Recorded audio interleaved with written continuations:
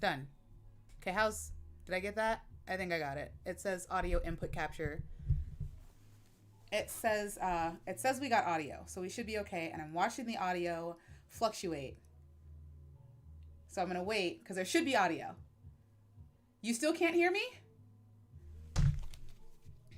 There should be audio. Let me see.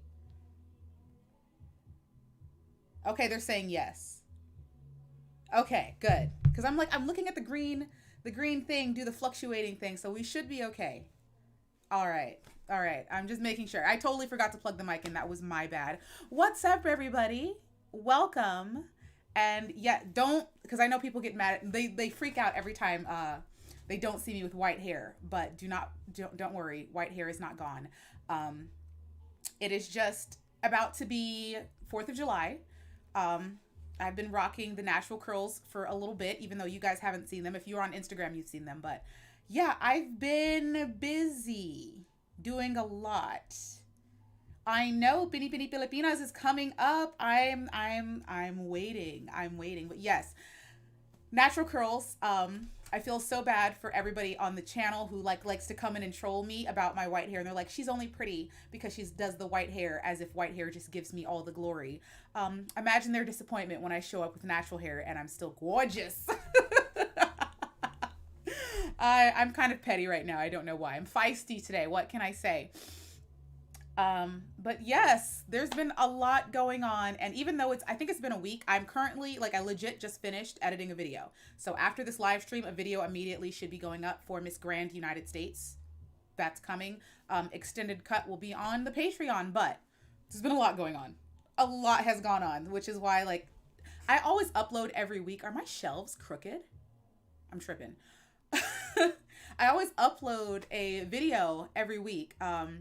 But I will let you guys know now, just in case people are freaking out. You can always check in the kingdom, because I do let the people in the kingdom know what's going on. But my oldest aunt isn't doing very well. So I have been at my family's house. Well, actually not my family's house, her house, which is one of the family houses, taking care of her and watching after her. Everybody's kind of preoccupied with that. So that's where I have been. I've been doing that. Also, I've done a lot of motorcycling stuff. And if any of you are people that I've met, face to face in real life, and you're looking for the motorcycle content, that is on the House of Sovereign channel, which I will be doing a lot more motorcycle content because people keep asking for it. And that's where Mama Sovereign is most of the time. She loves motorcycle stuff. Even though that channel is very small, that's her favorite place to be. And we do get into a lot of shenanigans over there. But yeah, I thought it would be fun. I didn't plan on I wanted to do a hair reveal type video because people always questioning me about my hair and stuff, which yes, it is colored. I colored it. It's light brown, the same as it is in some of my older pictures. But yeah, I had planned on doing a hair reveal, and then I was like, whatever. I miss you guys. Let's be totally honest. And I didn't want to go through the process of making my hair white again. I was just like, you know what? I want to talk to you and see what you guys are doing and see how everybody's doing. So you're going to get my hair, and the people that want to cry about it, cry about it. You guys thought, I don't know what people thought with my white hair. They're just like, she must be bald. Surprise. I don't know. I know they're mad. Can you imagine? Somebody got into my comment section and was criticizing me. It was about Charlie Gold, and they're just like, at least Charlie is a proud black woman. And I'm just like, excuse me? They wanted to call me out on my white hair and contact lenses and stuff. And then somebody accused me of bleaching my skin. Did you think that I was just I don't understand. I don't understand people sometimes, but I'm just like, imagine the surprise though. Oh my God. Venezuela and Miss Mexico are our only Americas to this day. What do you think? Oh, James Charles coming back. It seems like James Charles came back to kind of make the entire situation about the people that were lying about him. He didn't come back with sincerity and be like, oh, I apologize for everything that's been going on. He kind of came back to lay into the people who were lying about him, which, not to say that's not justified, but that doesn't need to be your first video back, James. Is playing victim, which he definitely would. I thought about doing a video on that, and then I just watched H3H3, and Trisha Paytas is trying to issue an apology to Ethan Klein, and Ethan's kind of not having it, which I don't blame him, because Trisha definitely did try to ruin Ethan's life. So, How can you bleach? Oh, yes, you definitely can bleach skin. Someone got into the comment section and was just like, you clearly, look, you guys, I find it fascinating. People accuse me of wanting so desperately to be a white woman, and clearly I'm bleaching my skin, right? Clearly I'm bleaching my skin. We have decided on Instagram my new name is going to be Sarah, and I'm going to join Tinder and swipe right on all of the Huntington Beach blonde boys because I am a white girl and they will love me now. I just, I get the most ridiculous accusations on YouTube sometimes. It's insane. People get mad at me for like acknowledging the Philippines as if they don't exist in like pageant world. Like they get mad at me and I'm like, this makes no sense and sometimes it's an actual Filipino and I'm like, what are you doing? So what you're telling me is you want me to talk about every country that competes in pageants on the planet except for the Philippines. That's what you're telling me. Doesn't that seem kind of shady? Like I don't understand what people have against the Philippines. Y'all have some enemies. Okay? Because they're coming for me every time I give you guys any sort of spotlight. I don't know what type of enemies you made. I'm not going to dump you. No matter how much they yell at me about it. I'm not going to get rid of you.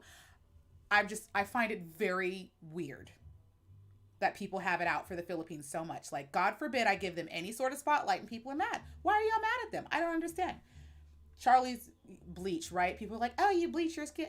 I can be, oh my God, I can finally be a Karen. Yes. I should get a wig and like make it the Karen haircut. That'd be great. That'd be great. I just roll with, like when people accuse me of nonsense, I just roll with it. It doesn't really bother me. Usually it's pretty funny. Usually. Clearly I want to be a white woman so bad. So bad.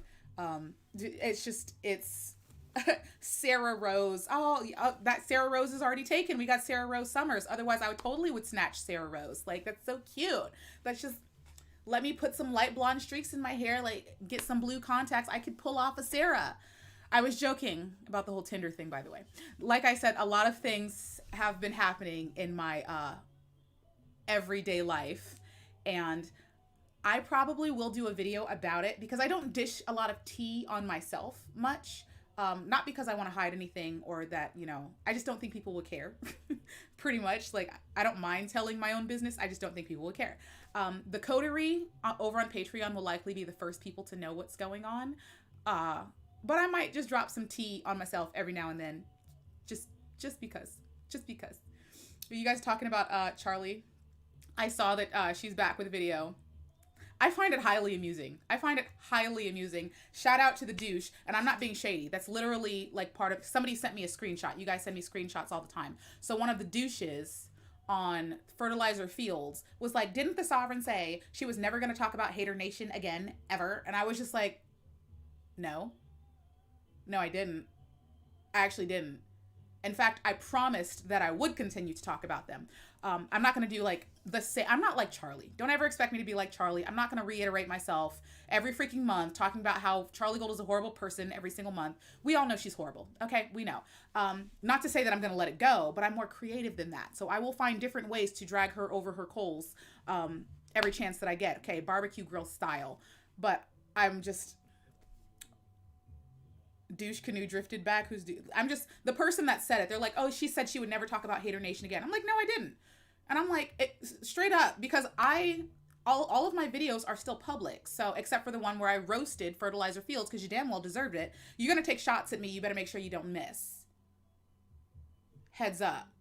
Especially if you're going to come for my family for no reason. And the reason they tried to come for my family is because they couldn't find nothing on me because I have nothing. And even if I had something, I would spill my own tea because I'm mouthy and I don't care.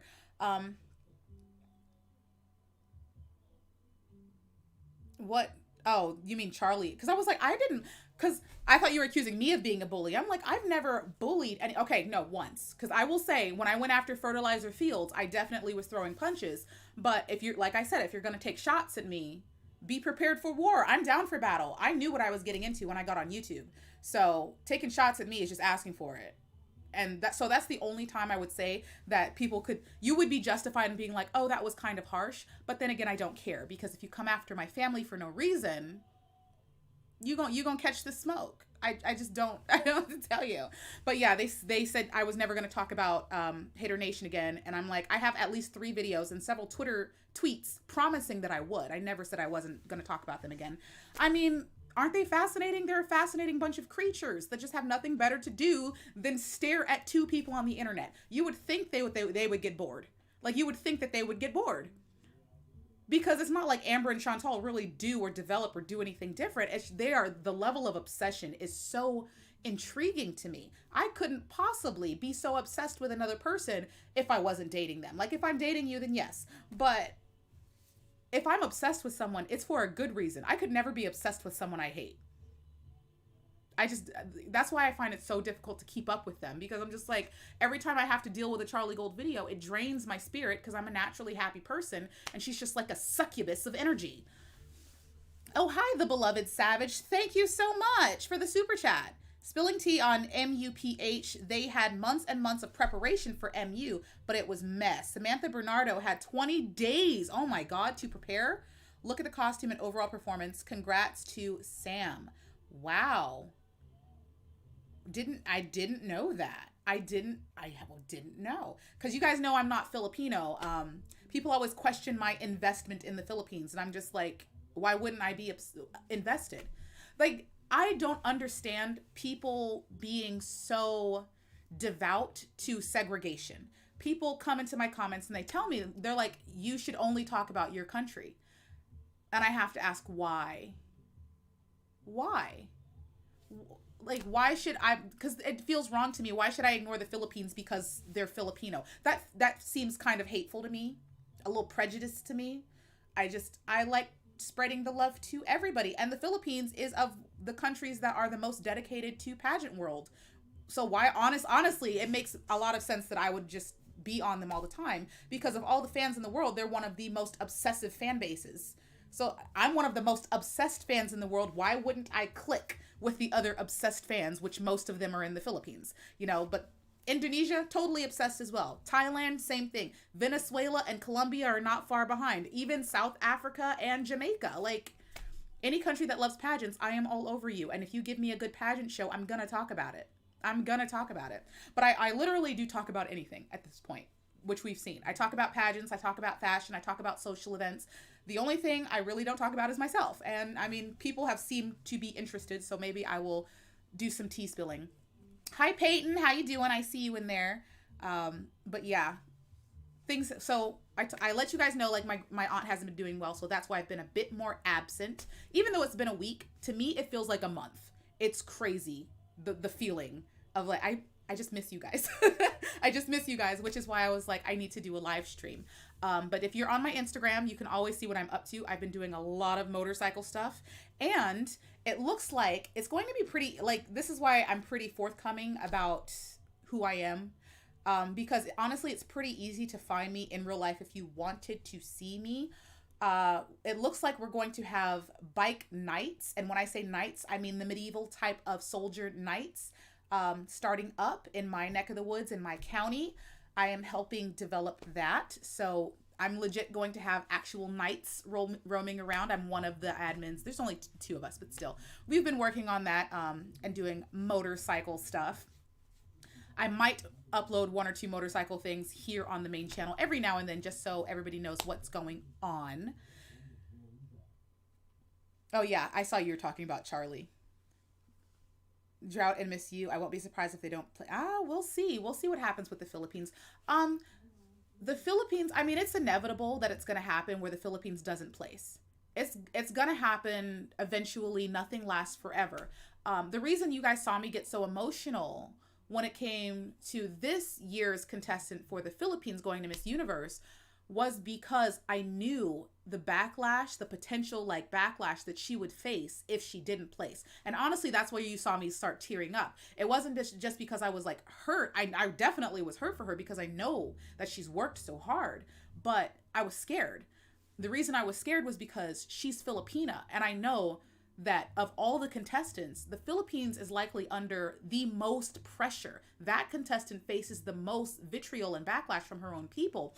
And because she had already struggled in national costume, I knew the effect of not placing that would have on her. I knew what impact that meant if she didn't place. So as soon as I thought that she didn't place, I was like, oh my God. oh my God, they're gonna crucify her. I was terrified of what the Philippines was gonna do to her. Like they were gonna call her so like the names that they were gonna call her. They were gonna say she's the worst ever. They're gonna tell her like she's a horrible, like they were gonna tear her apart. And I already knew that she was so fragile at the time. Like I could not stomach the thought of that poor girl being raked over the coals. And it wouldn't even just be for a year. They would do that to her for years. Because we know like the Philippines they don't forget anything and they're very invested in pageants. They will hang on to her forever and call her the worst queen ever. And it turned my stomach to even think that that could happen to Ribia after everything she's been through. Like I cut a lot out of that video, but ask the nobility in the kingdom, because they saw the full video, because I didn't cut as much, because I let them see. Like I cried. I did. I was hurt for a second, because I'm like, at the time I didn't know she placed. I accidentally skipped through it, but I thought she didn't place. And when I knew in my head, when I knew she didn't place, I knew they were going to roast her. They were going to roast her. Like she was going to have to enter witness protection program. And I felt horrible. I felt so horrible for her. Just because she made a political comment. Yeah, I know. And that's why, because people get upset when I have to get with the Philippines for their behavior. And I'm that type of friend because I don't want to disown the Philippines. Like, y'all are my friends. I'm the type of friend that's going to have your back through and through. The downside to that is when my friends are doing wrong things or doing bad things, I'm the friend that's going to tell you because I care. If I didn't care, I would just abandon you and wash my hands of you. If I didn't care, I would just walk away.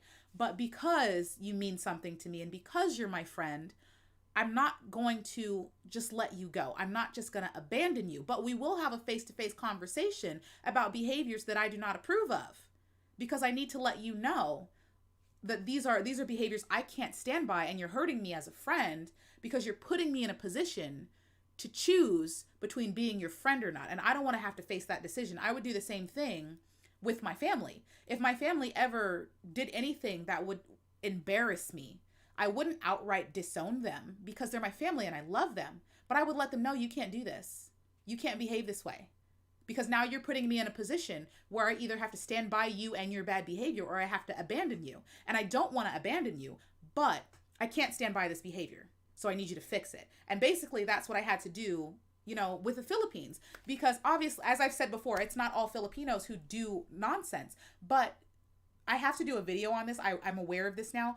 The Philippines is very unaware of the amount of power and influence they have in pageant world. I think the Philippines is not used to being a powerhouse, and they do not realize that they are the United States in pageant world. The amount of power the United States has internationally is the amount of power that the Philippines has in pageant world. They're a superpower, and with that power comes responsibility, and I don't think they understand that quite yet because they're just not used to it. The Philippines is like Superman, but they don't know their strength. So every time they do something, they're accidentally crushing everything because they don't know how to handle their power. And that's when I had to do that video. And I'm like, you guys can't behave like this. Y'all are a superpower. And because other Filipinos will come and tell me, they're like, well, other countries do this. Other countries misbehave. And I'm like, of course they do. Sure they do. The problem is they're not as strong as you are. Okay? If a toddler punches me, the toddler should not punch me. They should not punch me. But if a grown man punches me, there's a huge difference between the two. Both of them are wrong, but one person has a bit more power than the other. Philippines has a lot of power.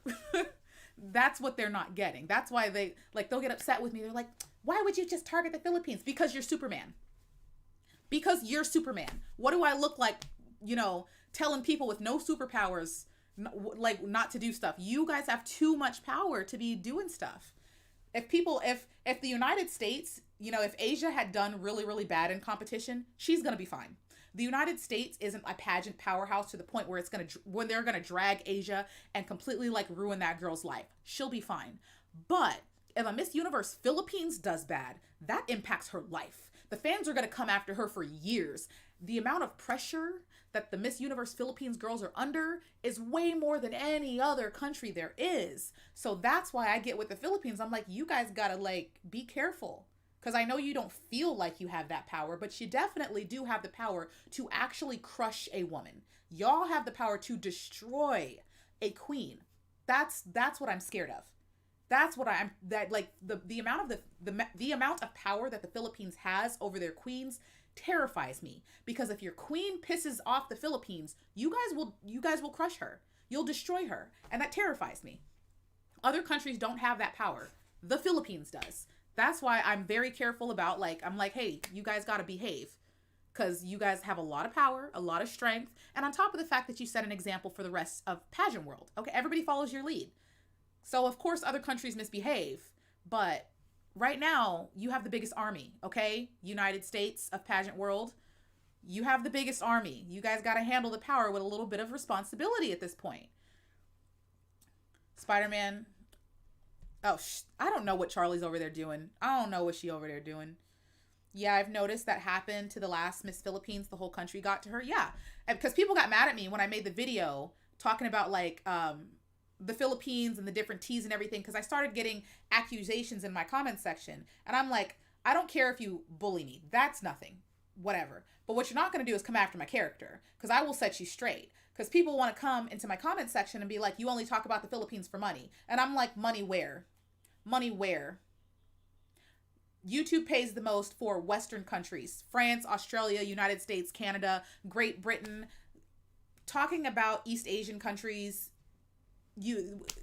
that's a choice. That's not for monetary value. And I don't like the accusation that I only like Filipinos or Thai people or the Vietnamese because of money. Like, no, if I wanted money, I would target an American audience or Australians. I hang out with the Philippines and pageant countries because you guys are crazy pageant fans like I am. And I don't like the accusation when people are like, oh, you just do it for money. There are ways to get money out of YouTube, and I haven't been doing it. So obviously it's not for that reason. Obviously, okay? You do not see me over here rolling with 3 different motorcycles in my driveway that are under my name. Like, I wish. I'll let you know when I'm rolling in the money like that. But I choose to talk about certain countries because I like them. Why is it so difficult for people to understand that? Is it so unfathomable to think that I just might like them? Like, I just might like them? I like them. That's why I talk about them. But I got the accusations that I was doing it for money. What was the other accusations? I don't know. As soon as I like criticize somebody, people are under the assumption that I hate them. And I'm like, I criticize my mother. I criticize my grandparents, my grandmother, my little brother. I don't hate someone because I criticize them. If anything, if I have to say something to you, it's because I care. Otherwise, I would just delete you from my life. Okay? I would just delete you. You can deliver DoorDash for more money. Honestly, I considered doing DoorDash just because I wanted an excuse to ride my motorcycle. And I thought it would be like funny and a fun vlog to do, just like door dashing on my motorcycle, because I ride my motorcycle every day. Every day. Here's the GoPro. So if you're looking for motorcycle stuff, I use this GoPro to film on the House of Sovereign, and we get motorcycle stuff. I've been hanging out a lot more with motorcycle people. My mom, you know what, Frank, you're right. My mom is hot. Honestly, let's be honest about that. My mom is hot. I know. I'm actually pretty proud of that. You guys have seen me flex my mom in several like pictures and stuff, because I know my mom is sexy. I know. I'm pretty proud of that, actually. I do not hate. I do not hate at all. What is he? Justine Murray, who joined Miss New Jersey, who spoke about free speech. I am unaware. Mom, Mom, just because there was a stint where Mom and I broke our GoPros. We both did. And I had to send them both in for repairs. So vlogs on the family channel kind of slowed down. But I have everything back up and together now. So it shouldn't be a problem. I'm trying to like think about how much tea I can like spill on myself here, because I'm very much aware that I am being watched. Not by like, just my court, but I'm talking about people in my real life. I know that they're watching me. So that's why I'm like, how much tea can I spill without the people in my everyday life, raising an eyebrow at me? Because like I said, I don't mind spilling my own tea. We'll see. I don't know. I'm trying to think about what I can actually say. CG is scared of the sovereign. I don't blame her. Honestly, I don't blame her. She probably is, and she's very smart for not addressing me, because I'm pretty decent at self-reflection. So I can say that it's probably a smart decision for Charlie to ignore me, because she would give me a way to engage in the very petty side of me if she decided to address me, because I know that I would rip her to shreds. And I know the petty side of me wants an excuse to rip her to shreds because I've been holding back. I've been holding back because just because I have the ability to tear into somebody doesn't mean I'm going to. But I will reflect on myself enough to know that the petty side of me wishes that she would, just so I could just let loose, let the flag fly, let the tiger roar, just let it go. I acknowledge that there is a petty side of me that would love to just any excuse to shred her, and I haven't. I can admit that she's smart for ignoring me, because the things that I have in my head, I tend to be pretty good at self-reflecting and knowing what I can and will do, and I have no problem admitting to that. I know what I am capable of, and so it's in her best interest to just ignore me. And anytime I get, irritated with her, I might fire off a video, but it's nothing compared to the video that I would do if she had the audacity to put a crown on her head and address me. Oh my God. Who's single? Yeah. Singleness. That's why I left hater stuff. I'd rather punch up than down. I've always been punching up when it came to the haters.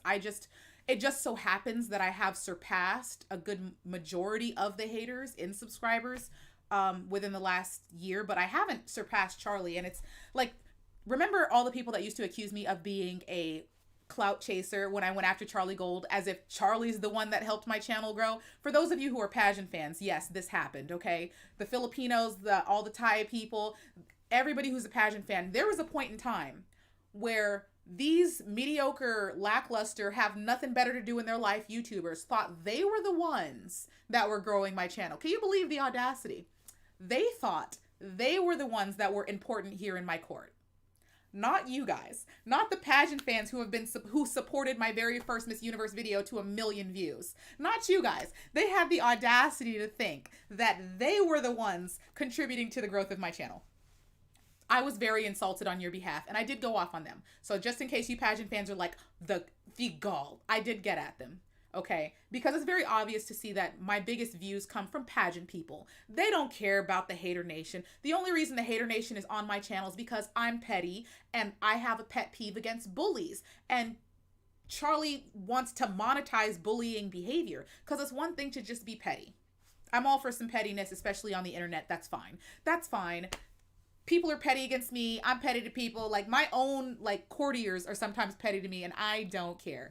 But there's a difference between being petty and just being a bully. And when you have an entire video list with only one person, and your video taglines and headers are calling people fat pig whales, making fun of people's private areas, that's disgusting. That's not petty. That's a bully. And she's making money off of it, sitting over there feeling proud about herself. So every now and then I will drag Charlie. Every now and then. And the irony is, the videos I do on Charlie Gold don't touch my pageant videos. So once again, if it was all about money or subscribers or viewership, I would never have touched the hater nation, because they add nothing to the channel at all. Let's be completely clear. The haters do nothing for the channel except irritate pageant fans, because they don't care about you. The only reason I talk about them is because I refuse to let them rest in peace. That's my own pet peeve. That's my own, hill to die on. I roast the haters because I feel like it. They're just gross. They're just gross. How come I can't stand whiners? Because what does whining do for you? Fat is asking why, one of my pet peeves, my biggest pet peeves, are whiners. People that just cry and whine about whatever happened to them. I'm just like, if you are actively whining about something, you're not fixing the problem. If you're sitting there just complaining, especially if it's something small, okay? If it's something small, then you're just weak to me, and I can't stand someone who's just too weak. There's one thing to just be vulnerable. It's another thing to just be weak. And I don't like weak. If somebody calls you a name and you sit there and cry for 2 hours about it, are you for real? Why do you care? Who are they? That's why I've told people, you're not going to ever catch me up on YouTube crying and moaning. Somebody said something about me. People say stuff about me all the time. I told you guys, I've been accused of skin bleaching. I have been called a man. I have just been called ugly. Somebody said my face looked like a pig. I loved that one. You guys remember that on Instagram? If you're not following me on Instagram, you've missed the times on Instagram where I will post the DM messages that people will send me being mean to me because it's hilarious. And they think that I care. And I'm like, I will post it. And then the person that called me a pig, like said, oh, your face looks like a pig. I sent them a picture of a really cute pig. And like, it's a teacup pig. It's a tiny teacup pig. And he was sitting down eating ice cream under like a little umbrella at a picnic table. And I was like, oh my God, I'm so cute. Like, I don't care. What are you going to, you're not, there's nothing you can do to convince me that I'm ugly, especially if I don't know you.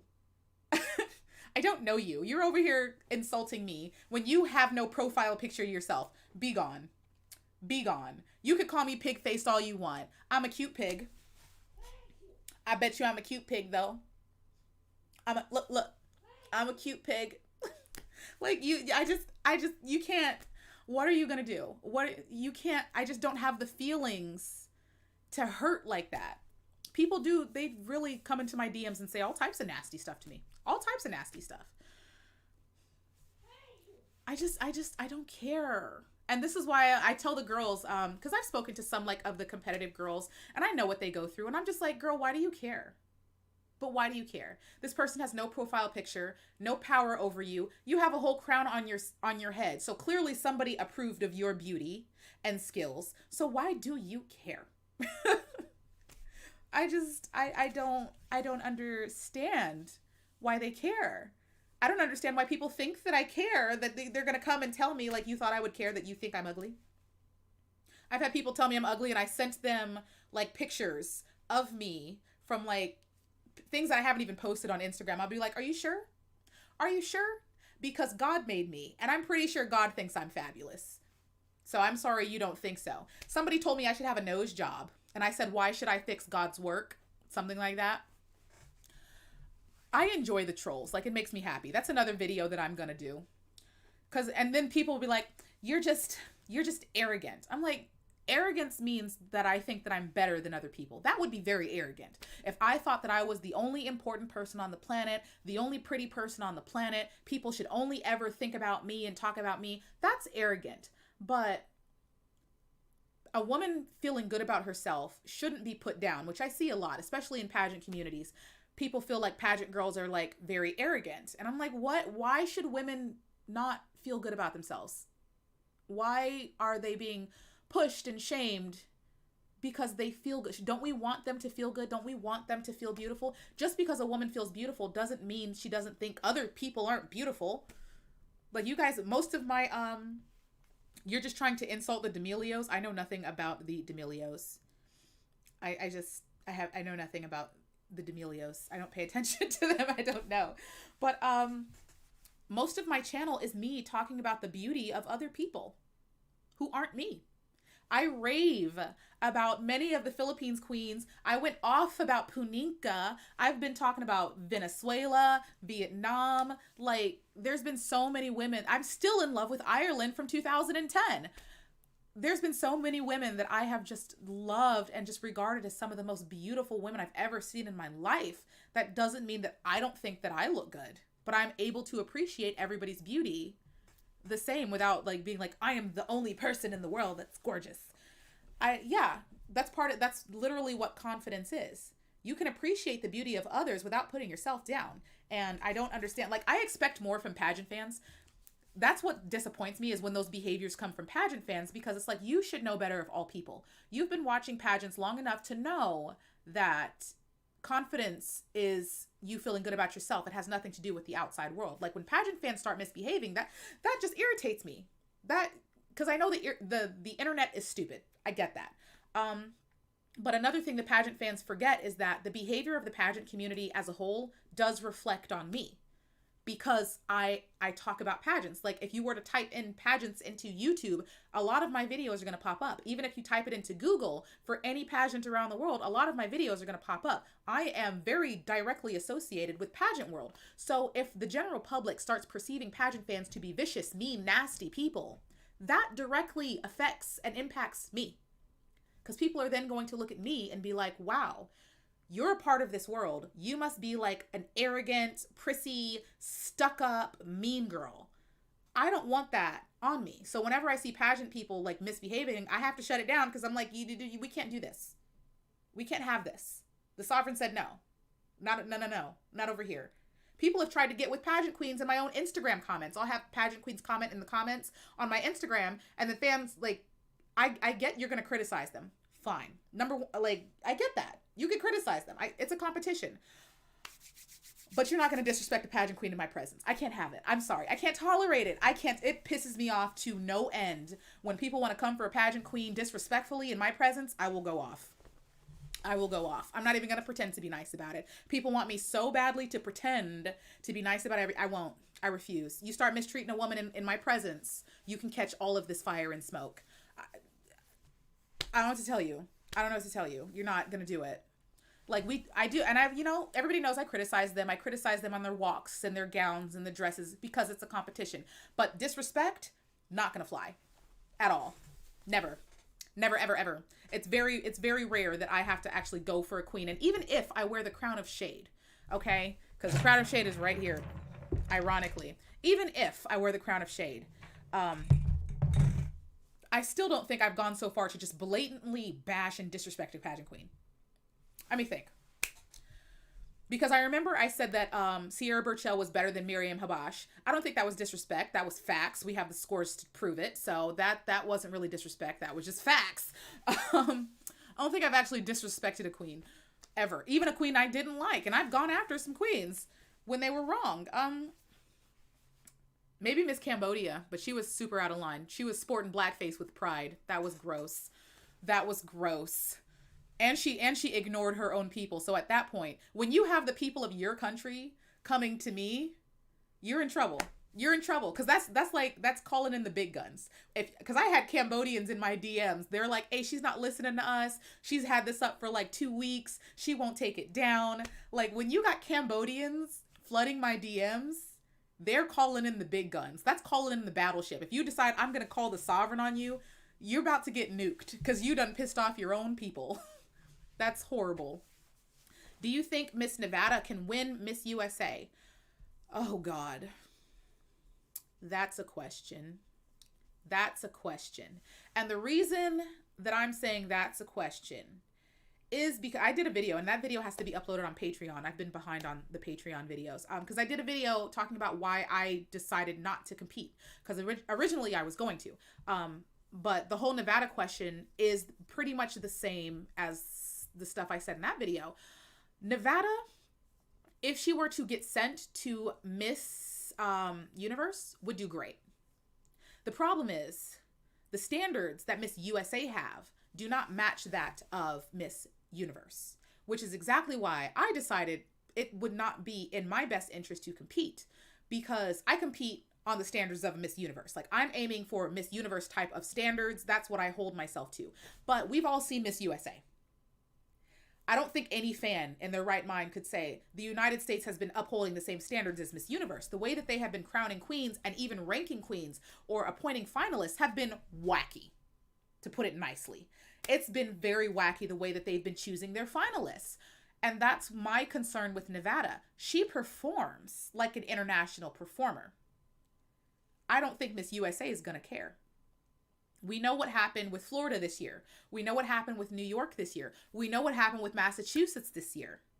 There was no God-given reason for those women to not have placed higher than what they placed. Massachusetts didn't make finals at all. And you could be like, oh yeah, it was interview. It definitely was interview. Yeah. Okay, let's say it was interview. Even some of the girls that still made finals in Miss USA, based on just performance, some of those girls bombed swimwear. They shouldn't have made it. So that's why I'm like, the standards that the United States has been using to send girls to Miss Universe have been off for several years. Which is why, and we can say this right now. Because I have no problem saying it.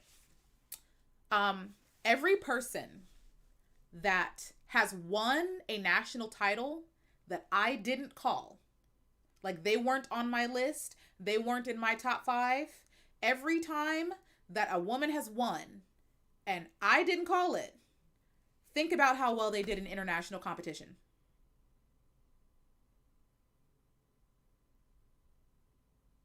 Yeah. Yeah. Yeah. Like people always, I'm just like, you're not thinking, because they'll be like, oh, like when Mississippi won, and I'm not shading Asia at all. I'm not shading Asia at all. When Mississippi won, people were like, oh, you didn't even guess Mississippi. You didn't even say Mississippi, and Mississippi won. Yes, Mississippi won. Absolutely, she did. Do you not see a problem with this? Because in my mind, I'm like, if I'm not raving about a girl, and it's not just me, any pageant person, any pageant commentator, if the people are not raving about her, that should be a huge red flag. That should be a massive red flag for her going into any international competition. If she's not on anybody's front leaderboard, how well is she actually doing? That's the thing that people don't seem to be getting. Like, yes, we all get very excited when an unexpected person wins, but there's a reason that they were unexpected. There's a reason for that. And even still, like, Miss USA is in Tulsa, so the crowd won't be rooting for Nevada. Hi, OM Mahajan, how you doing? That's one of the people that pop over on the family channel all the time. I see you. But yeah, I just have to say, every time a woman is not on my radar and she comes up on top, let's remember how international competition goes for that person. It's very difficult. There's a reason. If I'm not paying attention to a woman, there's a reason for that. And it doesn't bode well. It just doesn't bode well. But, so Nevada, she competes very well, but I don't trust the standards of Miss USA. Now, I do believe Crystal Stewart is taking over, right? It is Crystal Stewart. Crystal Stewart's taking over. And I have seen what she has in development for the Miss USA girls this year. And thank God for Crystal Stewart. Because if anybody can restore the standards for the United States, Crystal Stewart. And it really seems like she's getting ready to do that. So I'm very, very, very excited. Very excited. I just have so much faith in her. Because honestly, we just need some help. USA needs some help. We need help, you know? And this is why I get mad at people. People are like, you're just biased. Like, where? If I'm going to talk mess about any country, it's going to be mine. It's going to be mine. I'm very competitive. Like, I want to win. I want to be a part of the winner's circle. And United States has just not been giving me what I want. We haven't had the development. We haven't had the training. And we just haven't been trying hard enough to get the win. And it's upsetting to me. It's very upsetting. Like, come on, USA. Come on. And then some of the haters, like, some people just really hate on the Philippines. I don't understand. But it's not like I just talk about the Philippines, because even when Thailand does their competition, I'm all over Thailand. Like, any country that gives me a good competition, I'm there. I am there. Okay? I am there. You know, so it's not like it's just one country. I'm there for everybody. Yeah, I have faith in Crystal that she can turn this around. I do. I have faith. I have to have faith. Otherwise, what else do I have? What else do I have? God. But yeah, that's one of the reasons that I kind of decided I don't want to compete, because a lot of people have told me, oh, you should compete. Thank you. I do take that as a compliment.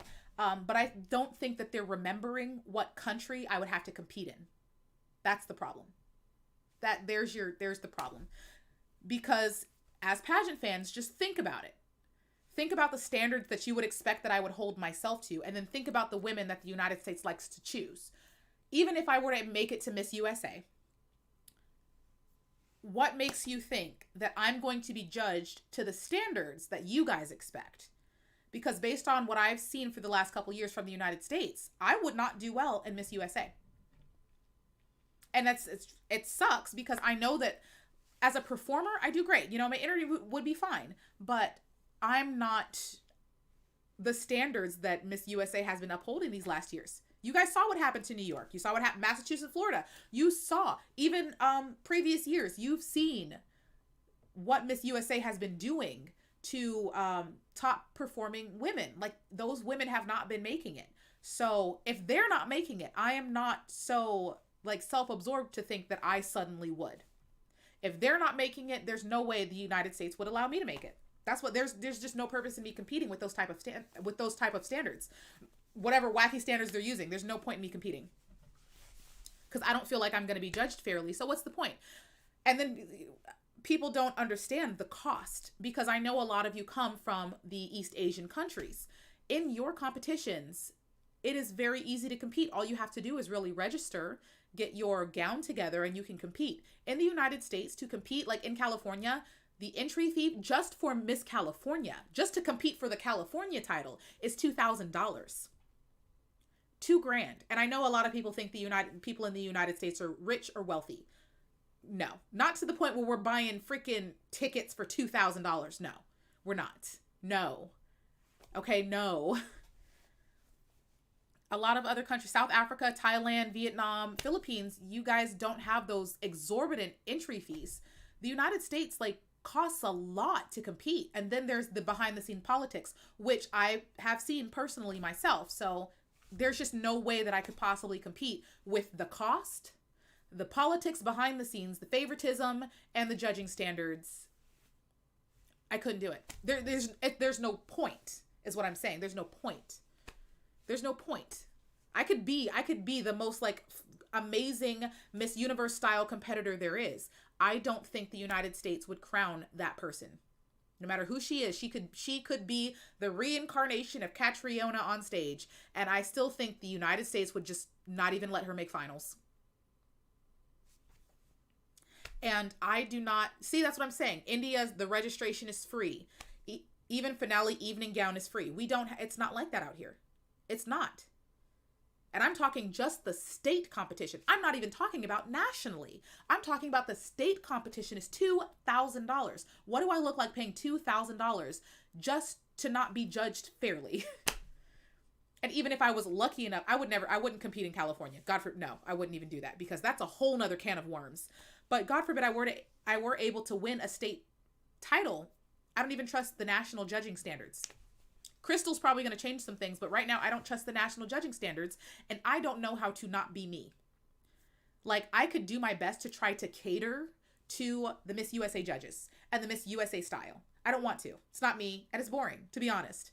To be honest, it is. And how well has that been working for the United States, honestly? How well have your standards been working for you internationally? So maybe the standards should be changed.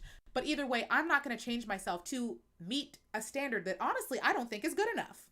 I don't. I'm not going to subdue myself or, I don't know, like make myself less just to get, like, I'm not doing that. It would be insulting to me. And honestly, I feel like you guys would know. Like, I feel like you guys would see me on a Miss USA stage and be like, why is she competing like that? Why is she walking like that? Like, why? It just wouldn't make sense to you, because you guys know my personality. But that's what it would take for me to compete in Miss USA. I would have to change a lot of things about myself. I would have to just become more plain.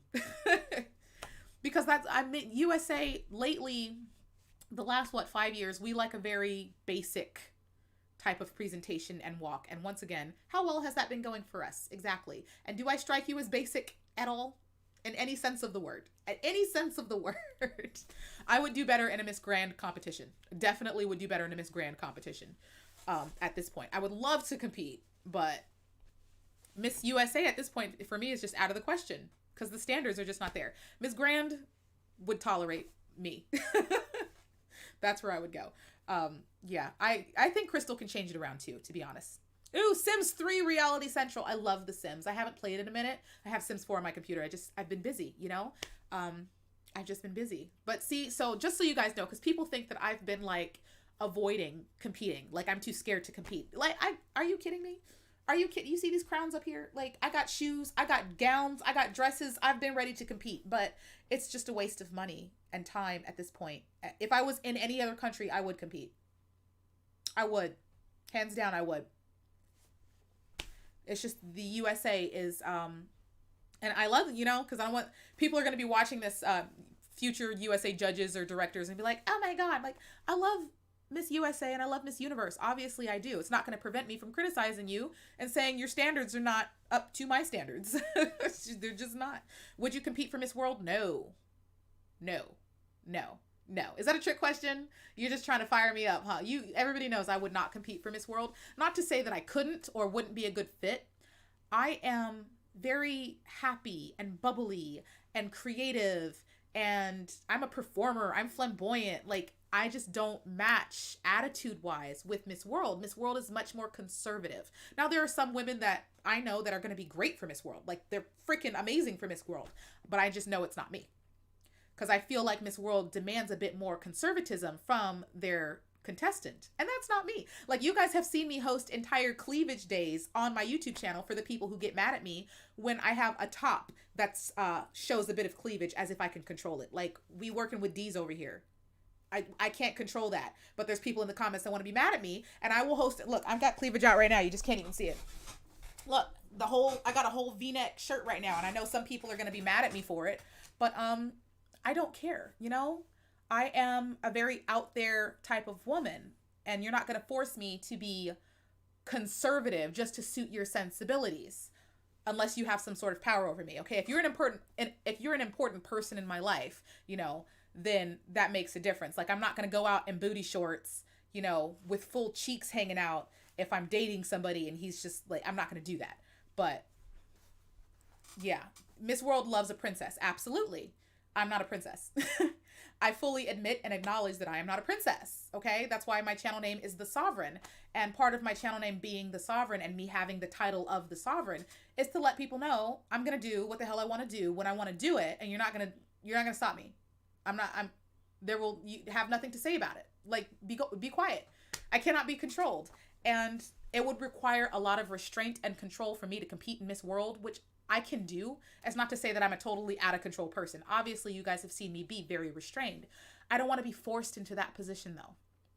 I like being able to get on YouTube and be in front of you guys and say what needs to be said when other people can't say it. Like, when I felt like the queens were being silenced, they can't really say those things because they're under the thumb of directors. But I can come on YouTube and tell the directors to shove it and leave the girls alone because they can't control me. Not to say I would, you know, I don't disrespect, you know, all the directors or organizations. I really don't. But sometimes, every now and then, there has been directors where I had to come on and let them know you're out of line. And other queens can't do that because they're a part of an organization. They don't want to get in trouble. They don't want to lose a crown.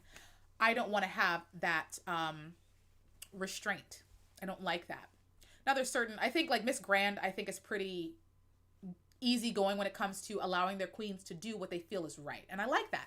That's one of the reasons I do like Miss Grand. There's several even Miss Universe directors from different countries that allow a bit more input from their queens. I think the United States could do better in that, but Miss Earth Los Angeles. Yes, I did. I was Miss Earth Los Angeles, and I was supposed to compete in Miss Earth California, but I never got to competition because I ended up getting sick and a lot of things happened in my personal life, which totally bummed me out because that's where I was supposed to go, was Miss Earth. That's where I was supposed to go. But I'm like, at this point, of course, there are some toxic Filipino fans to say that generally are Filipinos toxic, though? No. Yeah, absolutely, Lucas.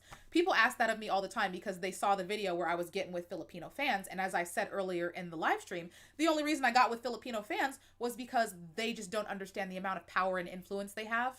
Like, obviously, other fans do nonsense. Okay, I get it from Americans all the time. All the time. But the Americans and other countries do not have the amount of power that Philippines does. So they have to be checked specifically because they are the United States of pageant world. They are the superpower of pageant world. What they do impacts everybody. Like, if Jamaica decided to start popping off, their fans were being mean and everything, I would probably say something, but it wouldn't be like a full dedicated video the way I had to do the Philippines. Just because the Philippines, like, when the Philippines is pissed, everybody hears it. Everybody feels it. And the person that gets it the most is the queens. And you guys know how I feel about the queens being hurt. Okay? A lot of my, especially in that video, a lot of my attitude came from fans hurting the queens. That's what really upsets me. When you start like truly hurting queens, you're going to make me mad. And what irritated me is, honestly, I know that the Philippines didn't realize like that they had a stranglehold on some of these girls. They don't realize their power. They're like a super strong toddler. They're like a childlike Superman. They don't know their strength. But I'm like, you need to figure it out. You need to learn because you're truly hurting these girls and you have to stop. So that's why I was just like, for them specifically, we need to have a chat. y'all need to calm down. Because the moment I start, seeing girls cry, or because there's been a couple queens that like went into my DMs and have said some things, and they're just, or they'll be like, I'm too afraid to say this. Philippines doesn't know. The general Filipino fans don't know that a lot of the queens want to do more for you. They want to give you more, but they're scared of you. If you didn't know, if you're like a Filipino fan, just so you know, and I've been told by multiple queens, they're scared of you. They do love you, but they're scared of you. You guys scare them. They're scared. They're scared to do something wrong. They're scared to put a foot out of place, because anything that they supposedly do wrong in the eyes of the Filipino fandom is like worthy of a death sentence. Like, you guys come for them so hard. And people really shouldn't be surprised that I would come to the defense of the queens so viciously, because you guys have seen me do it before. People got into my DMs about Sandra after right after the Filipino competition was done and Ribia had won. People were tearing into Sandra. And I was in the drive-thru of like Jack in the Box trying to get some chicken because I was hungry at midnight. And I had to get on Instagram stories to let people know to lay the hell off of Sandra. Just lay off. Because they were dragging her for filth for no reason. Like, enough. Be done. I don't want to, it's ridiculous. So when I had to do that video on the toxicity, and I specifically called out specific countries, it's because y'all are the superpower. And to be honest, if there is an issue in the world, if there's an issue, like, yeah, we'll use the word. If there's an issue in the entire world, who's the country that you would go to for help? Typically, that would be the United States. If the world needed some sort of defending or support, or we needed a country that had the most impact or influence, usually the United States is that country, right? Everybody acknowledges that the United States is a superpower. We're very influential. So when things go wrong in the world, people go and look at the United States. This can be said about the Philippines when it comes to pageant world. If something is going wrong in pageant world, if something is not right, if we need to have some sort of address or something needs to change, the country that you're going to want to speak to, influence, change is the Philippines, because everybody will follow their lead. They have the biggest fan base. Now, that's not to say they're the only country that has a giant fan base. Obviously, India is totally in control of Miss World over there. I acknowledge that, because Indian people hate. They're like, hey, don't ignore us over here. We have supremacy when it comes to Miss World. I know, okay? They're like King Kong on Skull Island. Like, they don't mess with Godzilla. They stay on their island of Miss World, and that's where they chill. I get that. But in pageant world in general, if I want to facilitate some type of change or influence or impact, I have to talk to the Philippines. I have to directly go to the Philippines, because that is where the power is. If there is too much toxicity in pageant world, if there's something bad that's happening in pageant world, I'm gonna go to the Philippines. I'm snitching to the Philippines, okay? Mama Philippines over here, I need to speak, because Philippines are the ones that have the most power. They have the biggest fan base, they have the biggest army. I'm going to the Philippines. If pageant world needs to be defended, if every YouTuber on the platform decided to come for pageant queens, I would lose my mind. But also, I would call in the entire army of the Philippines to have at some heads, because they're the ones that have the biggest army. That's where you go. You go to the people that have the most power. And the people that have the most power in pageant world, Filipinos. So when I see there's too much toxicity, whether it just be from, all the countries do it, obviously. But the Philippines, because they're the biggest army, they should be the gatekeepers of pageant world. They should be the ones. I should never have to be the one on YouTube laying down the law. I will do it every now and then, but quite honestly, Filipino fans, you guys are the knights of pageant world. Every time somebody decides to come for a pageant queen, their inbox and comments should be flooded with Filipinos, because that you guys are the reigning supreme country over here right now. That's your job. You guys have all the power. You have the army. You guys should be the ones defending pageant world. So when I see Filipinos misbehaving, I'm like, no, that's not your job. No, you guys are the army. You are our knights. You are our knights, okay? We need your protection. You guys can't misbehave. Who do we have if not for you? I need you guys. Coulterface. Oh, thank you so much for the super chat. It says, thanks for all the hard work you do and keeping up with MU and all the other things. Your passion shines through and I love you for it. Oh, it's so nice. Thank you. You guys make me so happy. This is why I had to like do a live stream, because I feel like I haven't connected with you and spoken with you and talked with you. And I wanted to do that. And I really do enjoy pageant world, because I enjoy supporting other women. Obviously, I love seeing pretty women, okay? You know, I am not Look, people question my sexuality, which I get. I don't blame you for questioning it. Totally straight. But I get why you question that. I enjoy seeing pretty women. I enjoy the fashion. I enjoy the fun, the skills. I enjoy their intelligence. I enjoy the conversations. Everything about pageant world is just fun to me. And of course, we have like such a great community. Our community's our community is popping, okay? Especially in my court. Let's be honest. Let's be honest. I've been around YouTube. Nobody, like, no channel is popping the way the sovereign is popping. Like, we have a whole court over here. We have a whole kingdom. We have knights. We have barons. Like, we have a whole Discord. We got everything over here. We have a ton of fun. And then we have outside conversations about other things other than pageants. And we learn together. We discuss fashion, tiaras. Like, we're popping over here. I love it. Like, what? It's so much fun. Visit Philippines soon. I would love to. Don't tempt me. Okay, look. I would love to. The problem with me visiting the Philippines, look, this is how you know I already checked into visiting the Philippines. Because I found out that I could only stay for like 30 days and then I have to leave, which sucks because I know me and I would want to just, I would love it there. I know that I would love it there. I know that I would love it there. That's the problem. The problem isn't me getting there at this point. The problem is me leaving. And then my mom would be upset.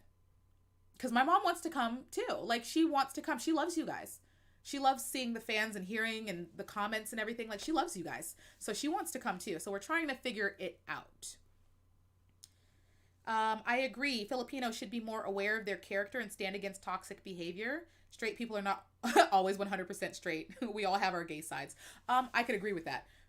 I think most women are pretty in touch with our gay sides, because women tend to be very overly friendly with each other. Like, we'll totally slap each other on the butt and like compliment each other's butts and stuff. I've had women straight up like rub my chest and they're like, "Oh my God, your breasts are so soft." Like, yeah, we're all slightly gay, but I could never see myself in a relationship with a woman. Unfortunately, women are amazing.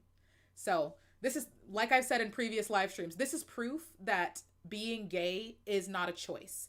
Because I think that if we could choose, a lot of people would just choose women. Because women are great, but no.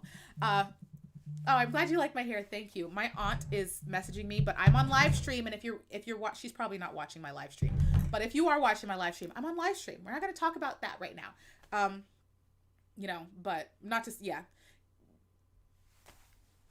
I know we should have a global meetup one day. Would be super awesome. What's your response to, what is that? Oh, I saw that. Talking about, yeah, me dating women. No, I could never be in a relationship with a female, unfortunately. But hey, dating life is kicked up. Look, I'm always very tentative about being too happy when things happen in my personal life, because if I get too happy, then I'm going to be sad if it comes to an end. So I try not to get overly excited about anything that happens in my personal life, because if it's super early or, you know, I don't want to be happy and then have my happiness stripped away. But it's very possible. Right? It's very possible. Look, the girlfriends have already decided it's official, and I'm just like, I'm very careful. I'm very cautious. I'm cautious. That's the word. I'm very cautious about new people in my life and not to get overly attached, because then I'll be sad. But right now, it seems okay. For right now, I am cautiously happy. Now, if they message me on my phone in the next couple minutes because they're watching my live stream, let me just monitor my phone real quick. Yeah. This is why I said I have to be careful about what type of tea I'm spilling on myself, because I know that I'm being watched. But it's okay if I am being watched. For those of you who know who you are, I am cautiously happy, just so you know. Love from Bali. Oh, who's living in Bali? Can I come? Look, island paradise. I'm down. What's up with the United States nowadays? Look, I don't know. Yes, we're all getting into this whole critical race theory, which is, I know people are asking because I am the black girl, and I really don't understand this. It's very annoying to me, because and some of you should understand because I know a lot of you are Asian. So this does apply to you as well. When people are asking about critical race theory in the United States, they're talking about people and United States people teaching other people about the impact that race relations have had on our nation.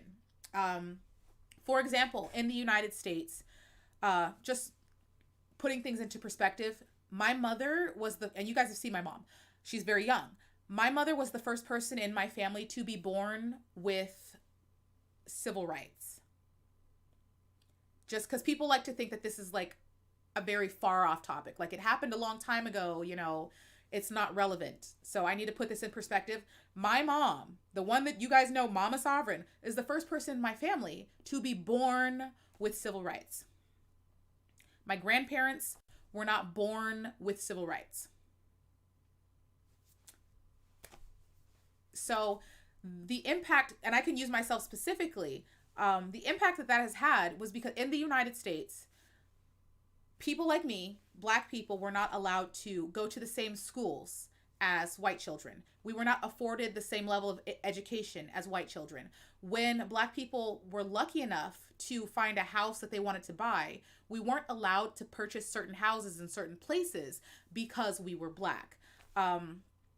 There's a lot of jobs that we weren't allowed to have because we were Black. It was legal for a while to even pay Black people less than other people. So the ongoing issues that came from slavery and segregation is what we call critical race theory, is teaching non-Black people or the rest of the country the impact that has had on life today. The reason most Black Americans do not have the same wealth as white Americans or other people in the country is because we weren't allowed to.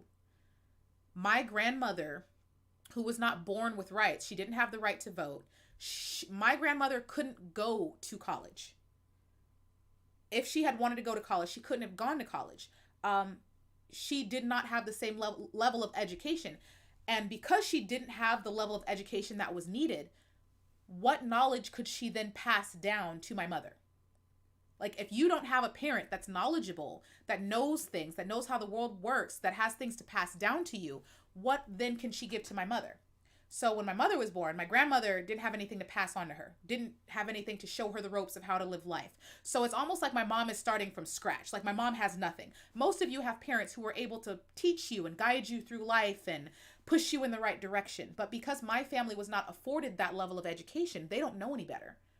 There's nothing for them to pass down to their kids. So everybody from Black families, they're always starting from scratch. They're starting from nothing, and they have to learn on the fly. There's no one to teach them about, I don't know, credit scores or how to buy a house or how to live life or how to get a good job or how to find a decent education. That education isn't there. So we're having this big discussion in the United States about teaching outside people the impact that has had on Black Americans. Because I can point to it in my real life. My mom did not have the family stability that other people in this country have because of the racist things that have happened in this country. Like, my family never had wealth. We weren't allowed to have it. We never had I'm the first person in my family to get an education because everybody that came before me weren't allowed to go to college. So it's made life harder for me because of things that happened 100 years ago. Like, my life has been severely impacted because of things that happened 100 years ago. And then we have Americans that want to dispute the fact that this is even in existence. When, just so you know, I didn't know, but today is National Crown Day. And that's for Black women who have natural hair. And it's for us to just kind of take pride in our natural hair, because in the United States to this day, we are still discriminated against because of our hair, because our hair is different. Our hair is not considered the standard of beauty. It's not considered beautiful. When I was doing acting in Los Angeles, even if I was an extra, they were very the way that I get casted in Los Angeles, because I'm considered an attractive woman, they always want me to kind of be the pretty girl, the love interest. But if my hair was like this, they had a problem with it. I couldn't get jobs if my hair was like this in LA. Not going to happen at all. At all. And the same thing can be said for upper like office jobs. If you want to work in like a law place or a doctor's office, you want to be a receptionist. God forbid a model. God forbid a model. That's another thing. You're not about to have hair like this and be a model unless you get ready to chop it off or something. Like, it's been a real issue in the United States, like really teaching people about the struggle. Because even some people think I'm making it up. People think I'm making it up, and I have to tell them, even like when it comes to cop stuff, which I don't hate cops. Everybody knows that I did a video on it, so I don't want anyone to be like, oh my God, you're one of those people that hate cops. No. But I've spoken to cops, police chiefs, and I've let them know every interaction that I've had with cops, specifically in like in the earlier parts of my life from being like 15 to today, most of them have been negative, and it's because the cops made snap assumptions about me. I've told some of you this. I was sitting next to a Peruvian man in a car. We were having a very good discussion after the gym, and a cop pulled up to the car. We were in the driveway right outside of the freaking, garage, and he pulled up and shined his flashlight on us and forced the guy to roll down the window and basically accused us of doing bad things in the car, and accusing me of being a prostitute because apparently an attractive black woman sitting next to this Latin man, the first conclusion that the cop reached was that I was a prostitute. Like, I wasn't happy about that at all. Like, that's how I'm treated. They always make just judgments about me. Code switching. Oh my God, the code switching. The code switching. You had to code switch to get a job. Damn straight. Damn straight. Now, I do code switch here on this channel. I will code switch, but I don't do it because I feel like I have to. I code switch so that foreigners can understand me. And if you're not aware of what code switching means, a lot of Black Americans have an accent. We have an accent. It's a black accent, where we'll talk with slang. We'll talk, different. If you've gone to like my moto vlogs, sometimes you'll hear me talking with a black accent. But the thing with code switching is and I do it all, I've done it all the time. I've never not code switched when I was getting a job. If I was going into a job interview, I would make sure I looked as presentable as possible and spoke with the most professional, like, eloquent English language you ever heard in your life. And every black person does this. Every black person knows what code switching is. And it's basically the way that you hear me speaking right now. You hear me speaking very eloquently. You can understand the words that are coming out of my mouth. But the way that I speak with my family or other black people is different. I do this for you guys so you understand me. But if I'm here with my family, I'd be like, Ma, you ain't see grandma, she over here doing like the dumbest stuff, and she over here making noise with the damn music again, as if we ain't told her a million times that I don't want to hear it. And then the dog just running all over the house as if she don't have nowhere. Like, you can see that the language is very different, and it can be hard to grasp if you are not a native English speaker when a black person is talking. Jamaicans are worse. Okay, the Jamaican accent is very thick. At least you can kind of make out what Black Americans are saying. I love the Jamaican accent, but I can catch it, but damn, the accent. But if you're going to be in a professional setting and you speak the way that I was speaking, those people will judge you. They will see you as non-intelligent. They will see you as, unworthy, non-intellectual, ghetto. They love to assume that we're all ghetto. We're all ghetto. If I were to put on some sweatpants and tie my hair up in a bun and, just look busted and go walk outside, people usually assume that I'm just a ghetto street hood rat type person. Like, those assumptions still happen in the United States. Not as often as they used to. I will say that it's definitely gotten better since the conversation has come up. And now I've started to check myself, and this is something they teach African American vernacular in Oakland Unified. Oh, that's sick. Really?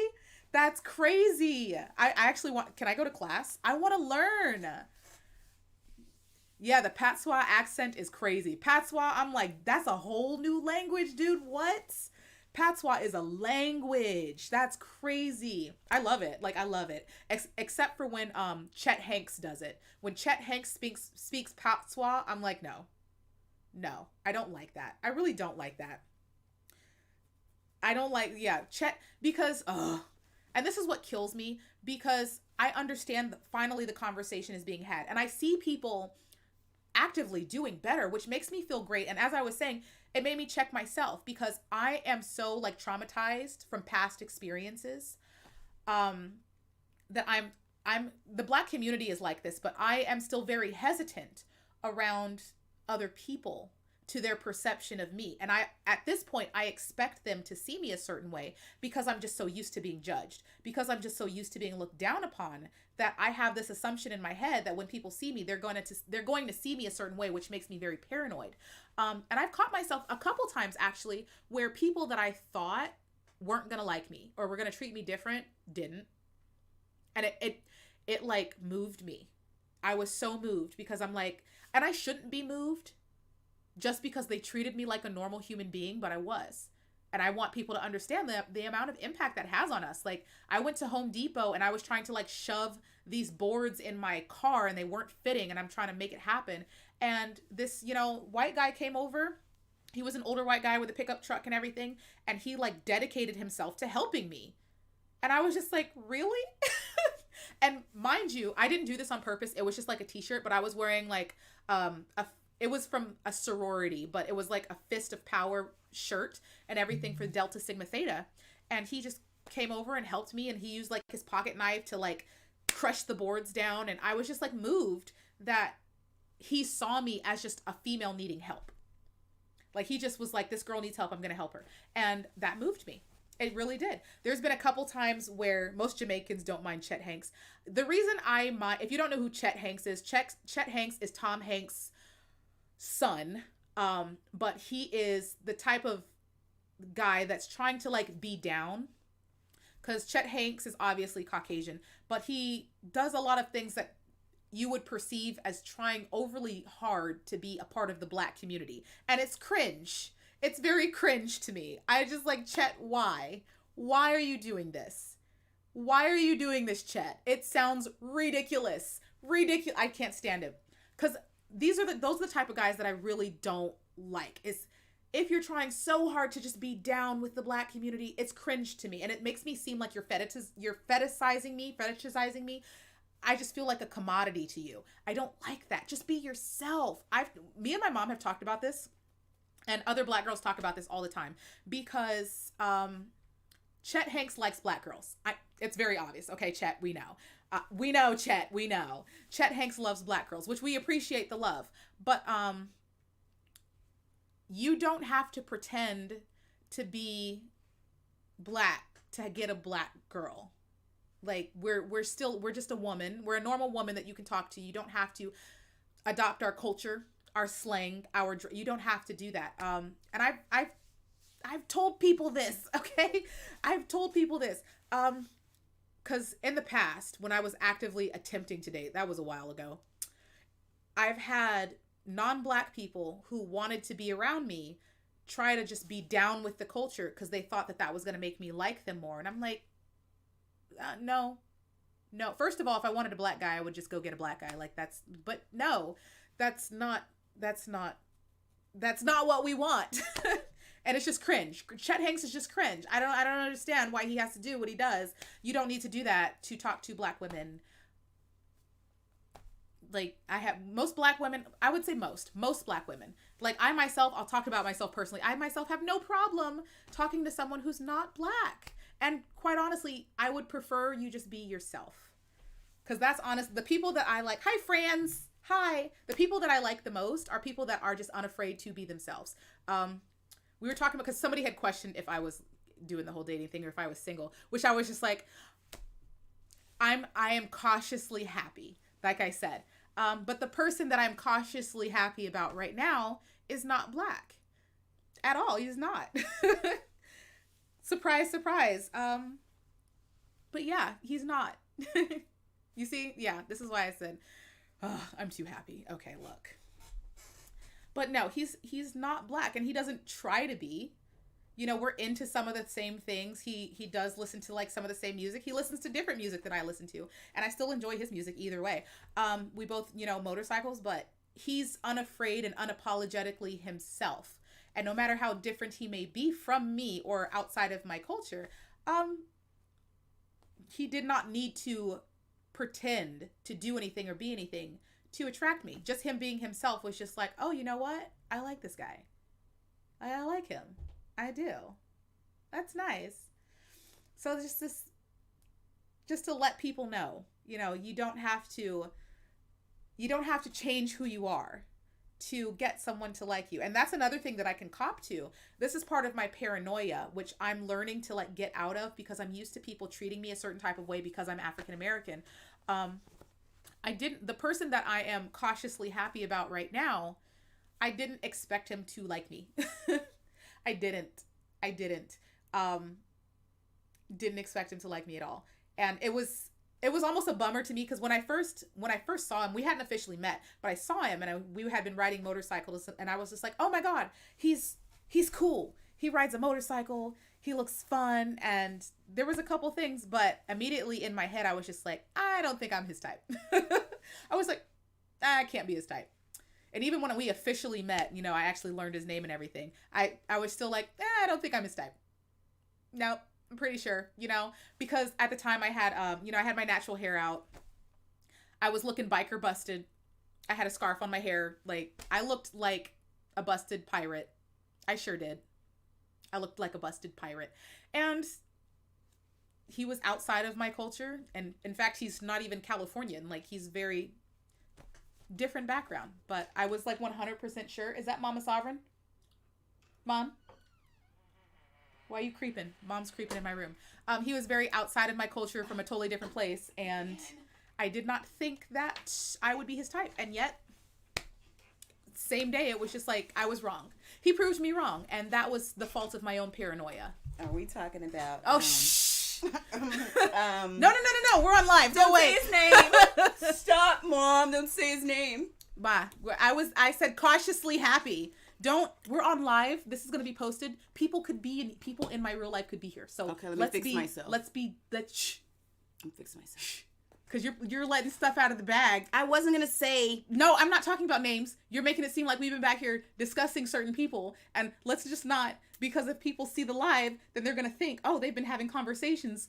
Shh. She gets so paranoid. Shh. I just told them I'm paranoid. Oh my God. I said that I'm cautiously happy. I'm cautiously happy. That's it.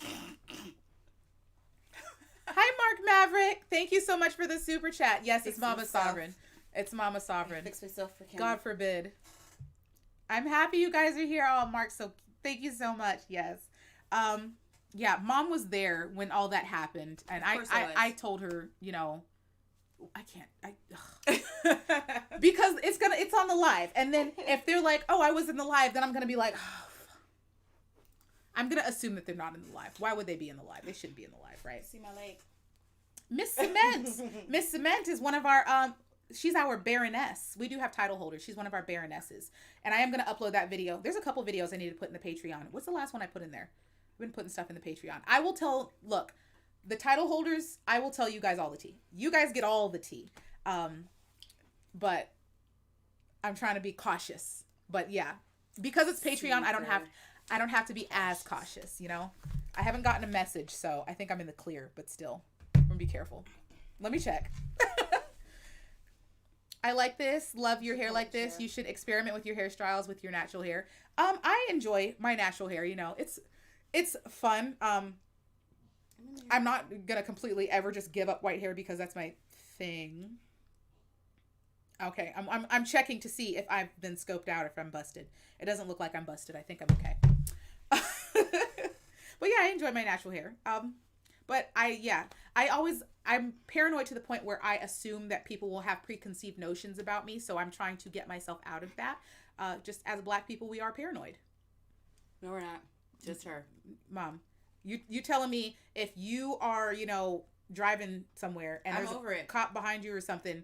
But I'm saying, when I say we're paranoid, we as Black Americans know that, you know, outside people, non-Black people are going to have preconceived notions about what we do. Yeah, but we're over it. You just said, yeah, but we're over it. So that means you know that they're going to, like, you just don't care. Yeah, but we know how to roll. Okay, that's what I'm saying. I'm not saying that you care. I'm saying you do have those preconceived notions. No, we just know it's going to be out there. Yes, we know that people are going to have preconceived notions. I'm not paranoid. Mom just is like, I don't care about the preconceived notions. Nope. But every black person does have preconceived notions about what other people are going to think about us. Well, we just know you're going to think something. Yeah. We don't really care. And that's the paranoia I'm talking about. It's not paranoia. Mom, in our mind, we have this thought that people are going to think things about us. And that's what I'm trying to get out of doing. Because I've been proven wrong a lot of times. And at this point, it's just like, I gotta let it go. What is that? MU 2020? Yeah, we were talking about that. Slightly. Mom was just like, oh no, let's spill tea. Like, this is not. I wasn't going to say nothing. You totally were. No, I wasn't. I said, are we talking about, Because when you and say. Before I was just saying, and you just like. Because when you say, are we talking about, that implies we've already discussed. That's what yeah. You act like we over here having full on discussions. No, I wasn't going to say anything. Okay.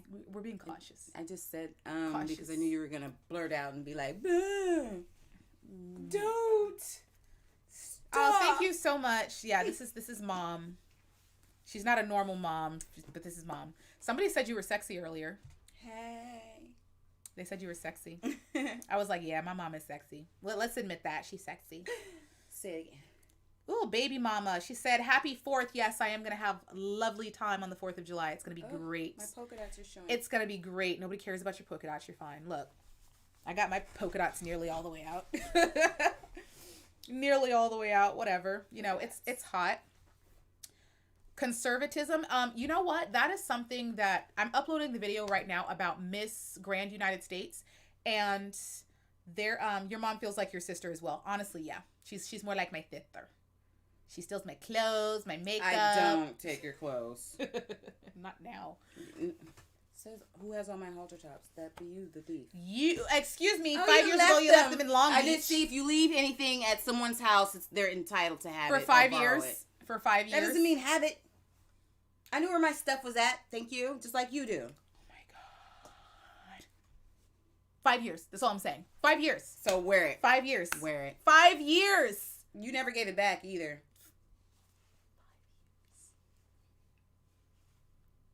Anyways, your thoughts on conservatism? There was a person in the Miss Grand United States who was coming off as very conservative, and she had said a few things that I took note of because I was like, sis, what are you talking about?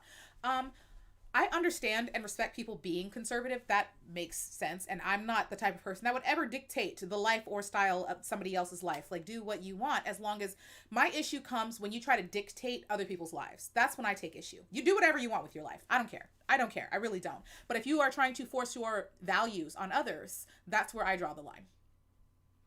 That's it. Now, people have different takes on what conservative means. Sometimes conservative means... read your comments.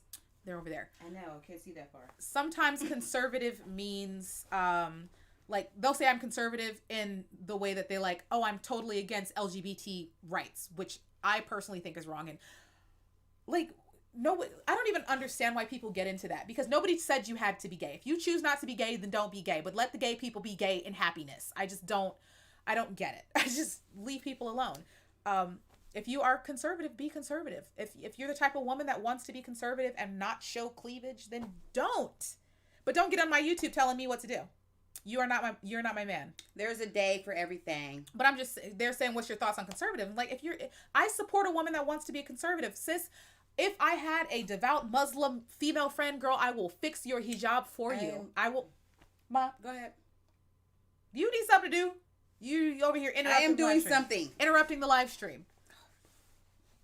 If I had a girlfriend who was a devout Muslim and she wore a hijab, I would fix it for her. I would pin that sucker down to make her feel good and make her feel secure. If that's what a woman wants to do, is be conservative, then by all means, I support you 100%. But that should be a person's choice. It shouldn't be something that is dictated. And I don't allow people to dictate to me unless you are one of the people of my family who I listen to. My mother, my grandmother. You listen to me? Sometimes. Mostly my grandmother, lady, listen to her, my grandfather, or I'm dating you. That's the only type of pool you have. I'm cute bunny. But that's the only way. Cause I've had guys try me. I'm like, unless I have committed to being with you, dating you, unless you know that I like you, I don't care what you have to say.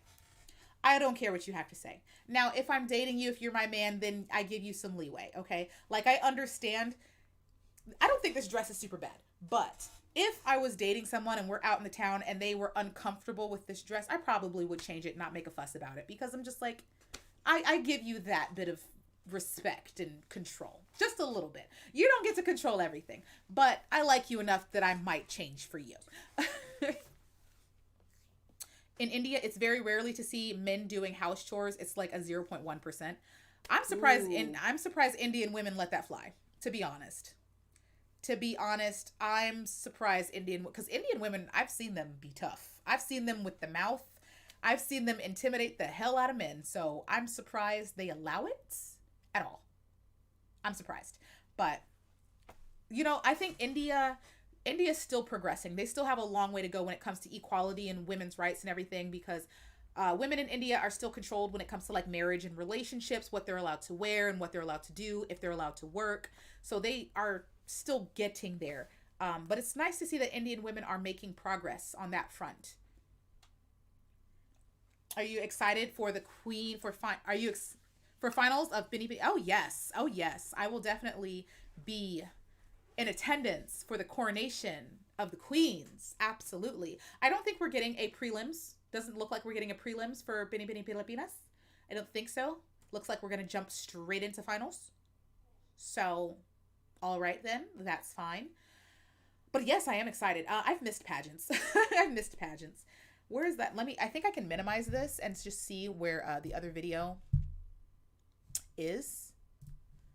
Yeah, I can. Because this video, I am done. Close. Let's see. Is this one done? It says processing. All right, close. So now I can upload the Miss Grand United States video. And we should have a video up before I go to sleep. So that will be super fun. I need to check out the new Miss Universe Venezuela. As I said, I have been busy because my aunt has not been well. And then I've been doing a ton of motorcycle stuff. And personal life has developed a little bit. So I have been very busy. But I will be looking into the new Miss Universe Venezuela. And was she appointed? It seems like she was appointed because I don't miss competitions usually. I think she was appointed. Did they not want to do a competition for her? Mom, what you doing? Why are you dressed? Are you going somewhere? No. I just came down here to bug you. Oh.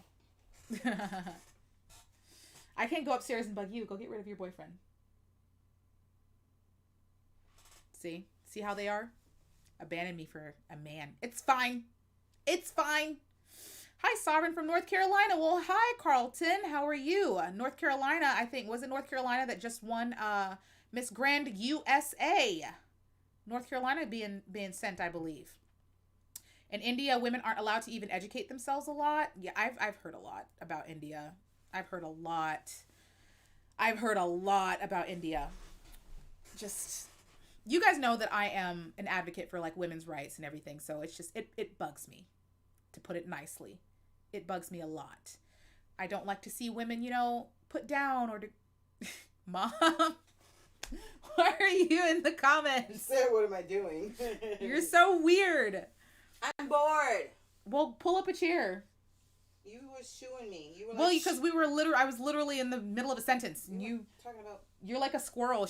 My mom is like squirrel. She's squirrel. You were like, womp, womp, womp, womp, womp. Yes, we're discussing. What would you like to discuss that doesn't involve my personal life? Me?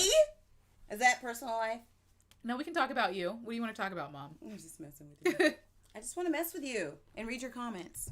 Oh, well, they're asking about Miss Venezuela, Miss Supranational. They said in Myanmar, the situation is getting worse, which is terrible. There was a coup d'etat in Myanmar, and it still has not been fixed.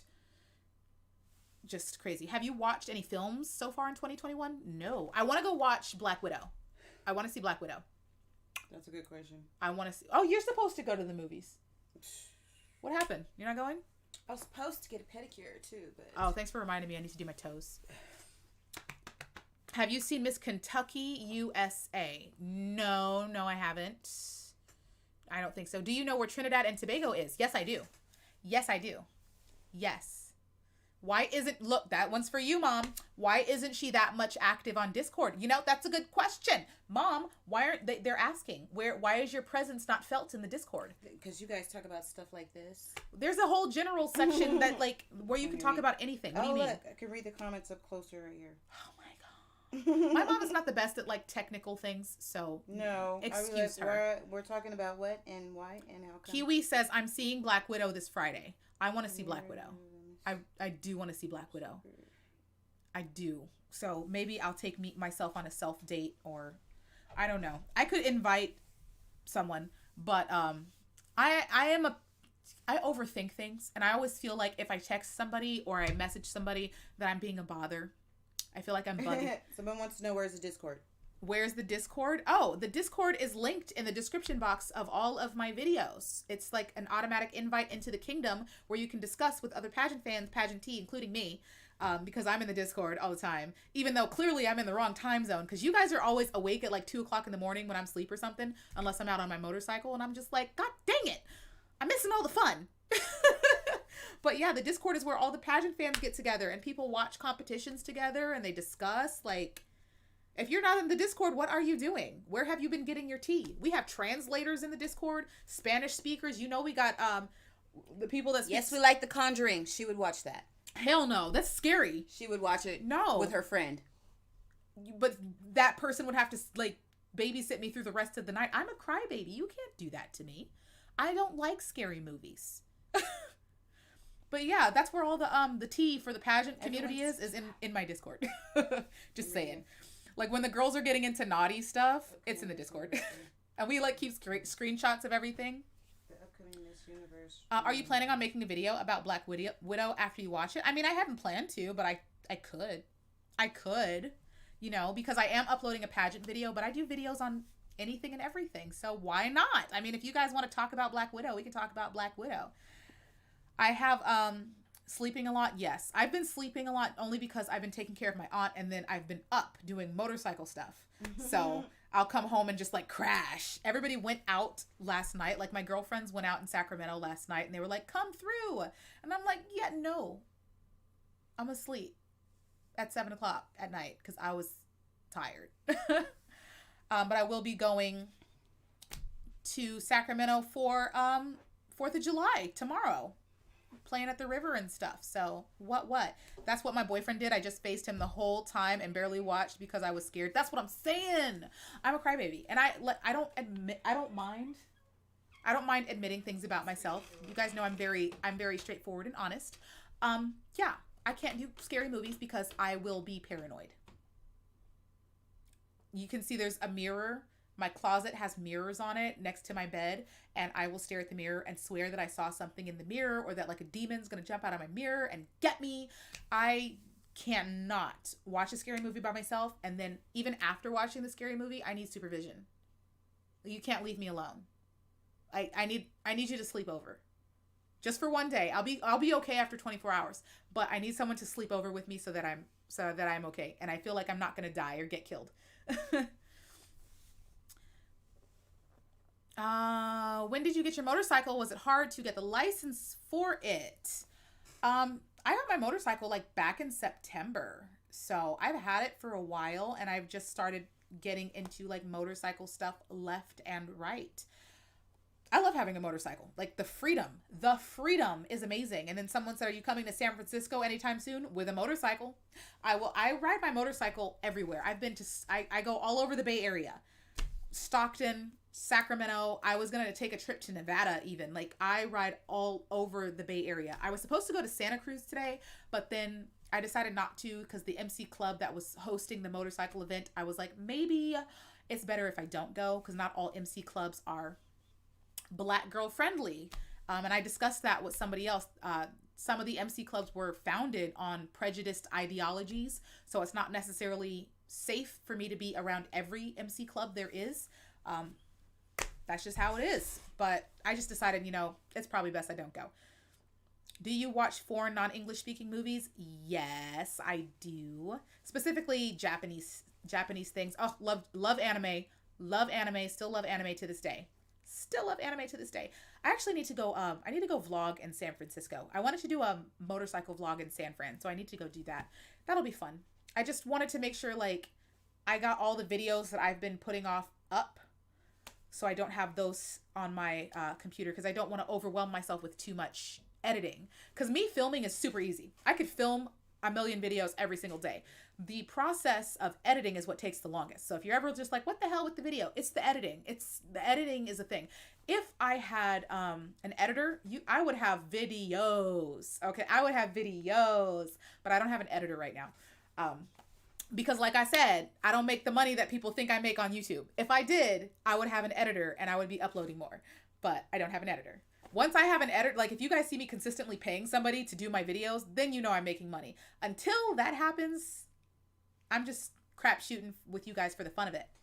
Come visit San Mateo County. I do that. I literally go everywhere. I literally go everywhere from San Jose to even past Sacramento, all through the Bay Area, even to Stockton, like Walnut Creek, Vacaville. I'm everywhere.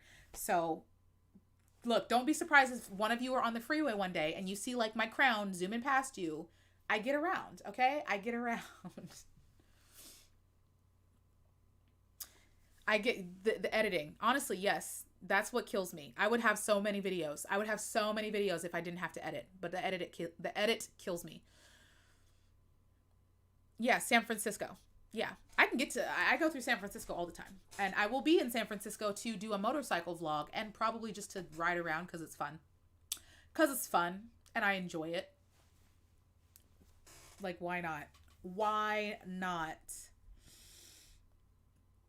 Daly City. Oh my gosh. A lot of you are just like nearby. Like a lot of you are just within riding distance of me. Hell, even if you weren't, I'd probably still ride.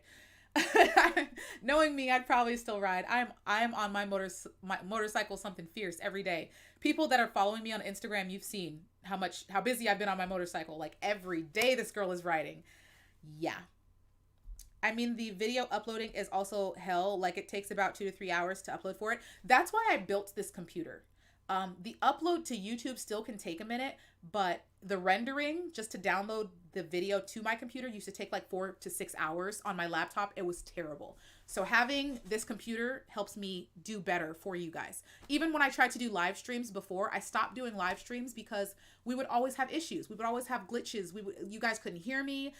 There was a massive lag. It was bad because my computer couldn't handle it. So I had to build this computer by hand just so I could like work with you guys and be with you and be like a better content creator. But it's okay. It's working out. It's working out all right, I guess. We're all here, right? Try riding to the Philippines. I would love to, right? If only. I wish. I freaking wish. Let me see. Okay, so this video is uploaded and this video is for the Patreon. So I am going to, in fact, can I show you guys? Is there a copyright claim? For what do I care? That's the thing. See details. Let me see. Who's copyright claiming stuff? You know what? I'll dispute it. It's fine. Wait, it's a song? The song is the copyright issue? What song? The song is the play this. I'm sorry. Did I have a song playing? I didn't. Oh my God. It said revenue sharing. I'm going to try to show you guys just because I'm sure some people are curious. Let me see. How do I do this? Video capture, browser source, display. Oh, display capture. Okay. I think I have a game capture on right now, but let me see. I'm going to try to be like a pro streamer real quick. And okay, video capture device. And that's me. Because just so you guys can kind of see like the behind the scenes of what's happening. I don't think I'm going to accidentally share something I'm not supposed to, so I'm sure I'll be fine. Oh, there's the display capture. Okay, so let's do that. Is that cool? How hard would it be for an older beginner to start riding a motorcycle? My mom just got her motorcycle. She just got her my mom had her motorcycle. My mom had her motorcycle a month before I had my motorcycle. So I don't understand. It shouldn't be an issue. Like, I would say, depending on how old you are, right? Because my mom's in her 40s and she rides a sport bike. Okay. And she rides the hell out of that sport bike. So it's no issue. Now, if you're concerned about physical issues, if you're like older to the point where like if you're 70 and you're having knee issues or back issues, you can still ride, no problem. It's super easy to learn, and just get a bike that's comfortable, such as a cruiser. If you're a 70-year-old plus, I would suggest getting a cruiser, and you can still like live wild. But any age can really hop on a motorcycle. And when I say any age, I've seen children have little baby motorcycles and they're like sporting around here. Let's see. So this is what we're dealing with. This is what a copyright issue looks like. So this is Miss Grand USA 2021 extended cut. This one's for the Patreon. And it says it's not, the channel impact means I'm not going to have a strike or anything. It's not monetized because I do not monetize any of the Patreon videos. They have no ads over there. So the issue is this background song that Miss Grand USA had playing during the girls' little talking portion. But I didn't put that song in. Miss Grand put that in. So that's not even on me. But this happens to us sometimes where even if I'm outside vlogging, if a car goes by me while I have my camera on and I'm vlogging and I try to upload that footage, I will still get a copyright strike because of that car playing like a Rihanna song. And that actually happened in one of my motorcycle vlogs. I was in a restaurant and Disturbia by Rihanna was playing in the restaurant, like over the speakers and whatever. And I got a restricted like monetization. I didn't get a strike, but the video got restricted because of Rihanna's song. And it's not even my fault. I didn't put that in there. So copyright can just be a pain in the butt. Hawk Publishing, ad revenue publishing, whatever. That one's for the Patreon. So the Patreon one is 1 hour and 16 minutes. This is what it looks like in the YouTube Studio Creator thing. So I can see what's going on, the like to dislike ratio, the views, the publishing date, all of the lineup of my videos back here. I can see your comments over here. And just so you guys know, YouTube sometimes holds your comments for review. I don't delete comments. YouTube will automatically delete comments if it goes against like community guidelines, or they'll hold them for review. But sometimes I'll click on held for review and it's like, it's not even like bad comments. See, like this one, Team Filipinas. This is not a bad comment. You see this right here? This is not a bad comment. It says automatically held. For what? For what? This comment dropped an hour ago and I'm just like, leave them alone. Like, what? So it's ridiculous. You gave us the best review in swimwear and I dream of you flying to the Philippines to be one of the judges. Why is this comment blocked? It says blocked words. What is this? Where is something blocked? None of these words are bad. This is this crap that I have to deal with. But luckily I can approve some of them by hand. Here's another one. Hashtag team no chin chuck. It says blocked words. None of these words should be blocked. Why is this happening? But I can approve them. So a lot of times I have to go in here by hand and just approve comments, which is ridiculous. I shouldn't have to do that. Like YouTube, stop blocking people. This is the whole analytics and everything. I can see what's happening. You received a copyright claim. Yes. Fantastic. All right. So create, we're going to upload a video. This will be the official postable video, even though I'm probably still going to get a copyright claim for this one. I'm just like, whatever. As I've said, it's not necessarily, oh, you guys are seeing all of my like videos up there. Open. So Miss Grand United States. And as I said, this is the links in the description box. The links that you guys have been looking for have always been here. They're in every video. It says, come chat with us. Hit the link below. That is the Kingdom link. And this is the family channel. This is the Patreon, my Instagram, my Twitter, and my email. It's always been in the description box. And this is what it looks like when you upload a video. It says uploading, and the upload should take 2 hours and 15 minutes. Why is the dog at my door? Get out of my door. Does this need a playlist? No, this does not need a playlist because this is a Miss Grand video. Thumbnail, I'll make it later. And then the tags, I will make it later. So now you guys kind of have seen what it looks like to do that. Fun. Sometimes I get spam accounts in the comments. Yeah, I do get some spam stuff. People like sending like random links and whatnot. But I do have links in the comment section blocked because that happens a lot. So that's one thing I do have blocked. Daisy, get away from my door.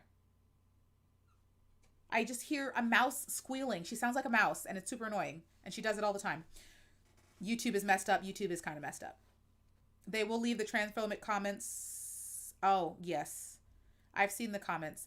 You can block certain comments if you wanted to. Like, you guys know that I'm not going to get my feelings hurt. So most of the time I enjoy the comments that are like mean to me because I enjoy like issuing clapbacks because you guys know I'm petty. Like, let's be honest. Like, I'm kind of petty. So if you're going to leave a mean comment for me, I'm probably going to be a little bit petty about it.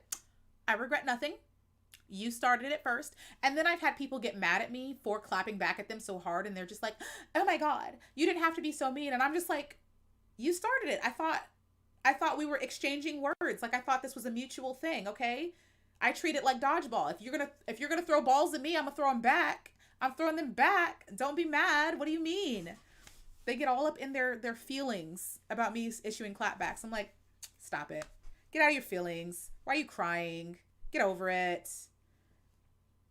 Whatever. They'll live. But yeah, I don't mind. I don't get as many mean comments as I used to. And I think it's because people have realized that's kind of like my guilty pleasure, is that I enjoy being petty. Like, I just, I kind of enjoy it. Kind of like it. Kind of tickles my spirit. Like it happens on Insta when I post on my story and these annoying spam comments come. Yeah, it happens to me all the time. I get the bashers that, I get bashers, people saying, I get accusations of bias towards the Philippines and towards the United States. Or people will be like, I am Pinoy baiting. Like, I'm baiting Filipino fans, as if I don't talk about every country that has pageants, right? Because it makes no sense. Like, it's like, you're just trying to bait the Philippines. Okay, well, am I trying to bait Venezuelans then too? And the United States and Canada? Because I do videos on them too. But they'll be like, you're Pinoy baiting. I'm like, damn straight. I'm baiting them with fish eyes and a hook. I'll be like, I'm fishing. And I'll be like, did I catch something? Did I catch you? Ooh, I almost caught you. Like, I'm super petty. I don't care. I just don't. I just couldn't care. People want to dish it, but they can't take it back. They definitely can't take it back. And I'm very creative with my words. You know, I enjoy being a little stingy. I enjoy being I'll sting you a little bit. I certainly will. But they certainly do get in their feelings when I do that. Like, what did you think I was going to do? Cry? You thought I was going to cry? You thought I was going to shed tears? Oh, you thought I was going to cry. Nope, not me. I think not. You got the wrong one for that. Won't be me. In pageantry, but it's for USA, not so much in other pageants, but yes, for MU, not really. USA, I don't really consider a major powerhouse right now. I just don't. I'm hoping that turns around, but right now I just don't. And it's sad, but I mean, I will admit that. I can admit when my country is just not doing the best. Love pageantry. Why you keep mentioning the Philippines? Because they asked about it. I'm reading the comments. That's the other thing. Like, I'll read the comments or I'll see people commenting. And because a lot of my fans are Filipinos, they'll ask about the Philippines. And I'm not going to ignore them. So if they have a question, then I'll say something. You know? It's the same thing. Like, if I had a bunch of like Venezuelans in the comments right now and they were asking about Miss Universe Venezuela, or wanted to talk about Venezuelan, pageants, or if Venezuela was being super involved in pageant stuff, then we would be talking about Venezuela. That's just how it would be. I don't typically control the conversation. Honestly, the fans do. You guys control the conversation. I just kind of follow along. When it comes to the videos, when it comes to, the live streams, I follow along with what you guys. And if it's an overwhelming amount of Filipinos that want to talk Philippines, okay. They said, what type of bike? I drive a 2020 Kawasaki Ninja 650. Gang, gang. I drive a 650. Do you want to build a snowman? I'm down to build a snowman. I like snowmen. I'm super down for that. I want to go camping, to be totally honest. I feel like going camping. I want to get out and explore. I want to do something. Hello from West Palm Beach. Hi, do you still go on Kiwi farms? I have not visited the Kiwis in a hot minute. They're just, I really haven't been over there. I said earlier, somebody sent me a screenshot from the resident douche. And like I said, I'm not being shady. That's literally their name, is like something douche. They were just like, the Sovereign said she was never going to talk about Hater Nation again. I'm like, no, I didn't. I never said that. In fact, I said in many videos I was going to come back. So that's one thing I don't like about the farms. Otherwise, I probably would go over there and like talk to them, because some of them do have good points and they're very engaging and very like interesting to talk to sometimes. But there's too many idiots in one space for me to tolerate, because it's just like, there's some of them, oh shit, there's some of them that, why is she messaging me? I don't understand.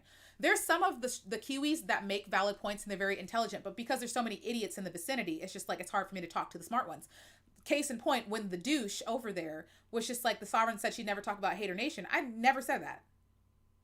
Ever.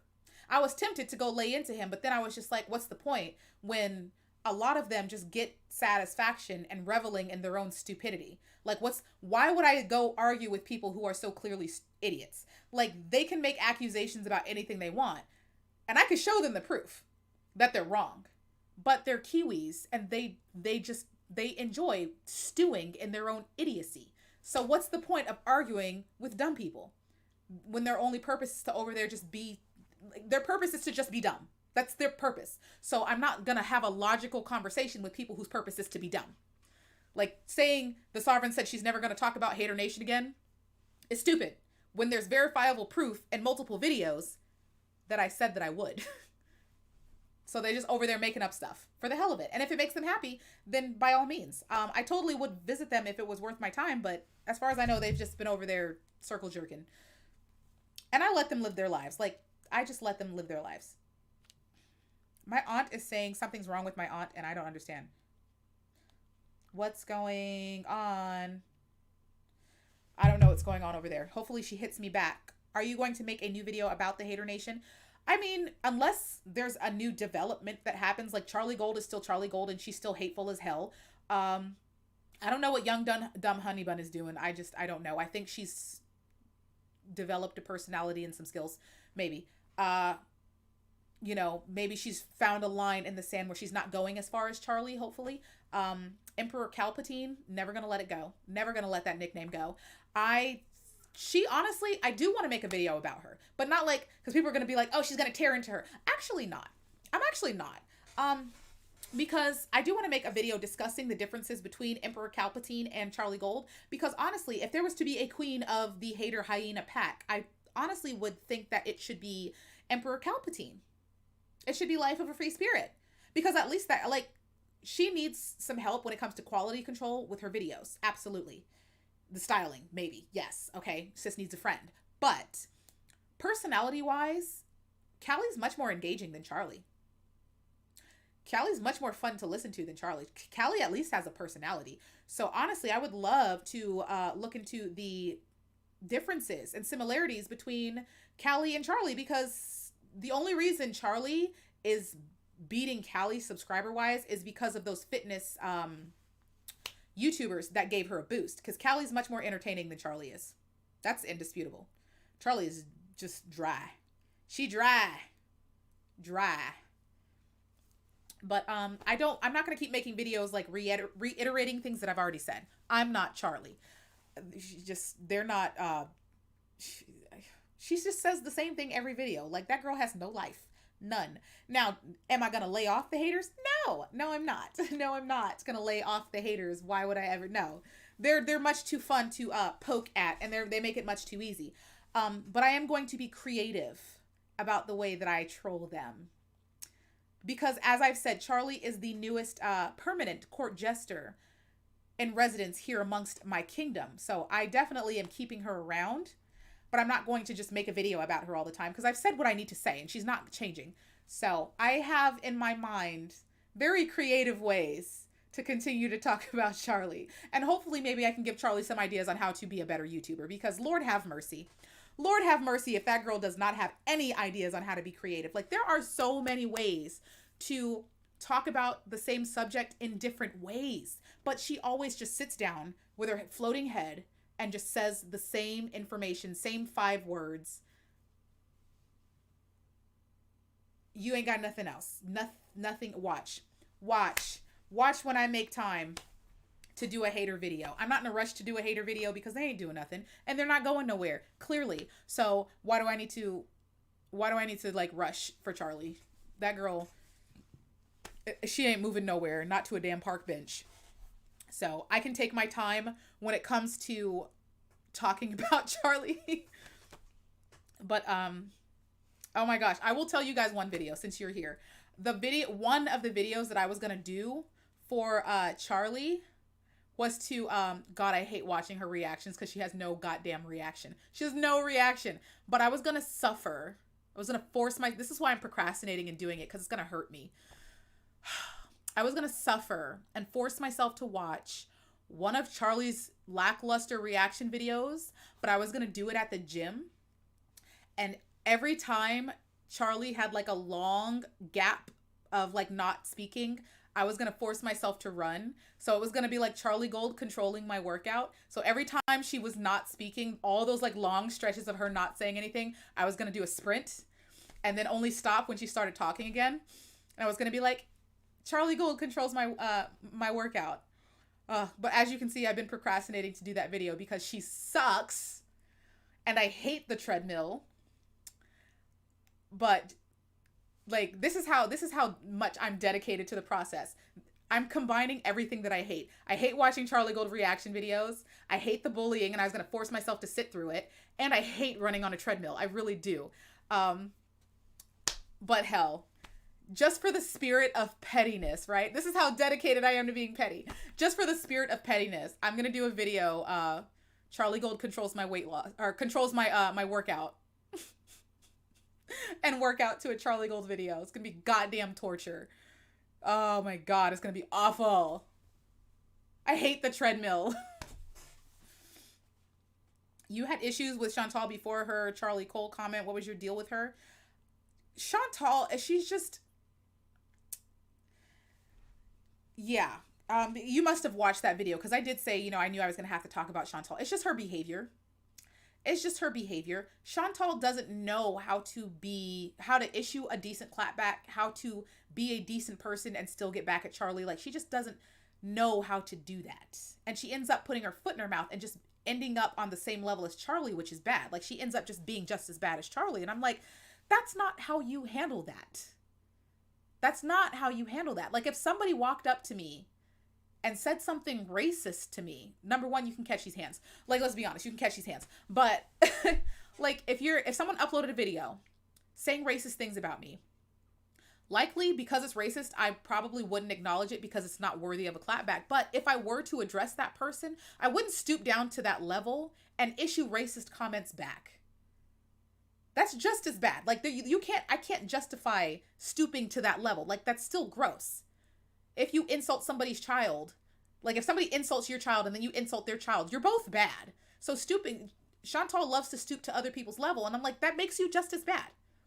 When Charlie wants to misbehave, I don't get to her level and start calling her fat pig whale. I've never called Charlie any kind of like fat name, never. But I still get with her. I still will roast the hell out of her. But I have a way of roasting her that is not disgusting. That's not completely inappropriate or massively disrespectful. Chantal doesn't have that. She doesn't know how to do that. All she knows is how to be just as bad as Charlie. That's why I'm just like, I don't like you either. I don't. And I had explained to her that because the way that she gets with Charlie is not just her hurting Charlie. It's her hurting everybody else too. Like, you being just as bad. Just, I don't understand why people pay attention. Like, why do people pay attention to Chantal at all? Why? Oh, by the way, somebody came into the Kingdom Discord and was talking some stuff. Did Amber and Becky break up? Because you guys know I'm not watching.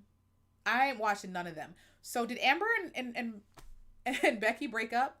Right? I'm an adult. Like, yes, I will be funny and make jokes and everything, but I'm not about to I'm not about to stoop to that level. Like, there's a certain level that I will never go to. Ever.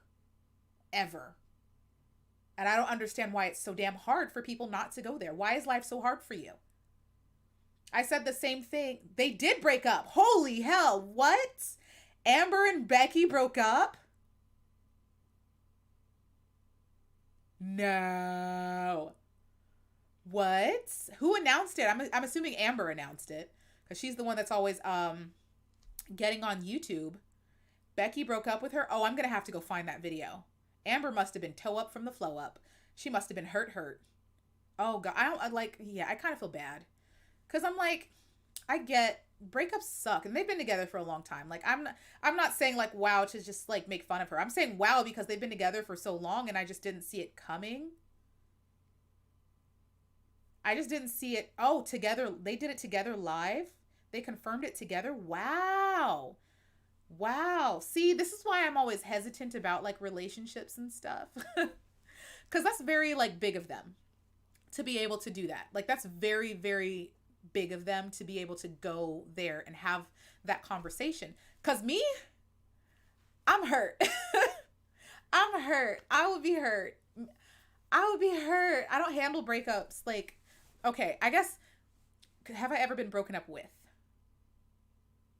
I don't know if that counts up as breaking up, because I a long time ago, I dated somebody and he like wanted to keep seeing other people and it wasn't okay with me. And I was just like, well, you can go see other people, but you won't be seeing me. Maybe that was mutual. So maybe that's the only mutual breakup that I've been through. And that one didn't really hurt. But for the most part, breakups hurt me. So for the fact that they can do that together, that's big of them. Wow. Becky wants to take care of herself and be able to grieve her mom. I must have been really hard considering her audience. That's just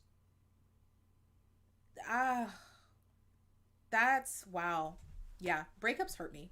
Because usually, like, if I go so far to actually consider myself in a relationship with you, I truly do like you. Like, I truly do see something with you. Now, it does seem like Amber and Becky have been having issues. So I guess maybe they saw it coming and it was a lot easier to just part ways. But me, I'm just like, I get attached and I want to love on you forever. And but usually I don't get broken up with. I've had one mutual breaking up with, and then everything else has been me doing the dumping. I'm a pretty easy girl to please, but I've only had to do dumping because of infidelity issues, and that's on you. Like, you about to do that, I'm not gonna put up with it.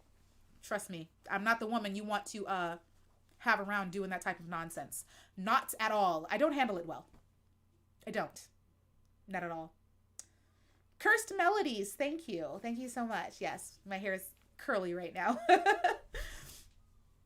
Man, I get heart palpitations about breakup. This is why I don't do relationships very often, because it affects me. Relationships affect me. So I'm very careful about who I get involved with, because it has the potential to truly hurt me. I gotta be careful. How did you first discover Charlie Gold? The fitness community, because you guys know, most of you know, I am a former fitness competitor and I still pay attention to fitness channels.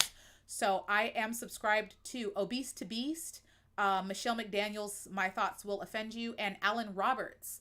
I've always been subscribed to all their channels, and so I think Alan Roberts was the first person that drew my attention to Charlie.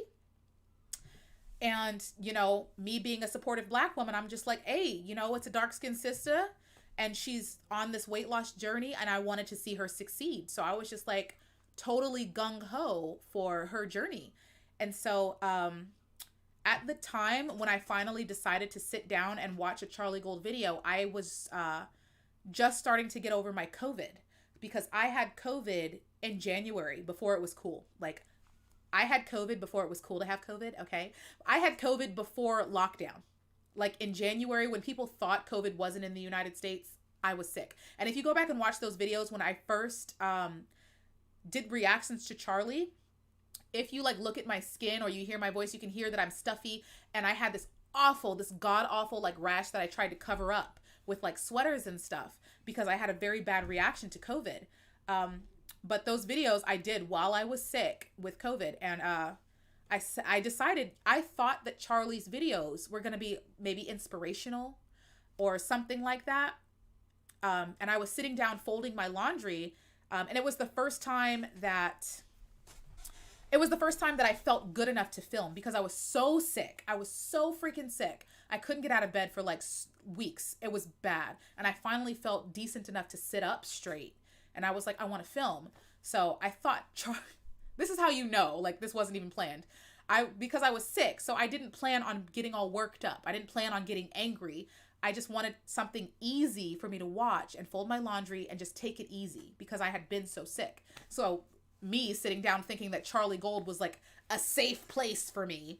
I'm folding my laundry with a bow in my hair.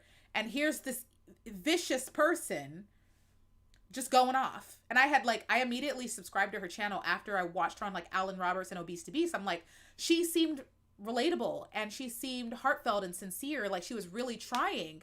And so before watching any of her videos, I just hit the subscribe button. I'm like, I'm going to remind myself to watch her videos. And I subscribed. So when I finally got around to watching her videos, you can like see as you're watching me fold my laundry, the look on my face. I'm like, what am I watching right now?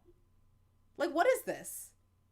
Like, I'm thinking I'm going to sit here and have a fun, funny reaction to this heartfelt, sincere woman. And I'm looking at a bully. And bullies trigger me like nobody's business. Oh my God. Oh my God. You guys know I'm petty. And petty me was popping that day. You guys, I threw my laundry to the side. I didn't even finish folding my laundry in that video. And I was just like, who is this person? Who is this woman? I do not like her. I don't like her. Who is this? And the more I listened to her, the more pissed off I got. I did 2 videos back to back on Charlie in the same like 60 seconds. I like turned on the camera and turned off the camera, turned it back on, and just did another reaction because I could not believe what I was listening to. I'm like, this is the woman that Alan and Obese to Beast put on their channel talking about, oh my God, yes, she's showing the reality of obesity and she's so sincere and she's trying so hard. I said, well, did you guys not watch this? Hold on. Did you guys not watch her channel before putting it on here? Because this is BS. This is BS. And I didn't know anything about Amber at the time because I was just now, that was my first introduction into Hater Nation, was through Charlie and Alan and all them. And then I started researching into the haters and I researched into to Amber. And I'm like, okay, at first I didn't understand why people even cared about Amber because her content's not like that amazing. But for Charlie to just be sitting up here talking the way that she was talking and that's what blew my mind. Because when I went after Charlie, it wasn't cool. Charlie was popular.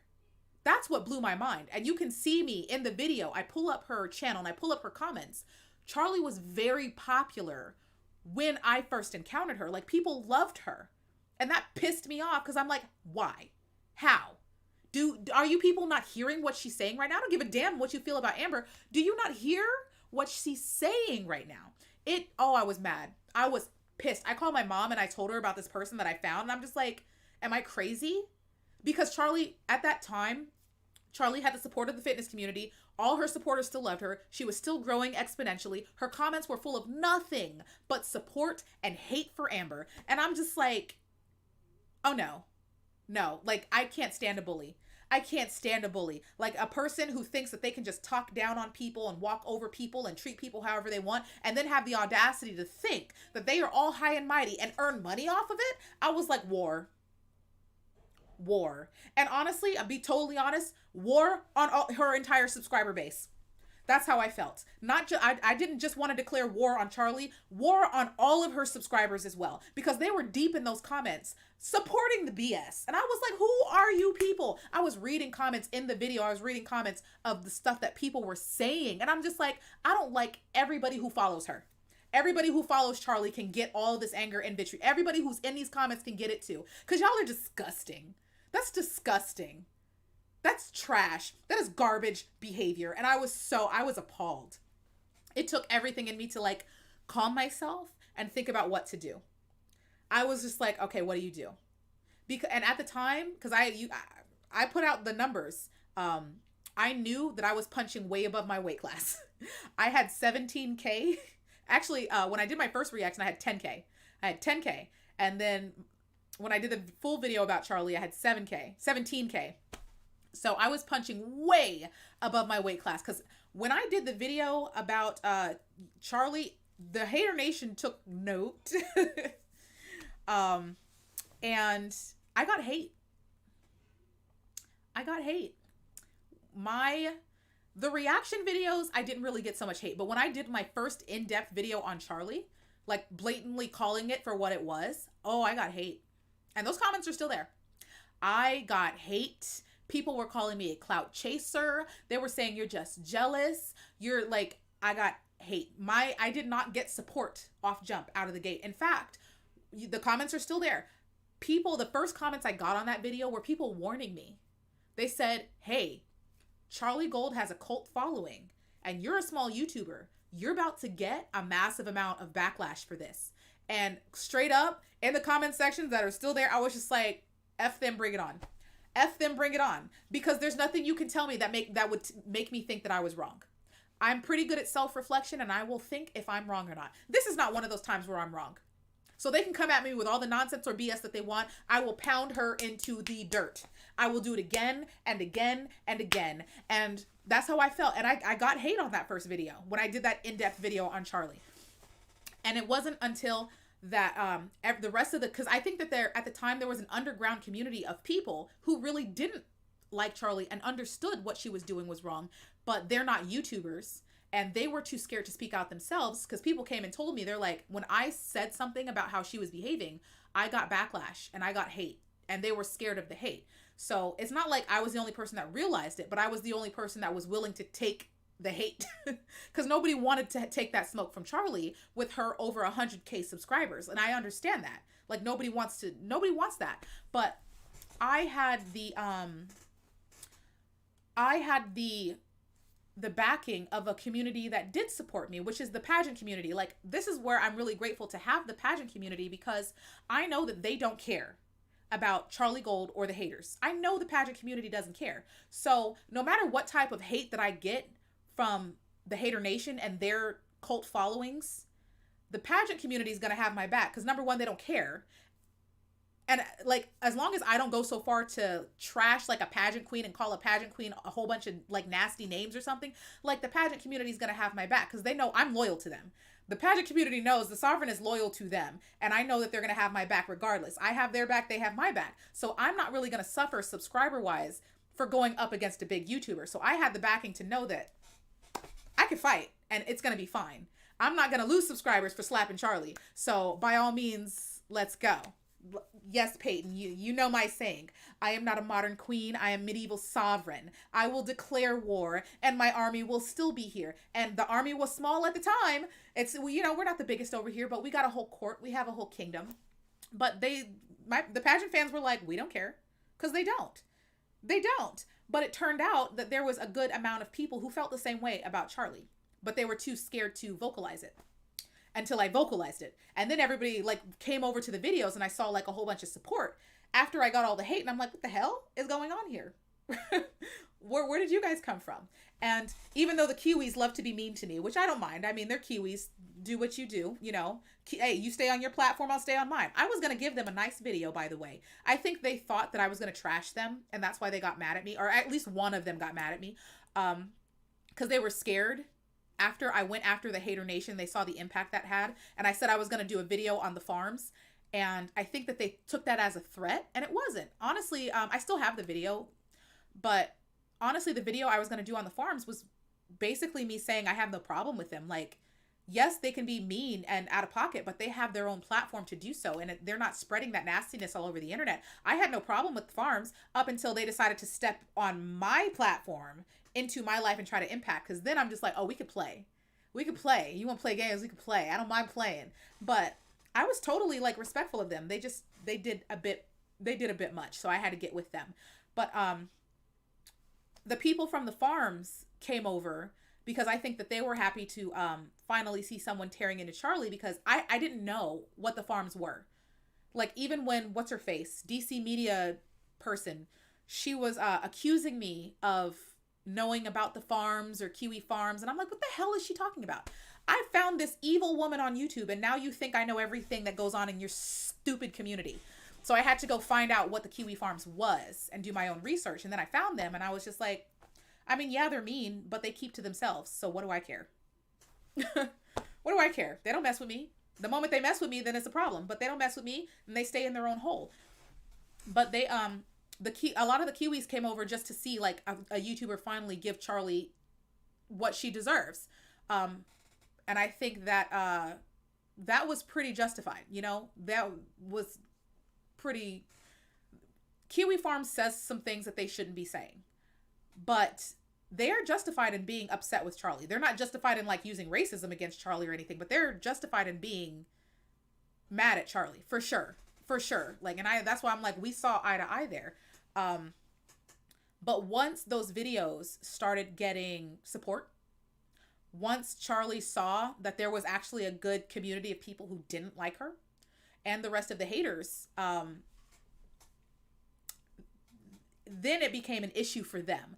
I wouldn't do it, but I have the video saved on my phone and in my iCloud of a live stream by the Hater Nation discussing the video I made about Charlie. And in the video, which I have the clips of, so they can try me if they want. I keep receipts for years, okay? I got text messages from 2012, baby. They were discussing the video that I made, and Michael B. Petty was in it. Charlie was in it. Like, the haters were in there, and they vocally admitted, they're like, yeah, she made some points. Like, she has a point. You know, she had a point.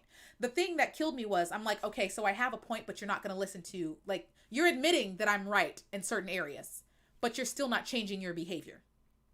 That's what bothered me. I saw their reaction, and they admitted that I was right in certain areas, but their behavior did not change.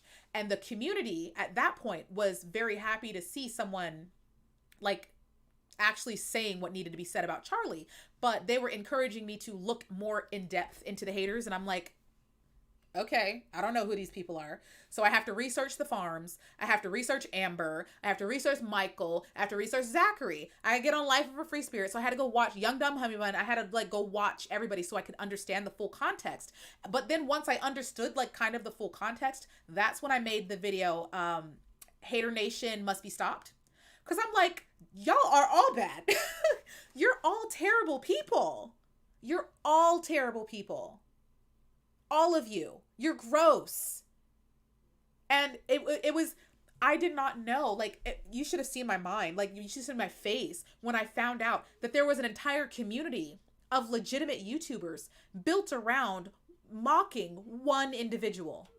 I don't freaking care how bad that individual is. Like, I don't care if you're mocking Hitler. Okay, if there's an entire community built around mocking Hitler, if your only thing to mock Hitler for is the fact that he's white and German, that's gross. Do you understand how ridiculous that is? If the only thing you have against Hitler is the fact that he's white and German, and that's all you make fun of is the fact that he's white and German, not the atrocities he's committed, not the horrible things he's done. You just make fun of the way he looks. You just make fun of him being, you know, an ugly white man. Like, if that's all you ever did, that's gross. And that's exactly what they were doing. Like, if there's a legitimate issue with somebody, why would you not focus on those legitimate issues? I don't mind if anybody bashes Hitler. Okay, Hitler needs to be kicked in the balls. But the fact that Hitler is evil has nothing to do with the fact that he's German. And if someone was just making fun of the fact that Hitler was German, you're not making fun of Hitler, you're making fun of Germans. Like, that's what you're doing. And that's what the entire community was doing. They're bashing Amber for her nails, her hairstyles, her shopping habits, like her dancing, her being happy. Like, they're making fun of Amber because she's joyful. How black can your soul be to find a way to be evil to someone who is just purely happy? Because I wouldn't even do that to Hitler. I wouldn't. I would come after Hitler for a lot of things. I'm not going to come for Hitler because he's damn happy. Like, what? I don't understand. That's what killed me. That's what killed me. And it's not just Charlie. The entire community was like that. And even Zachary had fallen into that trap of, I watched a video of his and Amber was like touching dusty plates at Walmart and he was going off on her for touching dusty plates. And even though he says it with a humorous tone and he doesn't say things with the same vicious vitriol that Charlie does, he was still being just as bad. And I'm just like, What? And then they want to have bias because that's ooh, that one lit a fire under my butt because they want to make fun of Amber for not following through on her weight loss goals, for not holding true to her words, for lying to her audience. And I'm over here looking at Charlie and I'm like, hold on now. Hold on now. Hold on now. You guys are getting on Amber for not following her weight loss things. And I actually, like, when it clicked in my head, I went to Charlie's channel and I went all the way back. Okay, rewind. I went all the way back through all of her videos to see what she looked like, to see her progress. And I was still like, oh no. Oh, you playing. You playing. Because Zachary and Michael and Life of a Free Spirit and Young Dumb Honey, like, they'll do live streams and they'll sit there and talk down about Amber's weight loss. And I'm over here sitting here looking at Charlie's thumbnails and videos. And sis ain't changed. To this, and mark my words, to this day, she still has not changed. But I noticed this a long time ago and I'm like, y'all are biased as hell. Because who are you to sit up here and make fun of this woman when you sit next to a woman who's in the same boat? Sinking in the same boat.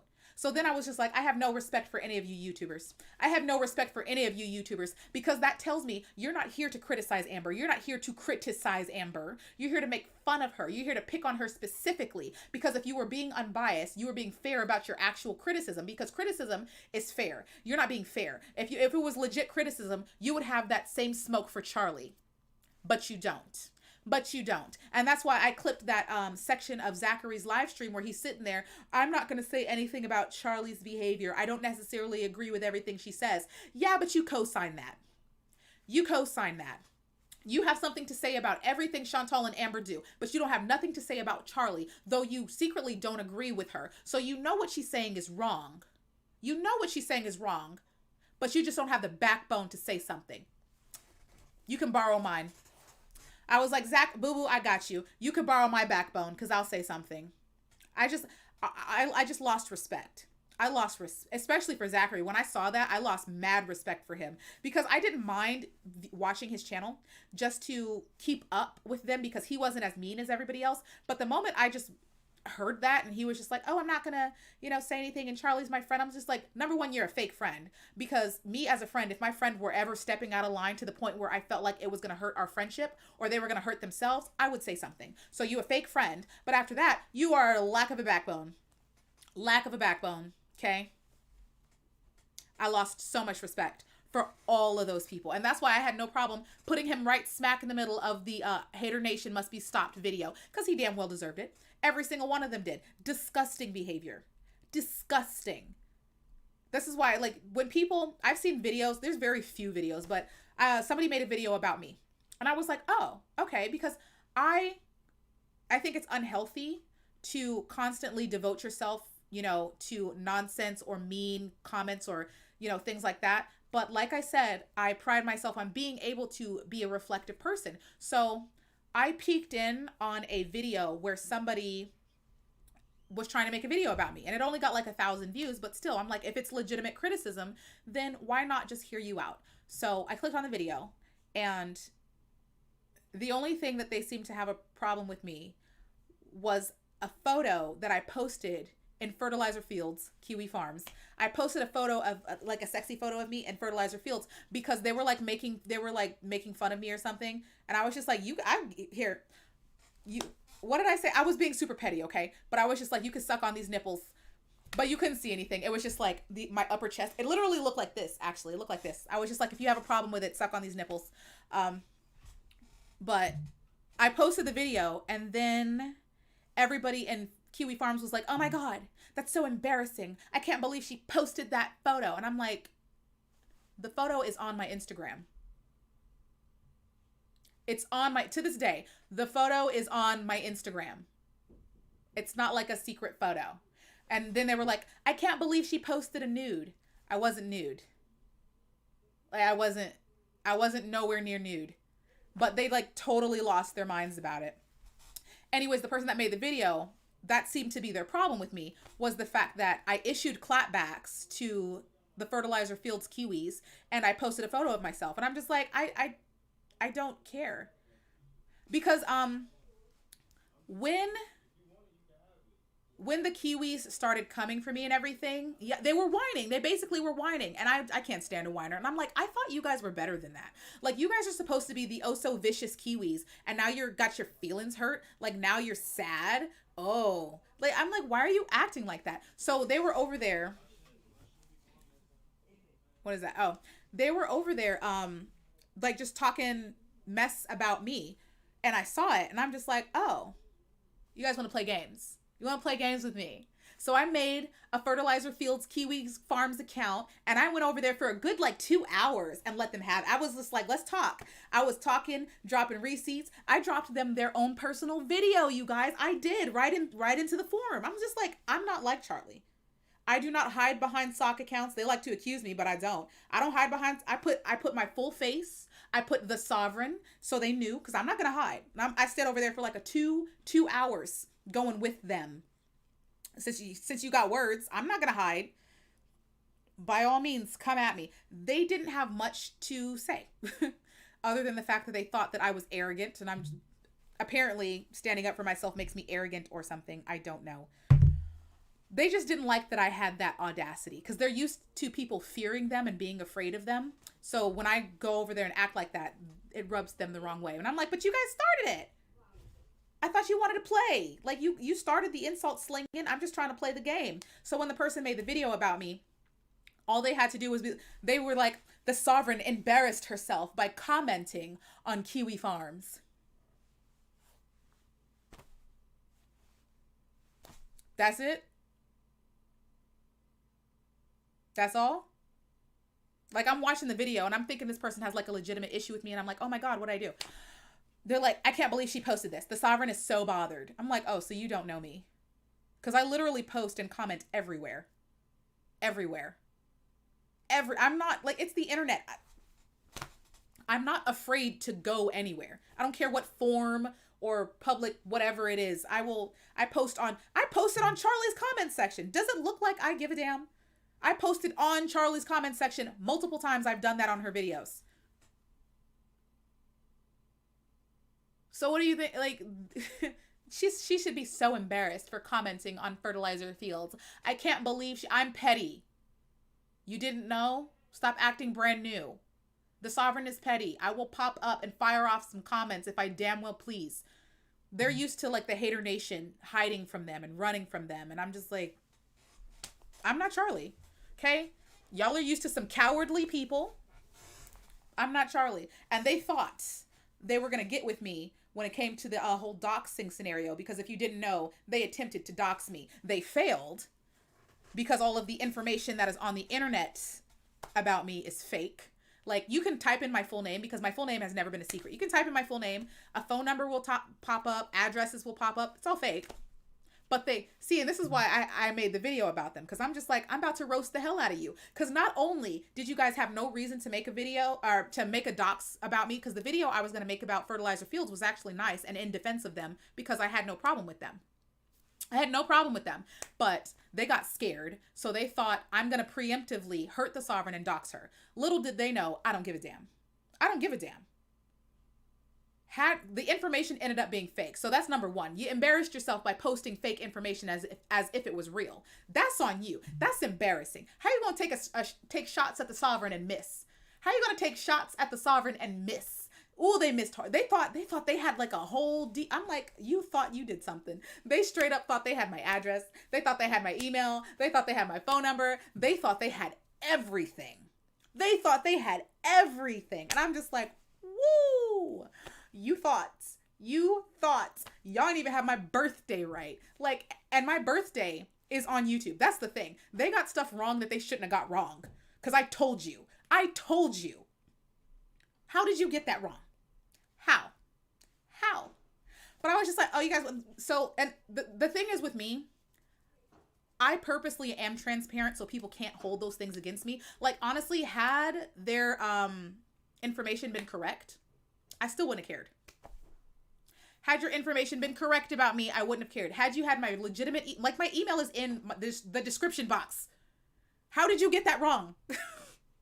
Like, had you gotten my email correct, my phone number correct? Number one, I don't even answer my phone. I don't. I don't. I have, unless you're saved in my phone, the calls don't even come through. So whatever. Had you gotten my address correct, then what? Then what? Y'all gonna come over? You want me to have a barbecue? I'll bake you some cupcakes. Like, what are you gonna do? God forbid. Look, I would give props to someone who is brave enough to walk down my street, okay? If you've seen my neighbors, if you knew who was on this street, I would give you props for going that far to even attempt. But I'm not about to be, like, I know other YouTubers get super bent out of shape. I'm not the type of YouTuber to be shivering in my house. Oh my God, they know where I live. So, I've lived in the hood. I've lived in the ghetto. My enemies, people who didn't like me, have always known where I lived, and they were willing to do a lot worse than whatever some internet people are about to do. What are they going to do? SWAT me? I know the police station. Like, by all means, all it's going to do is give me content. Like, legit, you could SWAT me, and it would probably, like, what do you do? I'm going to turn it into content. You realize that, right? All you're giving me is content, which is what I did with the docs. They tried to dox me, and instead of being like, oh my God, like, Charlie was super bent out of shape about her docs, I made a video about it. And I roasted the ever-living hell out of the Kiwis. Because they deserved it. Why are you so devoted to me if you don't like me? You acting just like Charlie. Fan behavior. Fan behavior. And you know what they hated? Ooh, they hated it. They hated it. Because I can see who's linking my videos.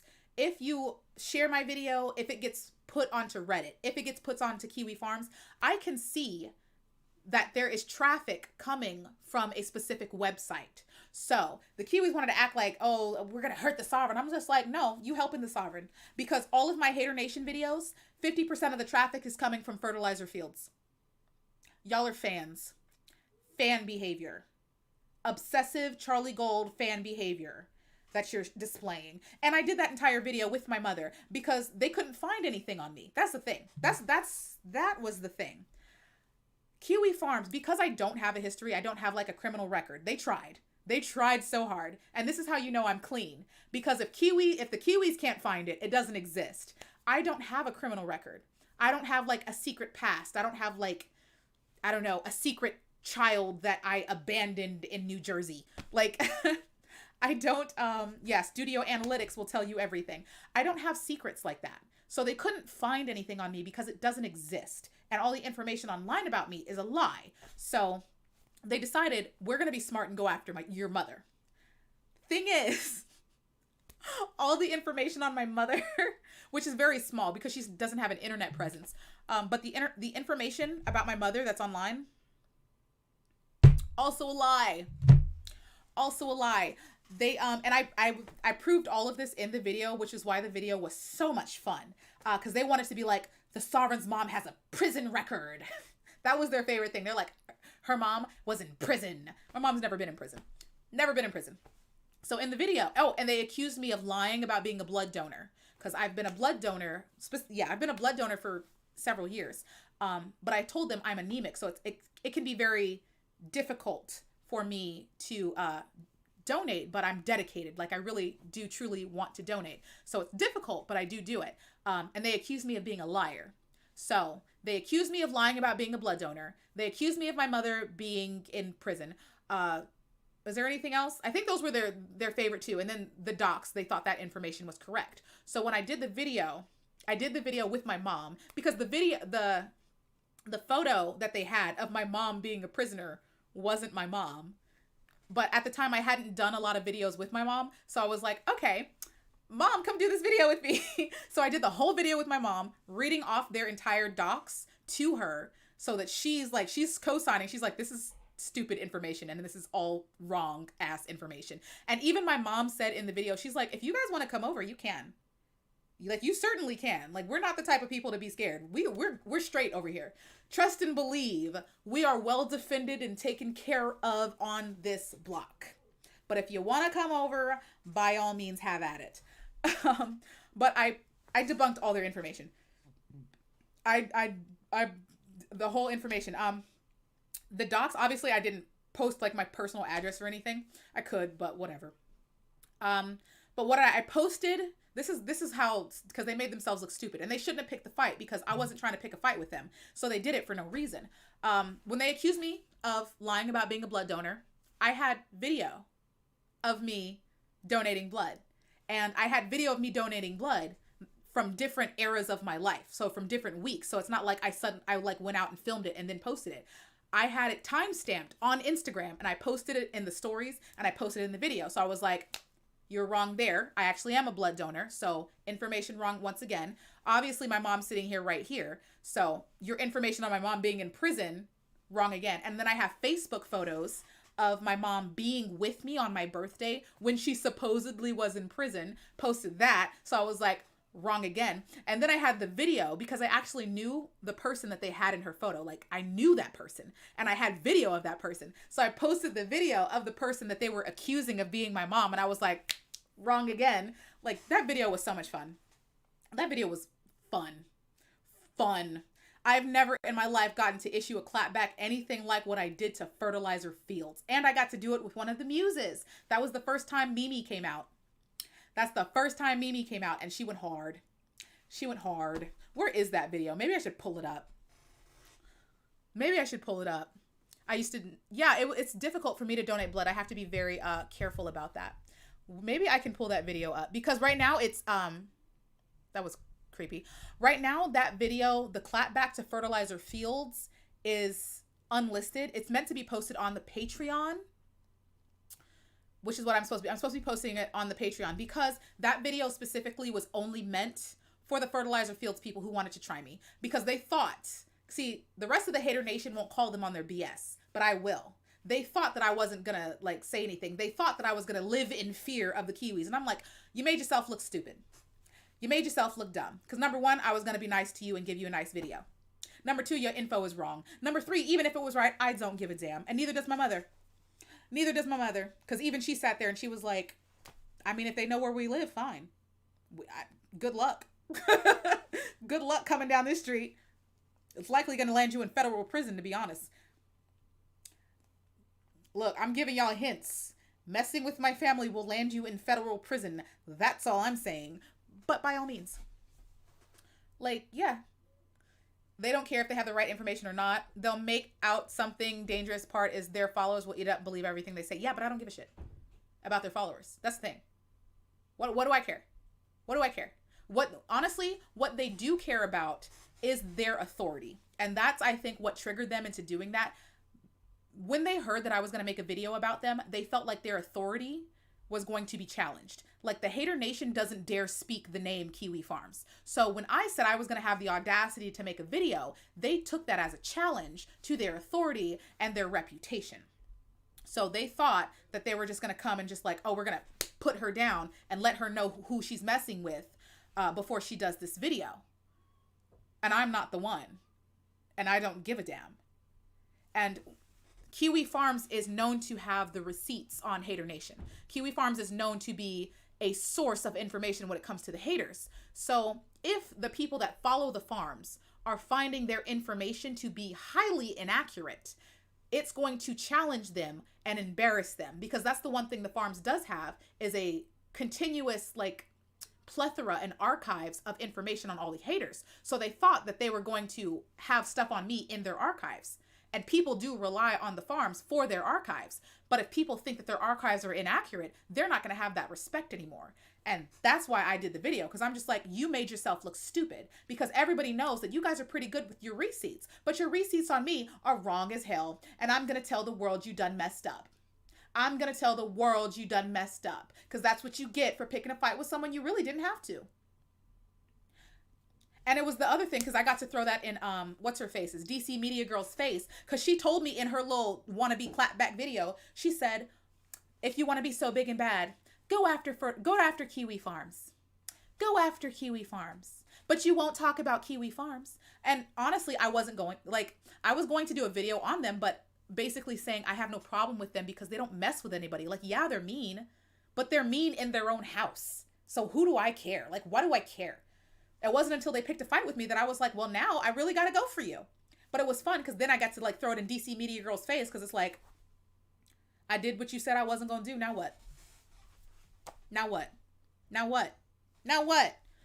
Y'all don't have to dox me. Give me a meeting place. I've told people plenty of times, if you want to meet me, we will look, I will meet you at the park in San Francisco in front of everybody. I'm good. We can have at it. We can make some stuff happen. I will pull up, okay? I'll let you know though, my army is bigger than yours. My army is bigger. And my army rides hard. Check the moto vlogs, but if y'all want to play games, by all means. It's just like when I got on YouTube, I was prepared to deal with whatever nonsense I had to deal with. So I said that in the video, like when they decided to dox me, eventually somebody was going to try. So I had prepared myself and my family for that. I've given my mom instructions. My mom knows you do not answer questions about your daughter at all. There's a code of silence. Not to say that we have anything to hide, but I don't want my mother harassed about anything that happens on the internet. If something needs to be said, come ask. I will tell you. Like, I don't hide things. You don't have to dox me. Just ask. Like, I told them in the video, I'm like, if you want to know, I'll tell you. Like, I have 2 brothers, and I used to be a foster child, and like, what do you want to know? I'll tell you whatever you want to know. You went through all this trouble for stuff I would have told you. And I did that in the video. I doxed myself. I was like, I'll tell you, like, whatever you want to know. It's not that big a deal to me. Other YouTubers who have like history or something to hide, maybe, but maybe I've led a very boring life. I don't know. It's possible. It's possible. I haven't gotten any trouble. Like, I know. You know what? I'll say this. I did get suspended once from high school. I did. Totally did. I got suspended for protesting.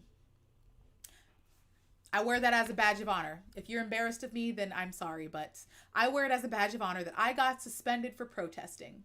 I got suspended for protesting my high school getting rid of my my high school sports program. We were protesting and I got suspended.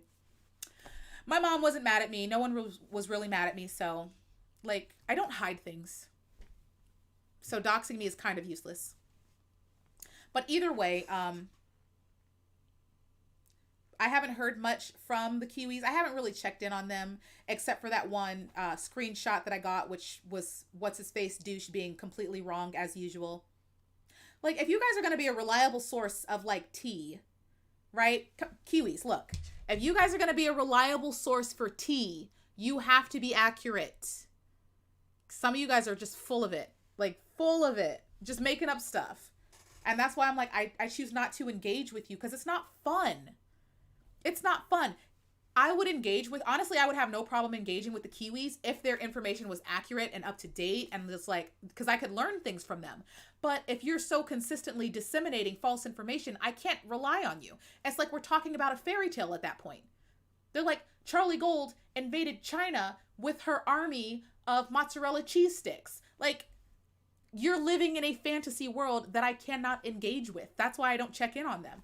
I feel like they used to be more reliable. I don't know what's happened lately. Maybe it's just a few idiots. I don't know. I still have an hour and 17 minutes left for that video to upload. I don't know. I don't mess with them. And you know what? They don't mess with me. I think they've learned that they can't really do anything. And I've learned that they can't really be relied upon and they're not really fun. Because honestly, when I went over there to talk to the Kiwis, I just wanted to have fun with them. I thought that they were the type of people that I could like, you know, be petty with and they're not going to take it to heart.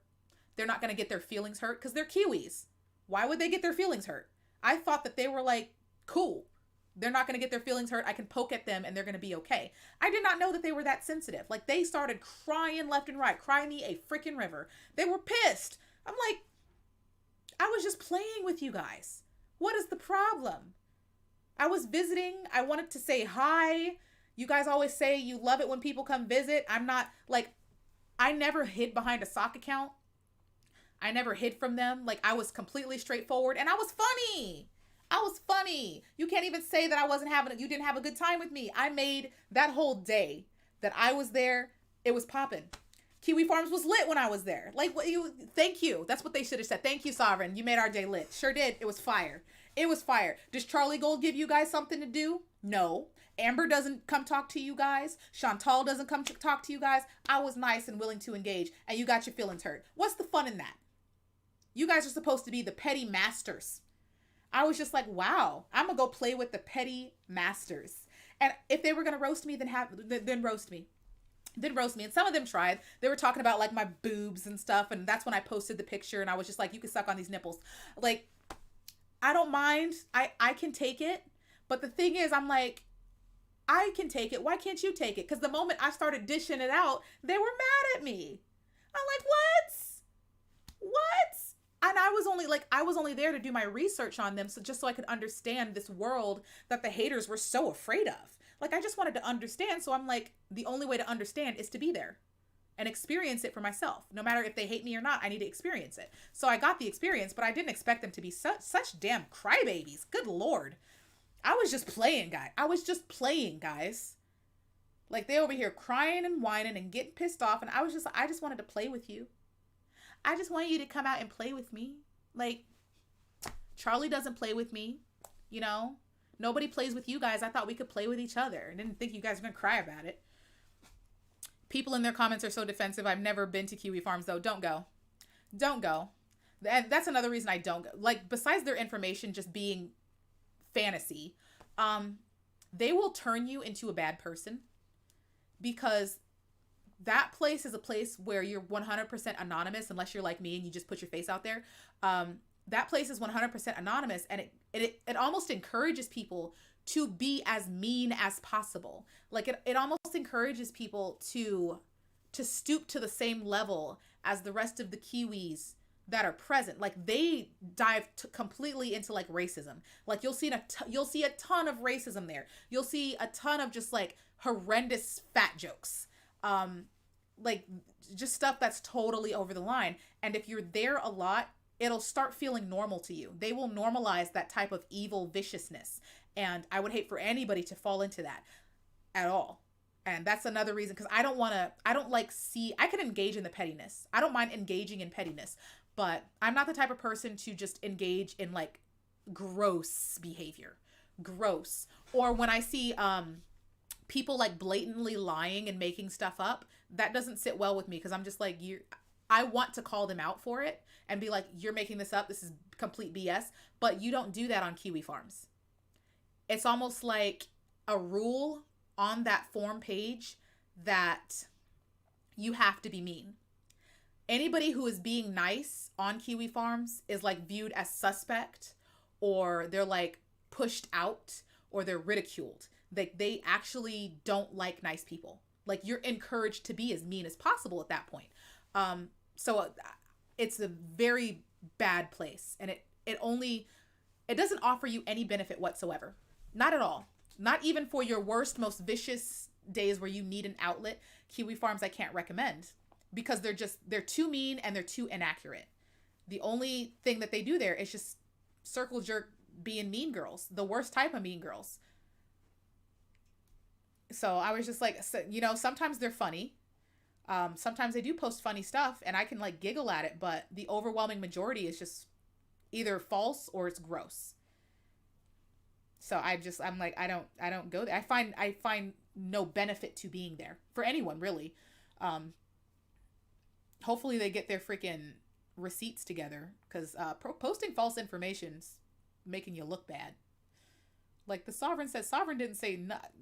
I can't believe people even believed that. That's the thing. Y'all believed that? The Sovereign said she wouldn't talk about the haters again. I've been saying the haters are fascinating. They fascinate me. I would never just say I'm going to walk away from the haters. They're fascinating little beings, these little creatures. Like the way that they move through life, I'm like, how do they survive? It's like an endangered species or something. I just can't help but watch them. But not all the time, because good Lord, they're terrible. They are terrible. Hi, Mohammed. How are you doing? How are you doing? Is that Jim? Someone said hello, Jim. Where's Jim? I don't see Jim. Jim's definitely getting is that seriously, Jim? Is that you? Is that your full name? I don't remember ever seeing it. This might be my first time seeing your full name ever. I want to learn it. I want to learn it. Those of you who are on the Patreon, I did post a trial of my future endeavors for the channel, because I do want the channel to feel like its own world. I don't want it to just feel like a YouTube channel. I want you guys to be able to come to the channel and check in with the queens, but also be able to see what's going on in the rest of the court. Like, we have court counsel, we have privy council, but that's part of the reason I introduced the muses. You guys are going to start seeing the muses living their own lives and worlds in the court. So they have their own storyline. They have their own, you know, lives. They have their own things that they get into. So when you come to the channel, it should feel like its own world, where you can, you know, go talk to the other courtiers. You can come and receive, you know, the queens, and you can see what's going on in the world, in the kingdom in general, with the muses and everything, because they do have their own story. So it'll be its own little world, and all the worlds are kind of interconnected. So like, you'll see the muses popping up in some pageant videos because they're a part of the kingdom. So the muses will pop up in some pageant videos. Mama Sovereign will sometimes pop up with the muses. The muses will sometimes pop up in a privy council or whatnot, but you'll also get to see me interacting with the muses and the entire kingdom and all of its glory and the things that we do. And if you guys knew what I had planned for this channel, because I feel like YouTube's kind of lost a bit of its creativity.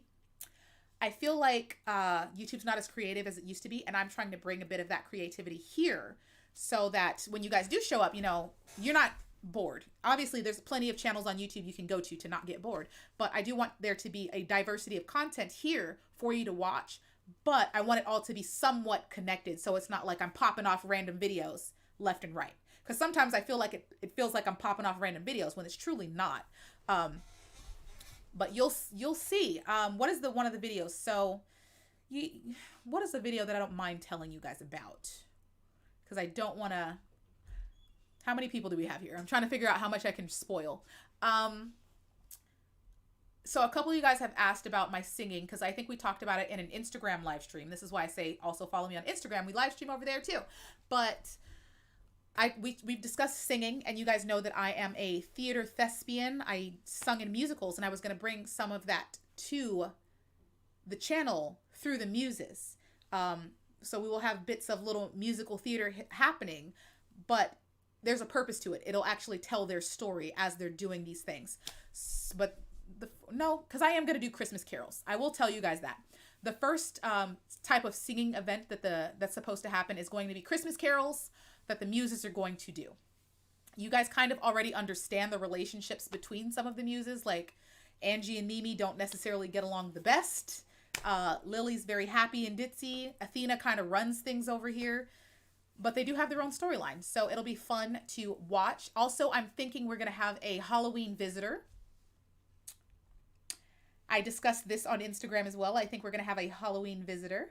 I think that'll be super fun. I passed it by some of you to see what your thoughts were, to see if it was too outlandish. I didn't think so, but, you know, I'm cautious about, you know, my court. I do have a court to think about, and you guys. So, I'm reading comments, sorry. But yeah, we're going to have a visitor during the month of Halloween. I think that will be fun. So I do have some more creative things coming to the channel, and a little bit of pageant tea. I think, because people have asked me for a reaction to the 2015 infamous Miss Universe competition. And obviously it wouldn't be a true reaction because I've already seen it. So I was thinking how I could give a reaction, because I know what you guys are looking for, but I don't like being inauthentic. That's the thing. I don't want to pretend like I haven't seen it and watch it. I could. Honestly, I probably could, but I don't want to do that. So what I've decided to do is I am going to do a reaction for the 2015 infamous Miss Universe competition. However, I am for the first time going to allow the muses to do that reaction instead of the sovereign, because the muses have not seen the 2015 crowning.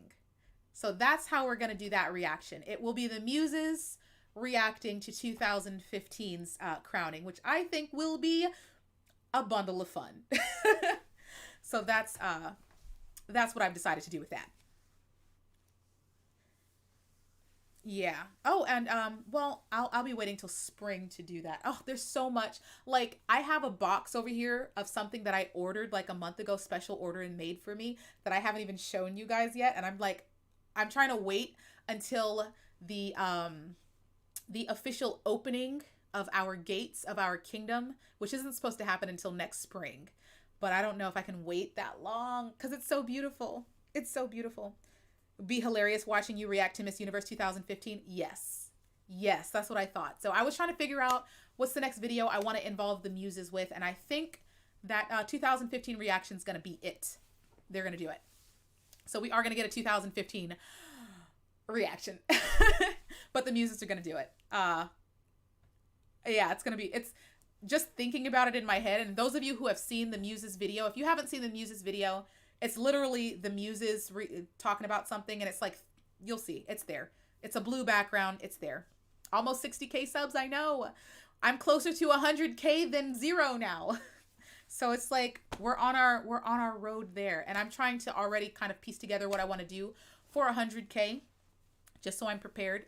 Because I want to give you guys something special for being so supportive and sticking around for so long and being here with me through all the trials and tribulations, all the nonsense, and accepting me for who I am, you know, because a lot of people, when I came on the scene, wanted to force me to be a very perfect little prissy angel. And sometimes I can be. Like, sometimes I sit here with my bows and my crown and I'm very cutesy, which is definitely part of my personality. But some people wanted to stop me or prevent me from being so outspoken, from being so real or true or saying what needs to be said. Like, a lot of people were like, oh, they wanted me to behave like a pageant queen in all areas of my life. Like, that's what they wanted. Even when it came to what I wore, people were like, oh, you shouldn't be dressed like that. Oh, you shouldn't have your makeup like that. You shouldn't have your hair like that. And they just wanted me to be a certain way. And I refused.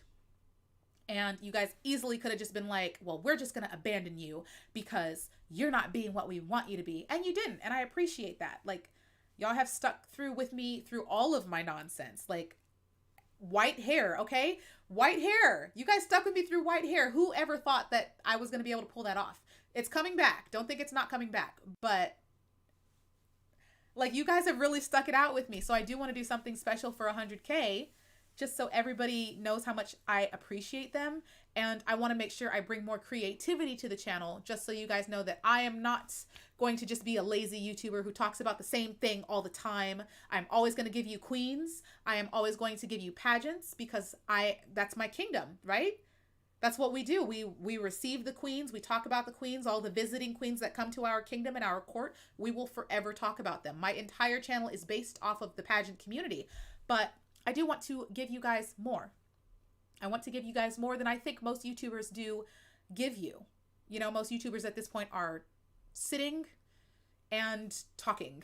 Like, they just sit and talk, and some YouTubers don't care about their audio. They don't care about their video quality. They don't care about being creative. I don't want to do that. I want to give you guys more. So I am working and I am learning. As you've seen, I've learned a lot. You saw with the Muses video. I've learned how to edit. I've learned how to do green screens. I've learned how to do some special effects.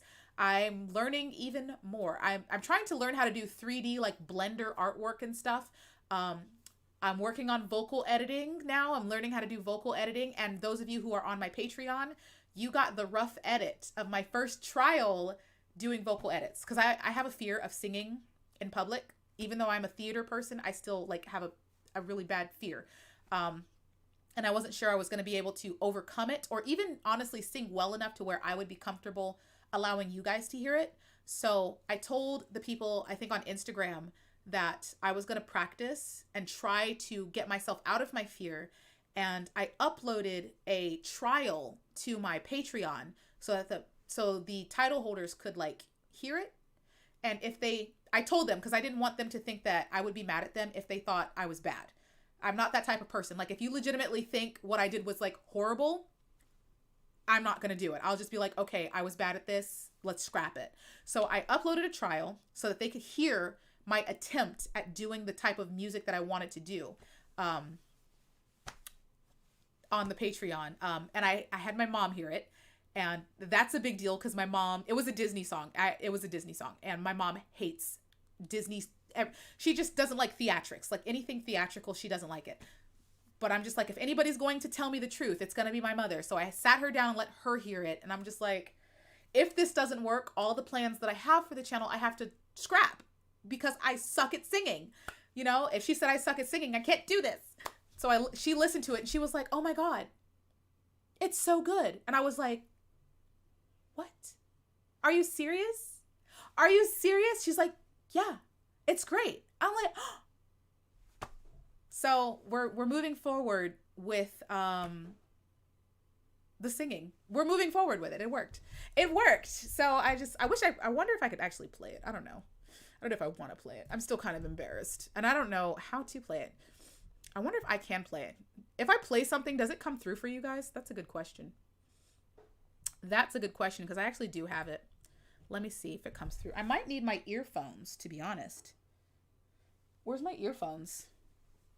Because then, since you guys are here, I might just play. It's the only place it's like freely uploaded is in the Patreon.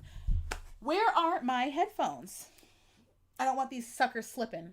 I don't know where my headphones are because I think I might just play it for those of you who are here. So you can tell me like your honest opinion. And if you want to roast me, then I deserve it. I will take it. I'll take that butt whooping. It's fine. I'll take my butt whooping. It's fine. Where is it? Let me see if I can find it.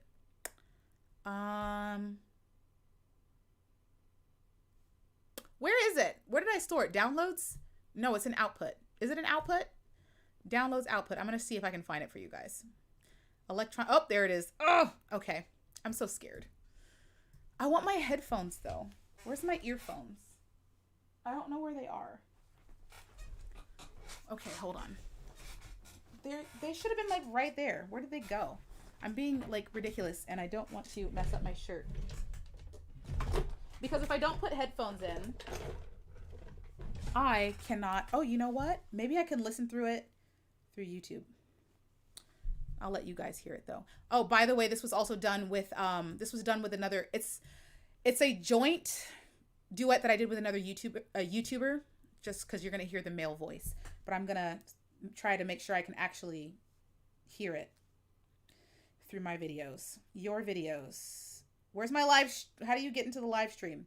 How do you get into your own live stream? How do you get to your own live stream? Let me switch channels.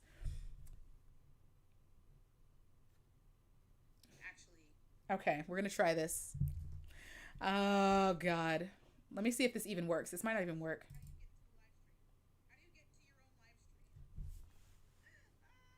Am I gonna play the whole thing? I should just skip it. I can't. I have to wait until I hear it here. Do you guys hear anything?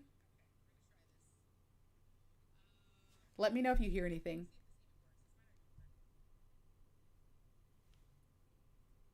I'm trying. Am I gonna play the whole thing? I should just skip it. I can't. I have to wait until I don't hear anything. Do you guys hear anything? I don't hear anything. I'm listening to myself. I don't hear anything. I don't know how to like make that work. How do I make that work? Image, display, audio input. I don't hear anything. You hush. I'm like hushing myself. One of you is stream. One of you is yeah. I have it on my phone, so that's why I'm listening in. What does that say? Desktop audio. Are you off? Remove, rename, copy filter, input, undo. What? Ah! Look, we're learning on the fly. We're learning on the fly. How do you make sound audio input capture? Can I change my capture? Audio input capture. How do you make default microphone, cam link, cancel? How do you make it work? Which one of you guys is a streamer? One of you guys is a streamer. Desktop audio. Remove, performance mode, filters, copy filters, something, blah, blah, blah. I could probably just pull it up on my phone, but I don't want to do that. How do you make sound happen in a stream? This is a good freaking question. This is a good question. Should I add another audio? No, browser source, display capture. Display capture? No, because I have a display capture up. Why would this not be working? Using a microphone. Yes, I am using a microphone. How do you, what's going on over there? I'm watching you guys. David and Peyton and Andrew, and what are you guys up to? Video capture device, alert box, browser source, display capture, game capture, image. Well, I don't want to. I feel like I should just do another audio capture. Let me see. Audio output capture. What does that mean? Why am I still such a newbie at doing this? Okay. Let me see. Add source. Add source. Speakers. Yeti. NVIDIA. Done. Okay, now what? Did I do that? I just added something. Video. I don't know. How do you make this work? How do you put sound in a stream, guys? One of you guys knows what you're doing. One of you guys knows what you're doing. I told them I would let them hear, but I just don't know how to let them hear. How do you put sound in a stream, guys? One of you guys knows what you're doing. Well, I'm a streamer in an actual water stream.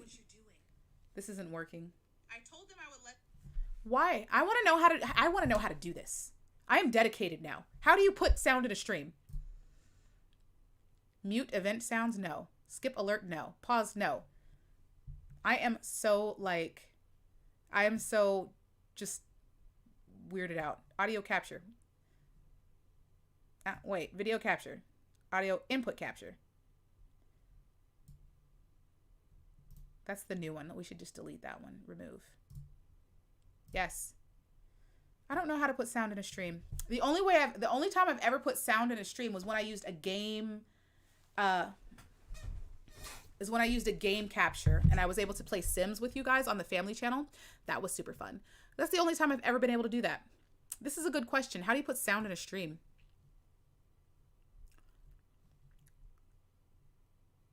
I missed everything. I feel like I had to check on the cats. Well, we're trying to figure out how to put freaking sound in a stream because I have audio. My audio is being captured. Do I need to put another audio capture? Let me see. Media source. Okay, media source. Oh, maybe media source. Yes. Okay, add source. Okay, add source. Local file. Browse. Wait, I might be able to do this. Haha. Okay, it's in documents and then a whole new world mixdown. Open. Okay, now what? Restart playback when source becomes active. Show nothing when playback ends. Loop restart. I can show you the world, shining, shimmering, splendid. Tell me, princess, now when did you last let your heart? Is it working? It looks like it's working. Hold on.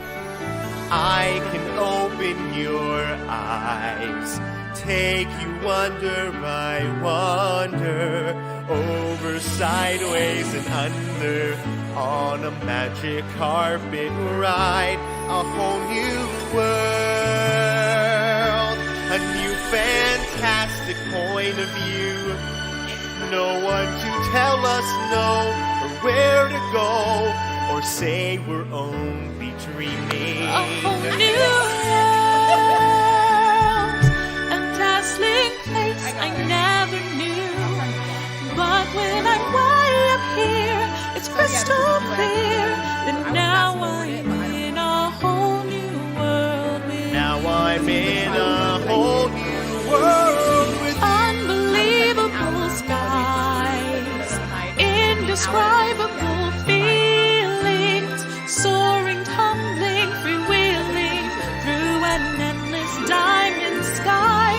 A whole new world. Don't you dare close your eyes. 100,000 things to see. I'm like a shooting star.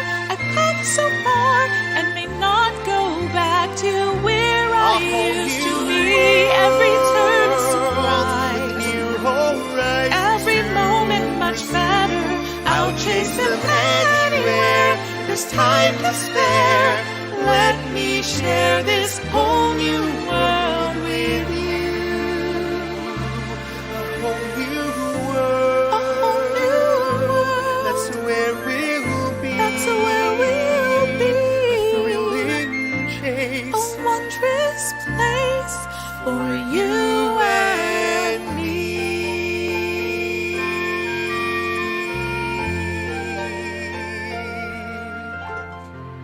All right, well. Okay.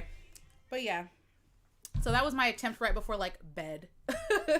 Right before I went to sleep. Obviously I could probably I definitely could do better, but I just wanted to see if it would work. That was my thing. I was like, is it going to work? Because I'm like, yeah, that was me. So like an hour before bed, you know, I put that together an hour and like, oh, I didn't know it was loud. See, I'm still learning some of the streaming stuff, so I'm happy I was able to at least figure it out. But I'll remember that for next time. At least I know how to do it. But yeah, it took me like an hour to do that, so it wasn't a real attempt at making it happen. I just kind of wanted to see what I could do without trying too much. Because I feel like if you have to try too hard to make something sound good, then you can't really do it. So I figure if it comes out that good with an hour of me trying and no warm up and no practice and no nothing, then we can pull this off. So I think that I'll be able to do this. You probably won't hear anything because that was a super rough draft that I did sitting here with this microphone in my pajamas for 1 hour. But what is it? You're not going to hear anything like official until Christmas, because that's the first time I'm probably going to upload something. Is going to be Christmas carols.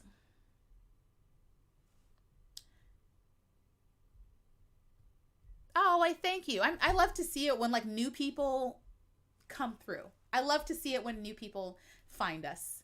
You know, you're welcome to just come here and hang out with us. I plan on doing lots of fun stuff for you guys, so we can all have fun together. We can all just enjoy each other's company. But, you know, I risk personal embarrassment because I love you guys. Yeah, if you think about it, I've said and done some things that like normal people probably wouldn't do. That is just a testament to how much I love you. You guys are special. You guys are super special. Yeah, well, like I said, that was just my I'm glad you enjoy it. It still kind of bugs me. It kind of bugs my ears a little bit because I know how it should sound and I know that I can do better, but I try to remind myself like, you did this in an hour with no practice, no warm up. Chill out. I'm very paranoid about my own perception of how well I do. I do that with my videos too. Like if I see pixelation or the colors are off, it bugs me to no end and I have to figure out how to like fix it. When you guys saw me do that Miss Grand reaction in a onesie and the camera like color kept changing, oh my God, it pissed me off.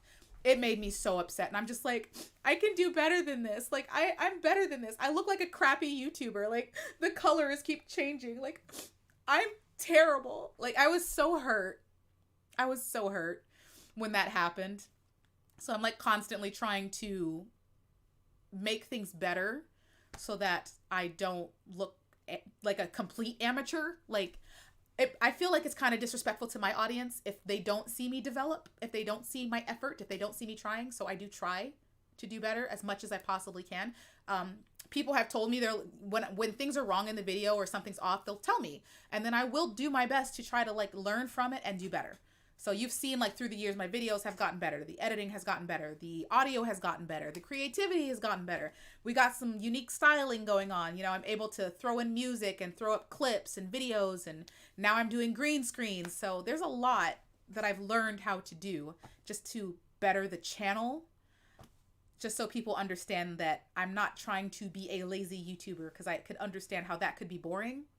You know, to watch somebody continuously and they never change. They never develop.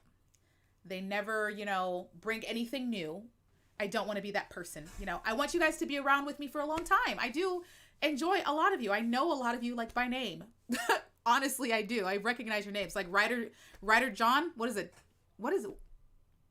You have two N's. It was throwing me off. But Ryder, I recognize you. Peyton, obviously, I recognize you. O.M. Mahajan, I remember him. Even like, Carby Barbie, Kira, she changed her name, but I remember her. There's a lot of people that I, you know, recognize. Fad, I recognize him. There's just a lot of people that I recognize, and I like to see the same faces over again.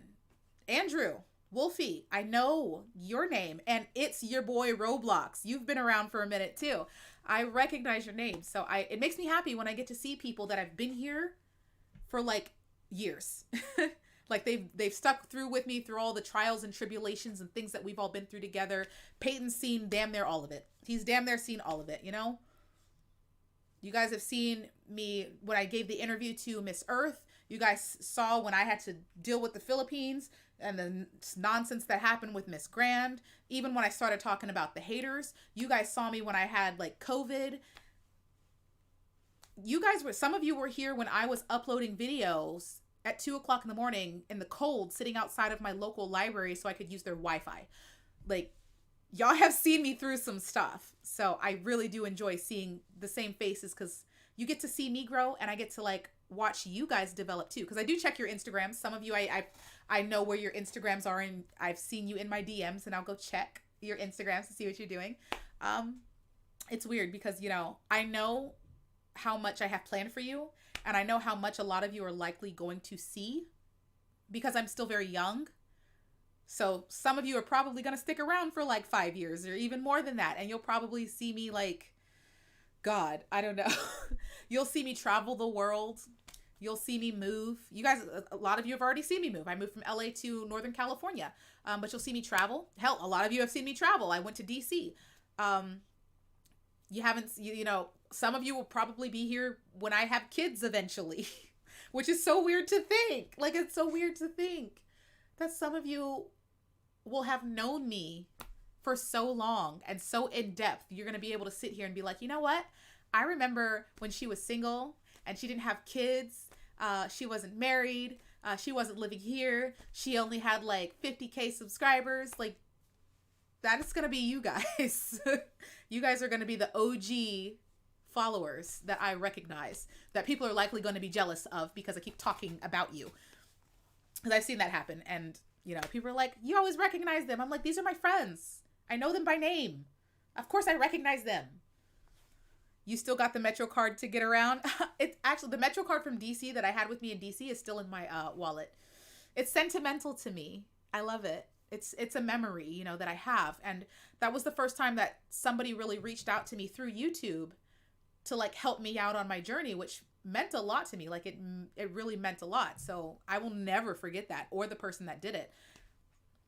But it's crazy to just like know that you guys are going to be the OG followers who are going to be able to like reference all of my videos and reference everything I said in my videos. You guys are going to be the ones that people go to be like, hey, did she ever talk about this? Hey, do you remember when she first met so-and-so? Like, y'all are going to be the ones to be like, oh no, yeah, in this video she did with her brother, or in this video she was with her mom, and then this happened, and then in March of 2020 this happened, and then she had COVID, but that's when she first started getting into Charlie. Like, you guys are going to know my whole backstory more than like anybody, more than my mom, because my mom does not know how much I've done on YouTube. She doesn't really.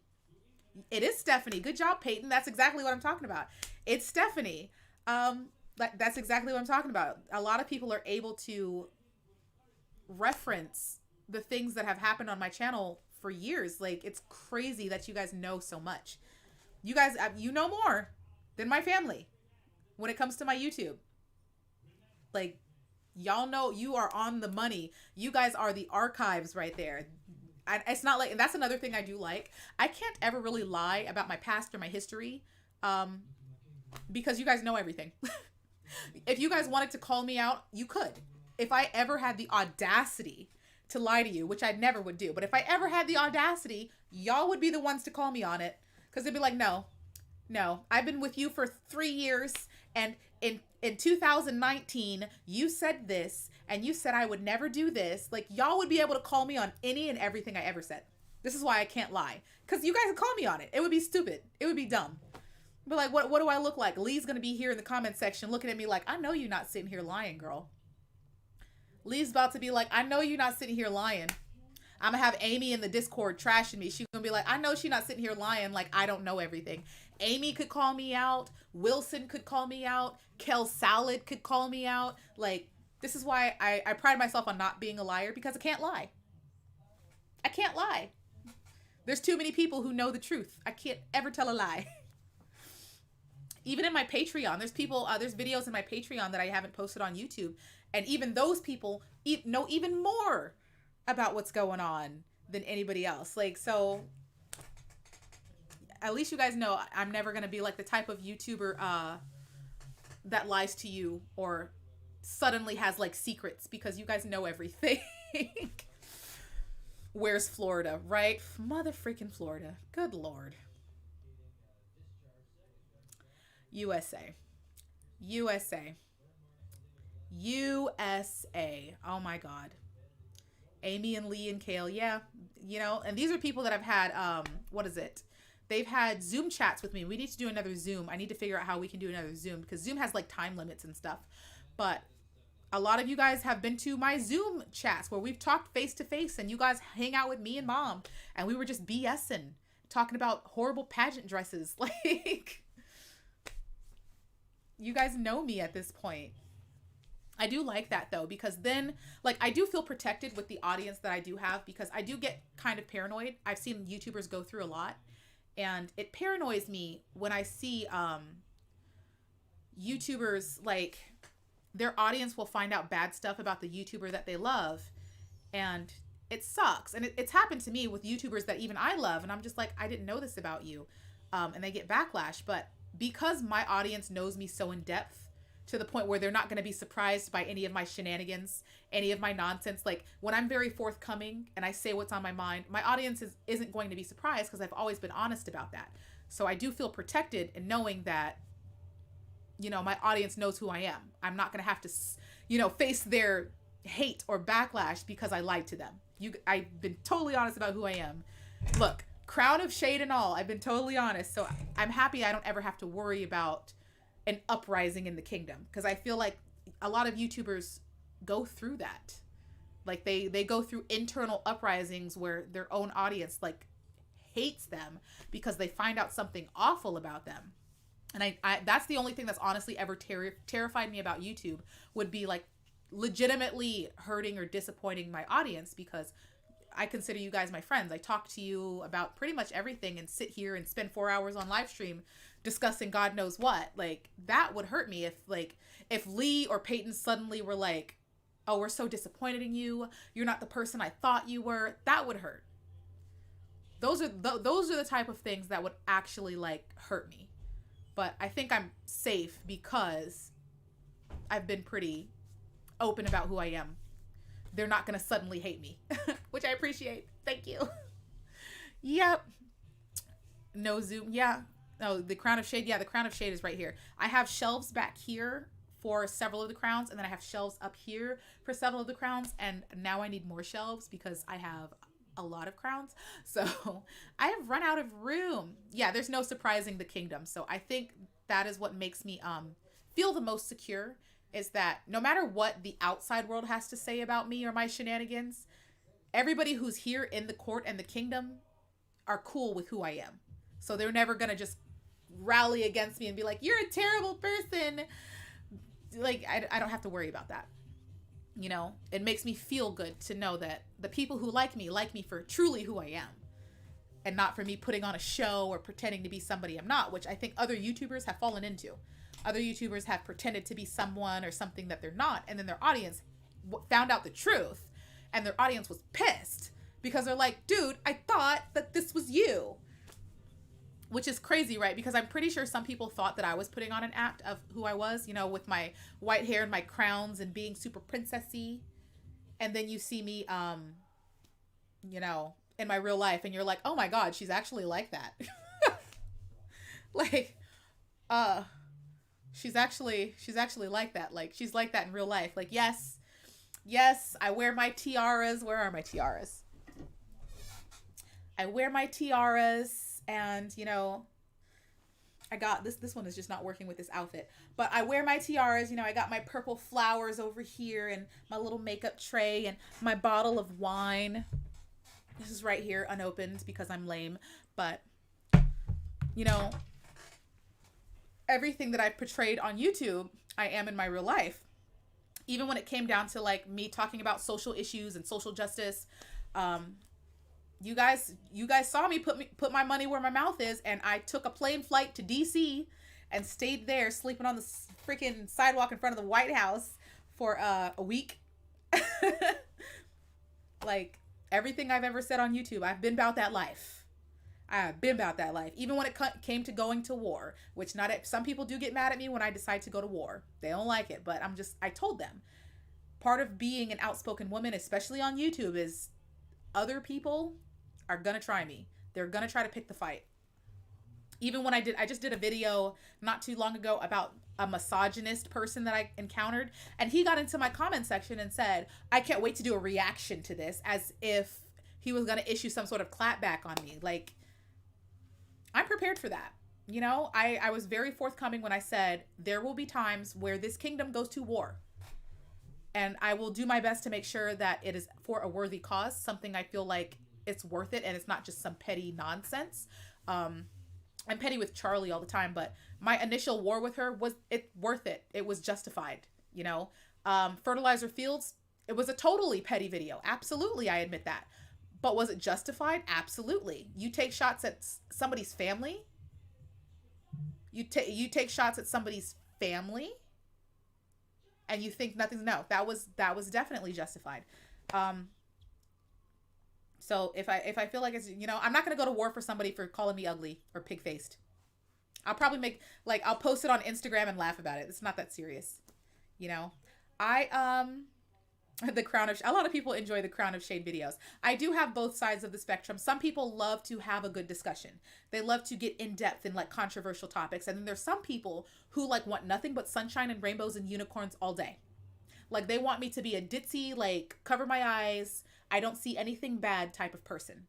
So they only like fluffy videos. Fluffy, happy videos. And I can't be like that all the time because it feels irresponsible, like I'm ignoring the important things that happen in the world. I can't be that oblivious all the time. Where do you get your crowns from? Everywhere. Everywhere. And I'm very, very picky about the crowns that I do get because I don't have plastic crowns. I do not... Look.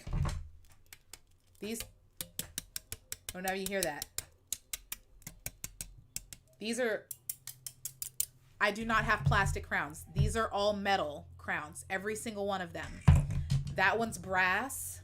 The Andromeda crown. Yeah. See? These are not plastic. These are all metal. This is brass. This is metal. I don't have plastic crowns, and I refuse to do a plastic crown. They look cheap. They look gross. I refuse. I was confused. Mediocre tutorials and reviews videos you reacted to, because that man doesn't make any sense. And he got into that man, mediocre tutorials and reviews, commented on that video and said he was going to do a reaction to my reaction. So I've been waiting on it because I'm just like, when I know I'm right, if you want to pick a fight with me when I know I'm right, by all means. By all means. By all means. Because in that scenario, I know I'm not wrong. I know I'm not wrong. So I know the bun crown. I haven't worn it for a minute. There it is. I love this thing. Everybody honestly loves this thing. But he said he was going to do a reaction. He said he was going to do a reaction to that video, and he never did. He never did. And you know, I have a sneaking feeling that, number one, he thought that I was going to be intimidated by that because he's a bigger YouTuber. He thought I was going to be intimidated.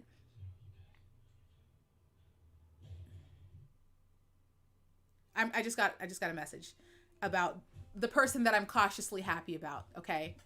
I'm not saying anything official. I am not. I said cautiously happy. We're probably not floating tomorrow unless you wanna. Misogyny is disgusting, by the way. It is disgusting. It is disgusting. Especially that one question, if everyone were to live to 1,000 years old, how likely would they get sick of their partner? Yeah, some of the questions were just dumb. They were just dumb because it didn't make sense, and it's not based in reality because the scenario would be entirely different. Like that. But he definitely said he was going to make a video. He said, I'm going to make a video. He said, this reaction this is going to be fun to make a reaction to, as if that's supposed to be some sort of threat against me. And I was just like, what up? React to it. Send your fans over here so I can embarrass you too, because I'm like, when I feel like I might be wrong, I'll take a step back and do a reflection point. But you're not about to tell me, in this situation, we're talking about misogyny, okay? I'm not wrong for calling you out on this, especially on a channel where I empower women, and I'm amongst men who know better, because the majority of my channel is actually men. And it hurts me that you're attempting to treat men or teach men the wrong things. Because I'm very proud to have a very like nice collection of diverse men who are smart enough to know better.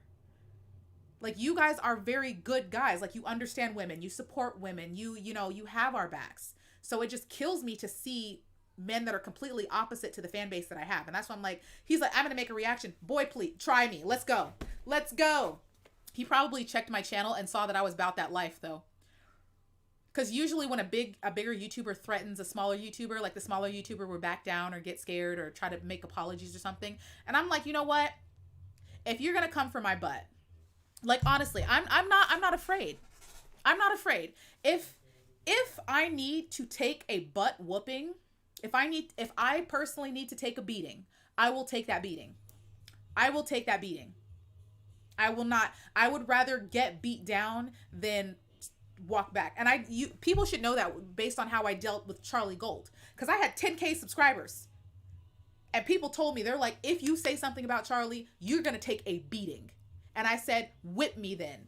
Whip me. I will hand you the belt. I will hand you the switch. Whip me, because I know I'm not wrong. And I got beat. Don't think for a second it's easy, because people think, you know, it was easy doing that. I took a beating for a good 2 months for speaking out against Charlie the first time. 2 months. Beating.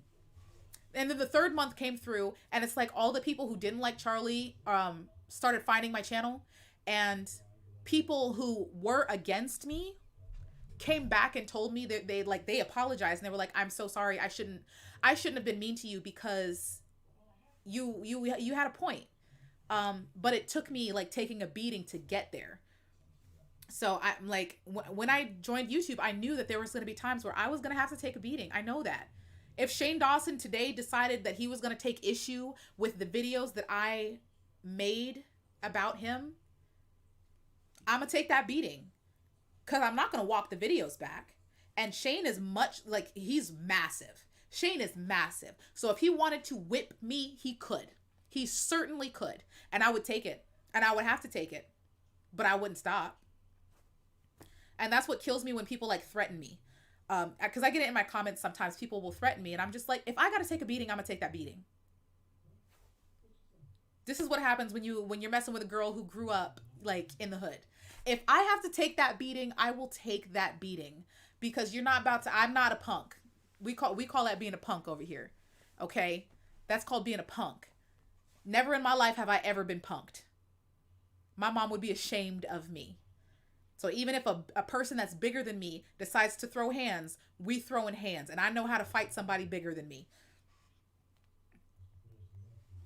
But I do stand my ground. And I mean, part of that you could be like, oh, but you're being stubborn. Yeah, probably. Sometimes I am being stubborn, but I feel like most of the time, I don't think there's a point where it hasn't been justified.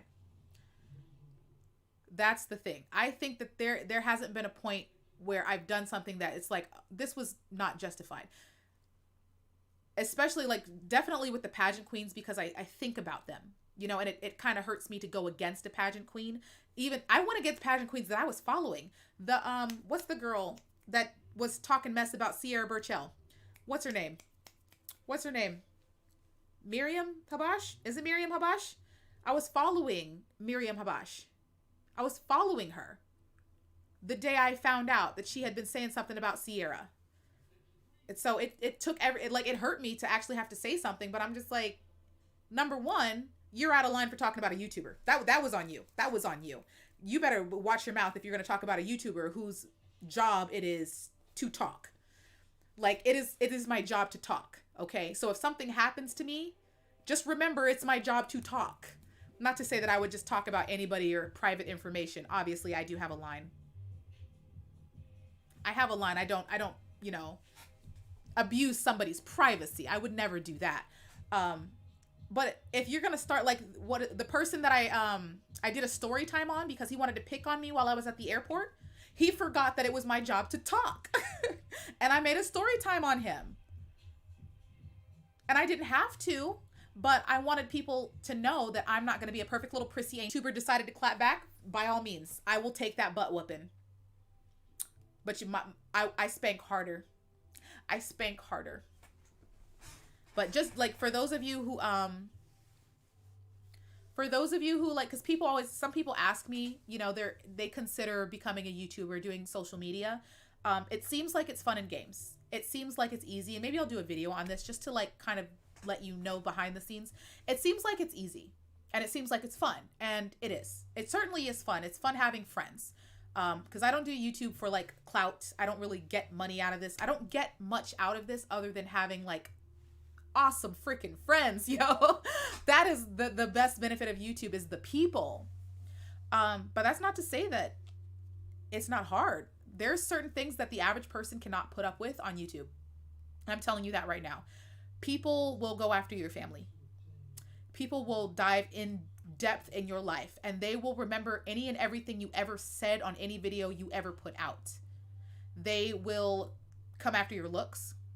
They'll come after your family's looks. They'll come after your country, your religion, your race, your color. They will pick on you for no reason. People will pick on you just to kind of make their bones, just to say I took down or took on this YouTuber. That does actually happen. That happens. It can be stressful, especially when like even when I went through the whole thing with Miss Grand and people were like, you just hate the Philippines, which is insane, because I'm like, to this day the Philippines is the only country on my channel that has its own playlist. But it can be difficult because I consider a lot of these fan bases like my friends. So when I have a fight with my friends, it will impact me because I don't want them to be mad at me. But at the same time, I'm not willing to compromise my morals for their sake. I'm not that type of friend. Like if I have a problem with my friend, I'm going to talk to you about it. And a lot of people can't handle the criticism. It's not even just criticism, because criticism is constructive. It's difficult to deal with the abandonment sometimes, because people will just be like, every YouTuber goes through a time where everybody's like, I'm abandoning you, you're terrible, and we hate you, and it sucks. But you have to understand that it's a process and it's gonna happen to you, and you can't give up, because sometimes it can feel like there's no winning. It can feel like you know you did the right thing and people are mad at you anyways, and it can just mentally trash you and drain you, especially if it carries over like a period of weeks. Like if you just wake up and you constantly, you know, you're looking at your comments and people are just mad at you about the most ridiculous thing, or they're taking something out of context and you're like, what the hell? It can be really draining, and you don't have support. I don't know any other YouTubers. I've tried to reach out to YouTubers, but I never get a response from them. And I've tried to reach out to them just because, you know, just to have that camaraderie, someone who understood what it was like to have to deal with stuff like that constantly. And being a YouTuber is very isolating, and it's long hours. It is long hours. People think you just sit down and make a video. And there's a lot of prep and setup that goes into making a video. I have to set up the lighting. I have to make sure I have to test the audio, make sure the audio quality is good, make sure the camera settings are correct. And you're doing all this by yourself. It's not like you have help. Most YouTubers don't have help. So you're doing all this, you know, on your own. Usually you're working a job, you're going to school, you're working around your household and your family. So you're trying to make sure people in your house are quiet enough to where you can actually film. You're trying to make time to film.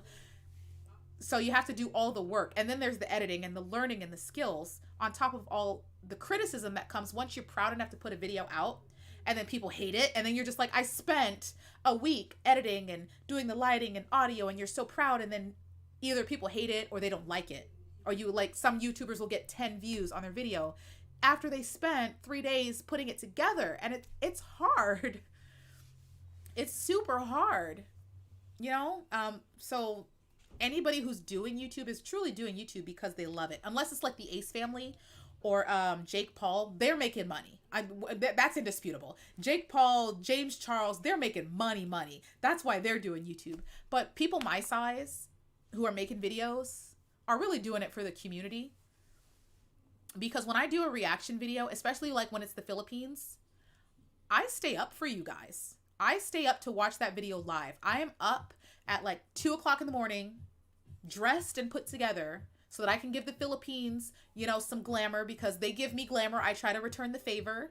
I give them something in return. I'm like, you know, I'm here. We serve. I stay up to watch the video, and then I don't go to sleep, and I download all the files to my laptop, and then I transfer it to my computer, and then I spend all day and hours editing it, and then I have to fight the copyright, and then I have to re-upload it.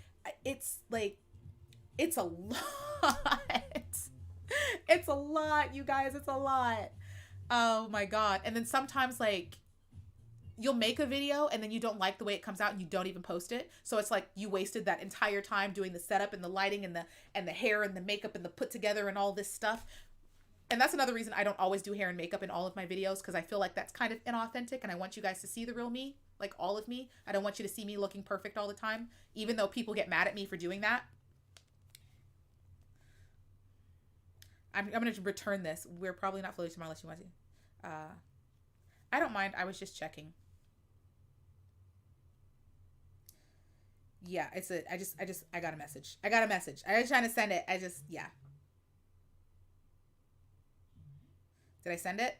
Okay, I did send it because I have plans for 4th of July tomorrow. But yeah, you know, so I like that you guys know that me doing YouTube has nothing to do with like any type of gain, because I really don't gain financially from YouTube. If you thought, like, if I was gaining financially, I would be in the Philippines right now or something. Okay, I'd be buying plane flights. But no, I just do it for you guys, and it's super fun, and you're all freaking awesome. You know, you're all freaking awesome. That's just the truth. That's just the tea.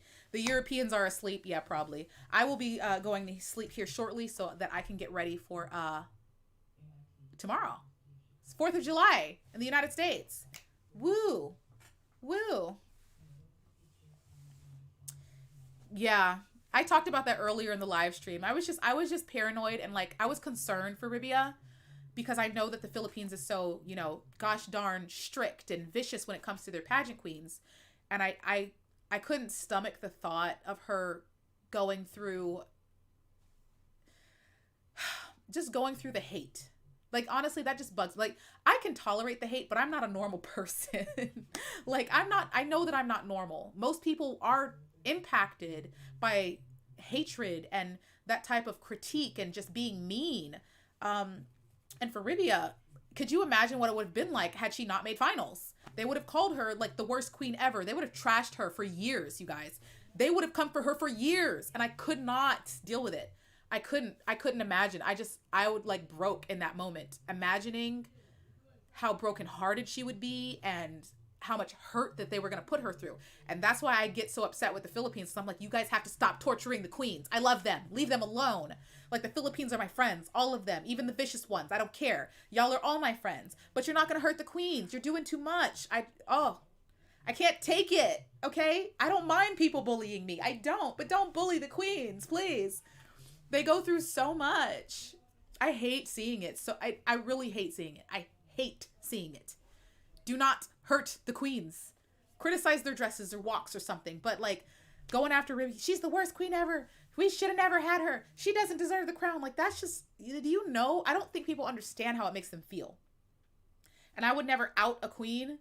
You know, I don't tell people specifically who I've been speaking to or what country they're from or anything. I will just say that I have spoken to queens from different countries. I have spoken to contestants from the Philippines from different competitions, and they will tell me what they are going through.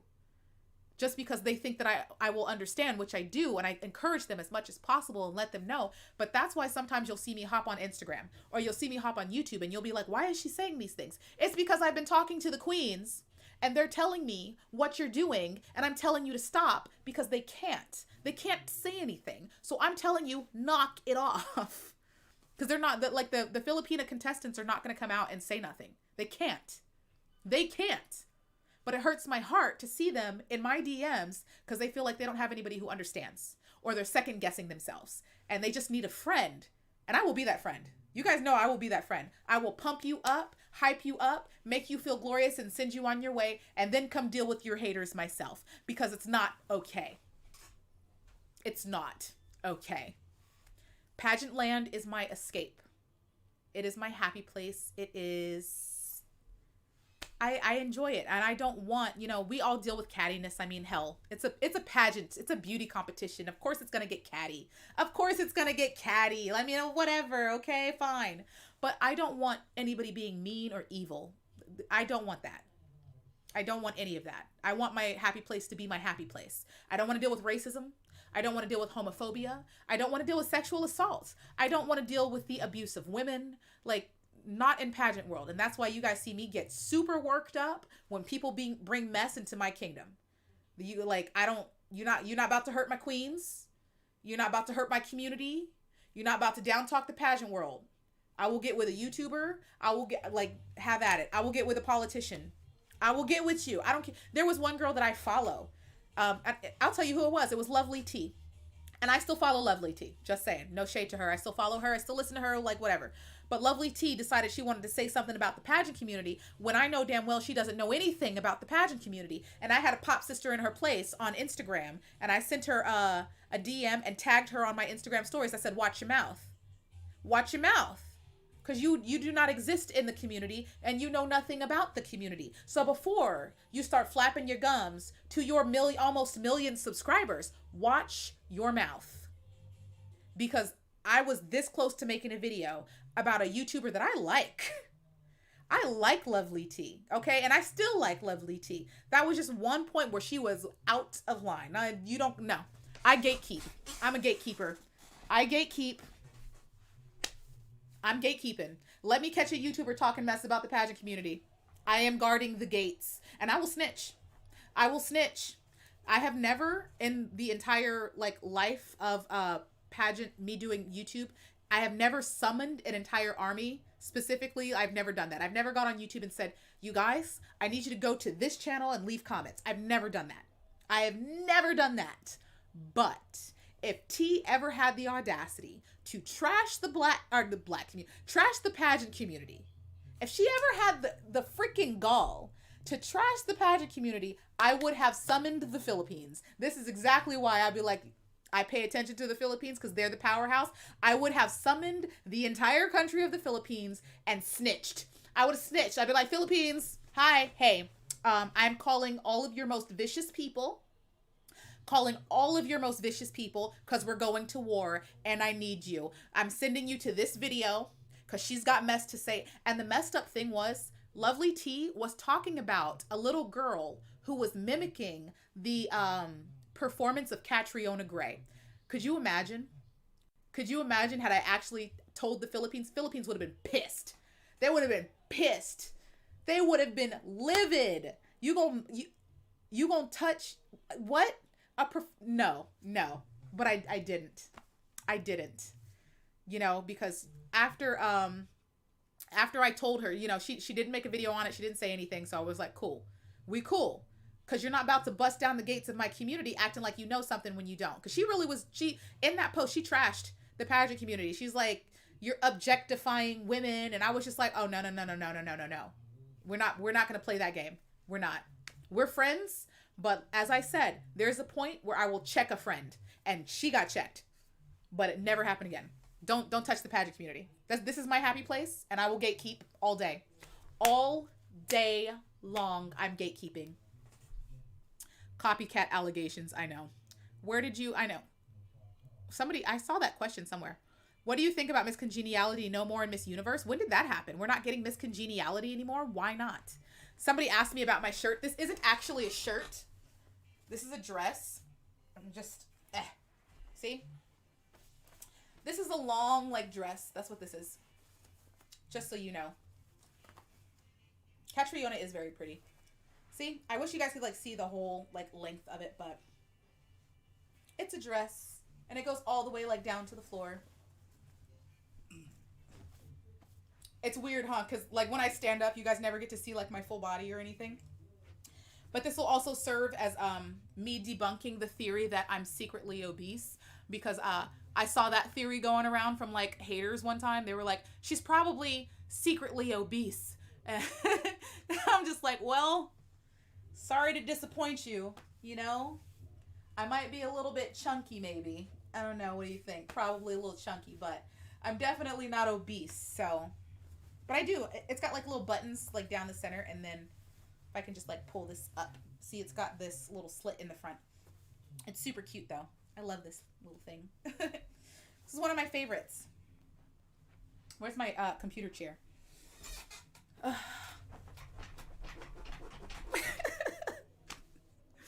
But yeah, I love this dress. It's fun. You know, I do have to be careful with it. I haven't actually worn it out because number one, where am I going? But number two, I got to be careful with like the V-neck. I think if I ever did wear it out, I would probably like put some, you know, double-sided tape just to be safe, because I don't want to be that chick that's got like, oh, nip slip. No, I would put some double-sided tape, you know, on the inside. Just a tip for some of you ladies if you're watching, double-sided tape, just in case.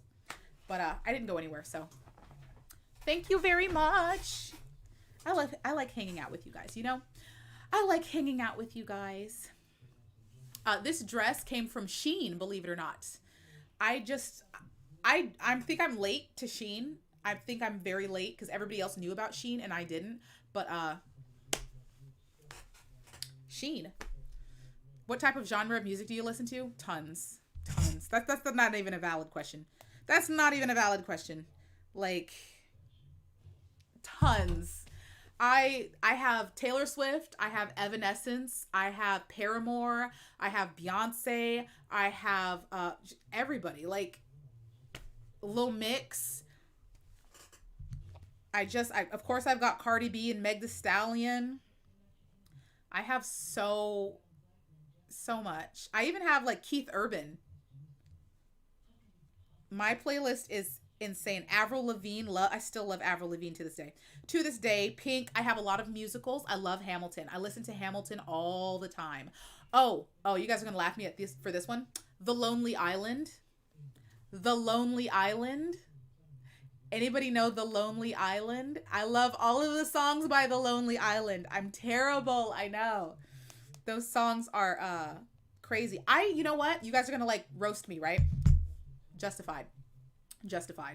I do not know any BTS songs.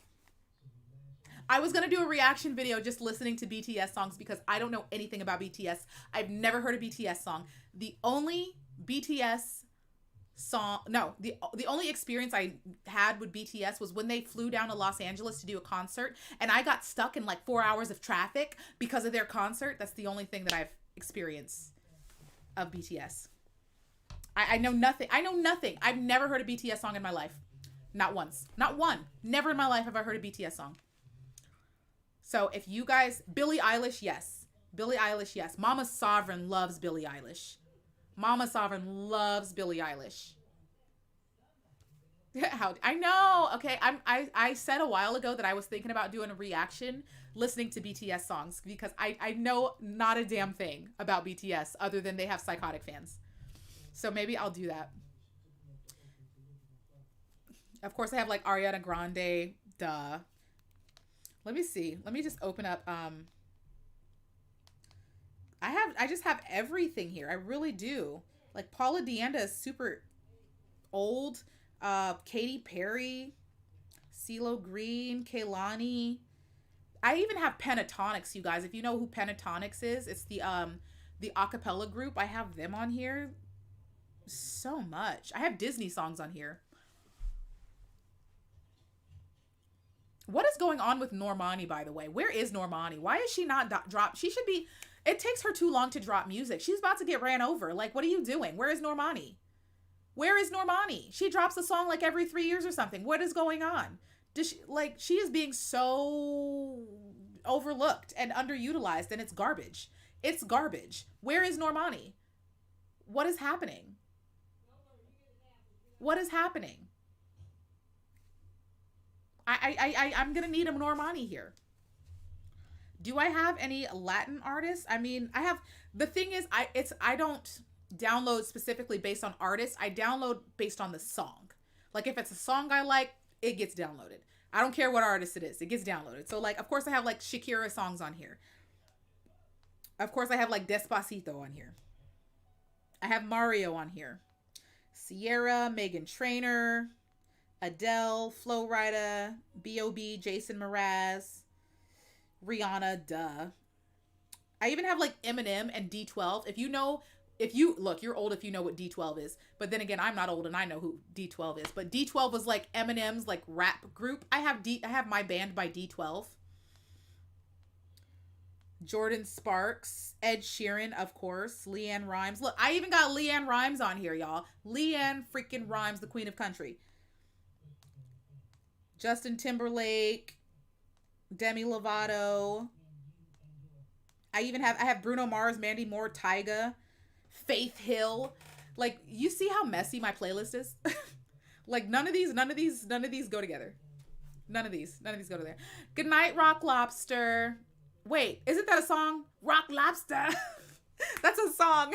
Rock Lobster is a song. That's hilarious. Good night, Rock Lobster. Go ahead and get some sleep.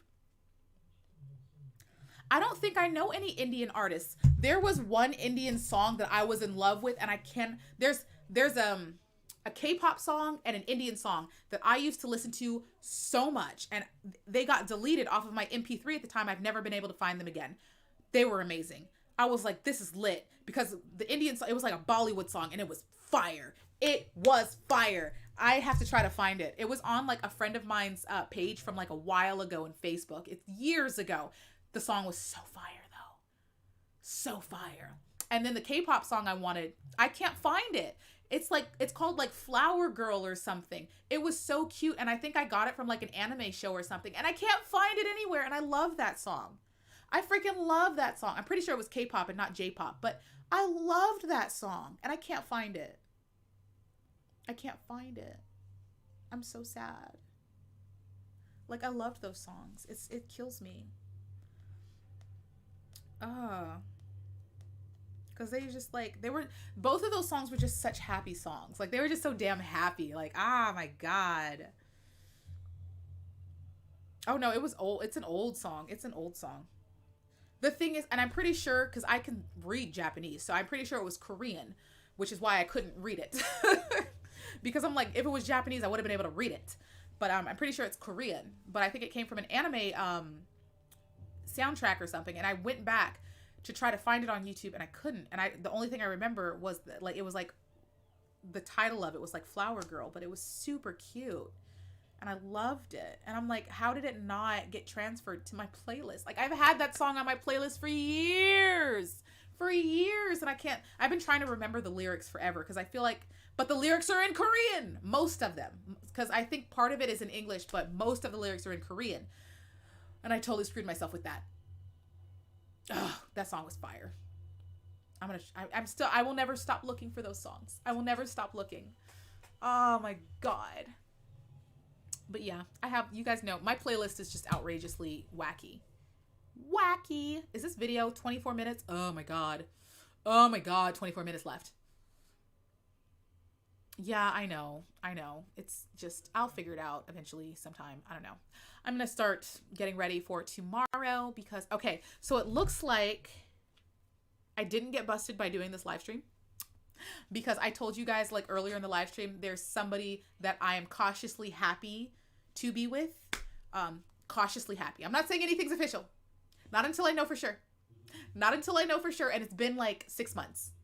Not until I know for sure, and it's been like 6 months, okay? So I'm just trying to, like, be cautious. I'm cautiously happy about this new person. And me and this person that I am cautiously happy about are going to do something for 4th of July.